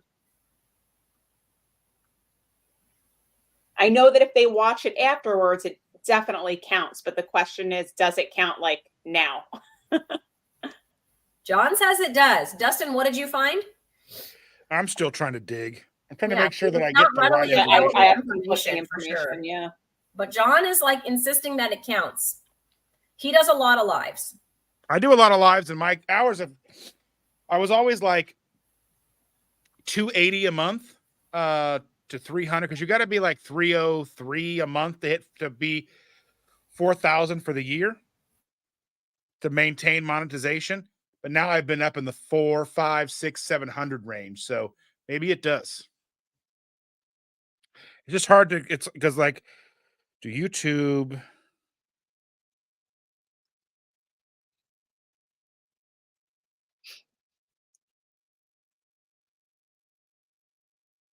It could also be that it's the only the people that are watching on your channel. Do you know what I mean? Like I'm not getting credit for people watching on your channels, only like one person that's watching on mine or whatever. Right. Yeah, maybe. Yeah. I mean, you know what I mean? Credit for people watching on your own channel. Yeah, correct. Which makes sense. Yeah, Renee, you can lose monetization. I think you have to maintain a certain number of hours every year. Once you gotta get and maintain 4,000 watch hours. So then it just gets harder after the fact, except I guess you have more people watching and hopefully, it's pretty easy because like I said, like now, like if I look at my watch time hours here, let's see if I can go into analytics. Yeah, let us know. But like John is swearing that it counts. I think a lot of his content is live. So I think, and I'm with Jason. Jason was like, why wouldn't live hours count? I'm like, exactly. Why wouldn't they? Like, it seems like, people are watching, right? We've got them all hooked into YouTube for the last almost 4 hours, right? Yeah. They're here with us. They're watching. My dog was trapped in the room. My daughter opened the door. He ran in and now he's like, let me out. Let me out. I have to do a little more research when we're off the air, but yeah, I want to know. Let me know. Message us. I know my total views have gone up like over the last 48 hours watching my analytics. I was like, so some of this should have helped, but Yeah. Ooh, free hot chocolate today at Starbucks, but we don't drink that regular hot chocolate, do we? No, we don't drink Just that. popped up on my phone. I'll tell you what makes good hot chocolate is I don't know if you guys drink keto chow or not, but I don't. I drink. I tried the just the plain chocolate, but hot. So mix it up with butter, and so it doesn't add carbs to it. Yeah, keto chow was a thing I want to try. Erin, tell them about your hot chocolate that you Christy do. knows that she I beat me know. to it. I use the Equip chocolate protein powder with hot water and a little bit of heavy cream, and I swear it tastes like Swiss Miss. And then if you want to add it to do something special, take it to the next level, a little bit of like the heavy actual whipping cream that has next to no sugar in it. Yeah, it's good. But the Equip stuff, the taste of that like blows my mind. I can't believe how good it's like a chocolate brownie almost, that flavor. And it's very clean. If people haven't, so I bought the Equip chocolate protein powder on my friend Erin's recommendation. It's very clean. And it's beef. What's that stuff called? Beef isolate protein, and then real cocoa and stevia. And the vanilla one's very clean too. And that's like my second favorite. I don't think I have the strawberry here. I haven't tried it yet. And the unflavored is just, whatever. Yeah, unflavored is just the protein. Yeah, it's just the protein. So you can add that. I think I've added that to yogurt before and stuff for a little bit of extra protein. But yeah, it's very good. It's worth it. It's not cheap, that's for sure. Okay, Just Jason Keto. I'm going to have to watch that. Just Jason Keto has a 12 Days of Chaffles series. Ooh. If anyone hasn't seen it, because I just saw that yesterday and I was like, oh, this is awesome. That's something still on my to-do list because I don't have a waffle iron, you guys. I don't either. I got rid of mine. I've got like so many dash machines. Yeah, I need to go get one so I can do chaffles now. See, I don't want another appliance. They're little. I never liked them, but I'm thinking chaffles because it's like cheese and egg, right? I'm going to like that. But you know what? The other reason I don't have the waffle iron, and Christy's heard me talk about this before, I don't like the non-stick surfaces and stuff like that. I try to avoid that. Yeah. So if I could get a good old-fashioned cast iron one, okay, get over the fire, I'll be happy. Well, I mean, I'm not the biggest. I mean, most of my stuff is that way too. But like, I don't know. As much as I use my chaffle iron, I don't use it enough for that to be a concern. But. Yeah, I'm just a big cast iron person, right, Christy? Yeah, you are, and I'm like turning into one too. Yeah. But I would not be opposed to for the little dash minis or whatever for the chaffles. I wouldn't be opposed to that. But yeah, I'm just not using Teflon or something similar in my everyday cooking. Yeah, I love a good either a ribeye or a chuck eye and a cast iron. Oh man, there's no other way to do it for me anymore. For those, once you learn how to do it and you do it, I just need to get them out and re-season them. What? Yeah. I've got some. I just need to get them out and re-season them. They're not that hard to clean. Yeah, I find if I cook in it all the time, I really never have to re-season it unless I screw up and do something stupid, like leave something in it for too long or whatever, and don't clean. Yeah, mine just haven't been used in a couple of years, so I probably need to re-season them and clean them and do all that stuff. Yeah, that I just seasoned mine with, because Erin's right. So I mean, they came pre-seasoned. I didn't know how good that was, so I did season it with some beef tallow the very first time. Now I just cook my steak with some beef tallow in there, and it's like, I know. When I'm adding my butter for eggs, it just basically re-seasons it every time. Or the bacon. Bacon grease is great for that. But love it. Okay, John posted something else about he must have looked it up. 5 hours. I think it's a to be continued. I think he ran out of characters. There we go. There's the end of that comment. I hate that when you run out of characters. Okay, you do get watch hours for live streaming on YouTube. YouTube counts watch time for live streams in the same way that it counts watch time for regular videos. This means that every minute that a viewer watches your live stream counts towards your watch time total, copied from Google. Okay. There you go. I wonder why it jumps back down, Erin, because you're not wrong. That's what I want to know. In the analytics, it'll say like you have this much watch time, and then all of a sudden, then when it resets, then as soon as it processes the video after like the next day or whatever, it'll show like, okay, you have 18 hours, like the night after the live, and then the next morning or the 24 hours later, it'll jump and it'll say 0.3 hours or Right. whatever. Like I've seen this happen several times. So I just don't understand why that is happening. Yeah, I don't either. You know, or if it's counting it and it's not showing it once it resets to on demand, I don't know. Yeah. Don't know. But thanks, John, for looking that up and for the cool emoji. I love it. Ha. Oh, awesome, Bruce. You're going to love his channel. Carnivore Backwoods. Come hang out with us on Sundays for, I'm on there a lot, right, John? For the Carnivore Roundtable on Sundays. Those are fun. Now, all of your lives that you guys do, if you have like, so my Sunday mornings go into a playlist, my Saturdays go into a playlist, Yep. and my Tuesday night goes into a playlist, and you mark the playlist as a podcast. Yep. Okay. Yeah. I have did a that lot of for questions Linus about that. Lifestyle. So I have a playlist for Linus Lifestyle and it's a podcast. And I did that for when I interview somebody, I call that a meeting with, like that's the name of that series, a meeting with. And I did the same thing with that. My other live streams were like this one, like I'm not hosting, like I'm not in charge of the comments or anything. That's you, Dustin. So do you do that for those? Cause I'll be on like Carnivore Roundtable, like I'm on here, or like Aaron will host or Nicole or something, or like the low carb football party or those type of things that I go on. Yeah. If I am streaming it to my channel, then I would put, so any of the ones that I stream to my channel, I would put them into like maybe a miscellaneous folder or whatever they're closest to.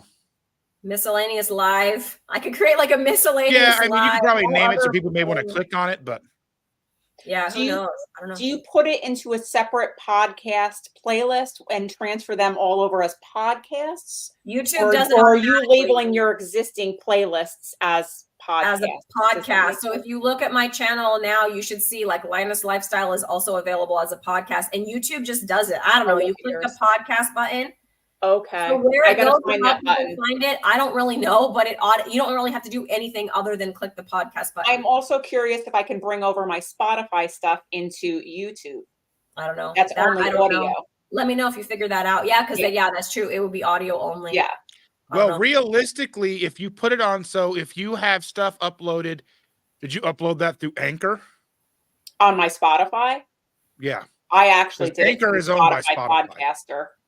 No, because I'm not familiar with this yet. I'm just starting out, so I'm doing it all through Spotify.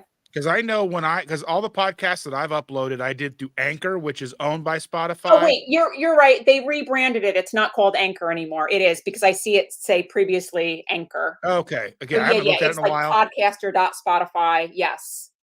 So what that would do is then that would put it out on Spotify. Then after a while, it would go out to Apple and all the other clients. Oh, I didn't know that it did that. So it should also maybe show up in YouTube, perhaps. Okay. But YouTube being its own, they may not. Yeah. But I don't know. I don't know how far of a reach like the podcast. I don't know if it's moving these out anywhere else. So if you're putting these into a podcast and they're labeled as podcasts, I don't know if YouTube is pushing them beyond YouTube or not.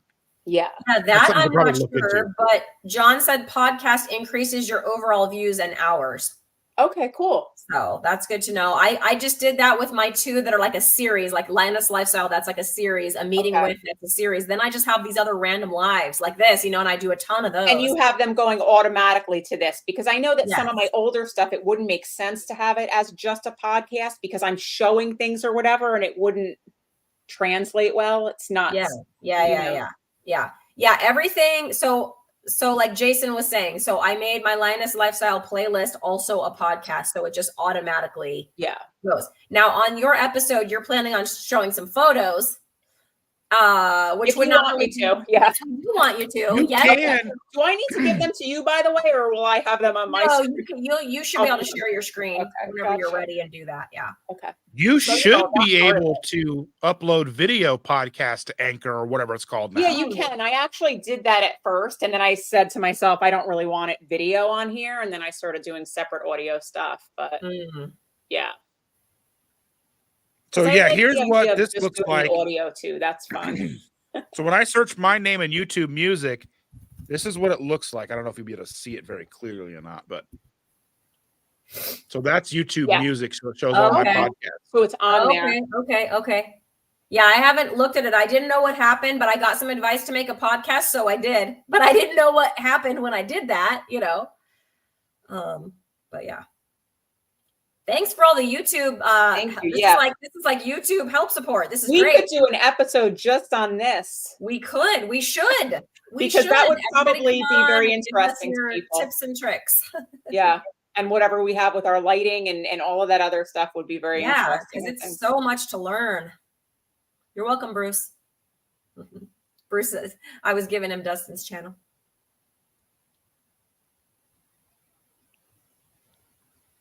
Yeah, and there's links for it in the up if you scroll through the back of the chat as well. And it's funny, Christy, I just clicked podcast in the menu on my YouTube app, and the first thing that pops up is the three of us, because the live must be going directly to podcast, I guess. Yes. You have that selected. Yeah, so Yeah. I already, so because it's visible on my channel, it's already there. So there you go, Aaron, you're a podcast. You didn't even know. It hasn't even happened yet.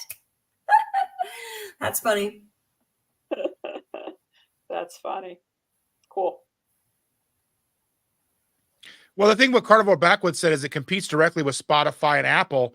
But if you upload your podcasts to whatever it's called, like podcasting, whatever, through Spotify, they will push it out to other platforms like Apple and Google and all that stuff as well. So you would think that YouTube would probably try to do that as well to gain traction. But YouTube being the way that it is, I don't know. Yeah, I don't know. Yeah, who knows? Hey, Greg, good morning. It's because I said low carb football party, Aaron. I said low carb football party a minute ago, and then in pops Greg. The bell went off on his phone. Yeah, he was like, "Oh, what? Low carb football party?" Christy said he does that every week, Dustin, for whatever football game is going on, and then they do a live stream during the football. And you don't have to know about football, do you, Aaron? Because I said the first time they invited me on, I'm like, you guys know I know nothing about football, right? It's okay. And they're like, it's okay. It's a good time. It's funny. That's silly. That the YouTube, I mean, you would think, I don't know. I guess that makes sense, but at the same time, I wish they would push it out. But I guess I could go and I have most of this, all these, I can download them from StreamYard and I could put them wherever I want to. It's just a lot of work to make no money.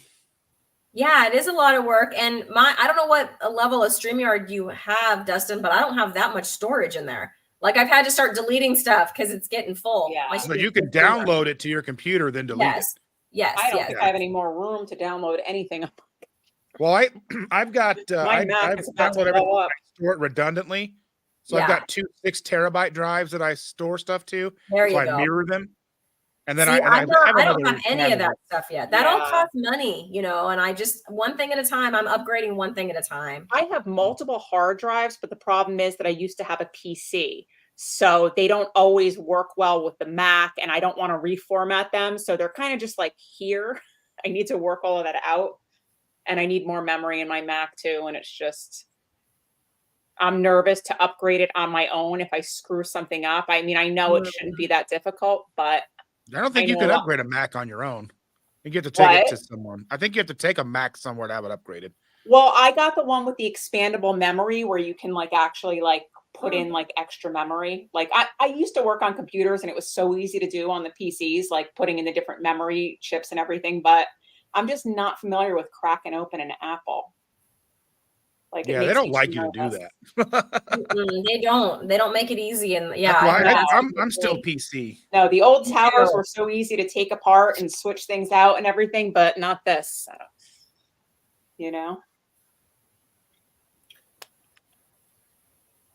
Well, I'm going to go ahead and cut my side short here. I've got a lot of work to do today. 4 hours. I got to wrap presents. Yeah, I have procrastinator sometimes. Feed me. Because if I don't get a certain amount of stuff done today, you may never see me again. You will mysteriously vanish. Dust and dust. Yeah, that's right. But this was a lot Erin. of fun. We'll have to do it again. Absolutely. We need to do this again. And I'm going to close by saying, Erin, do you remember what my Roomba's name is? My brain isn't functioning right now. I need food. It's Dustin. Yeah. Because my Roomba is always Dustin the floor. Do you remember what my Roomba's name is? No, but because Not we had Dustin. Dustin here. No, I don't remember. Lorelai, after Lorelai Gilmore. Yes. Anyways, no, but thank you, Dustin. Dustin's like, I don't My know. Roomba's name is Dustin too. That's right. Dustin too. Because he is the Roomba. I am the Roomba. He is the Roomba. Oh my goodness. Well, Dustin, thanks for inviting us and for hanging out for 4 hours. From dark to it was dark and now it's full sun here. So yeah. Thanks, guys. Well, this was a lot of fun. We should do it again.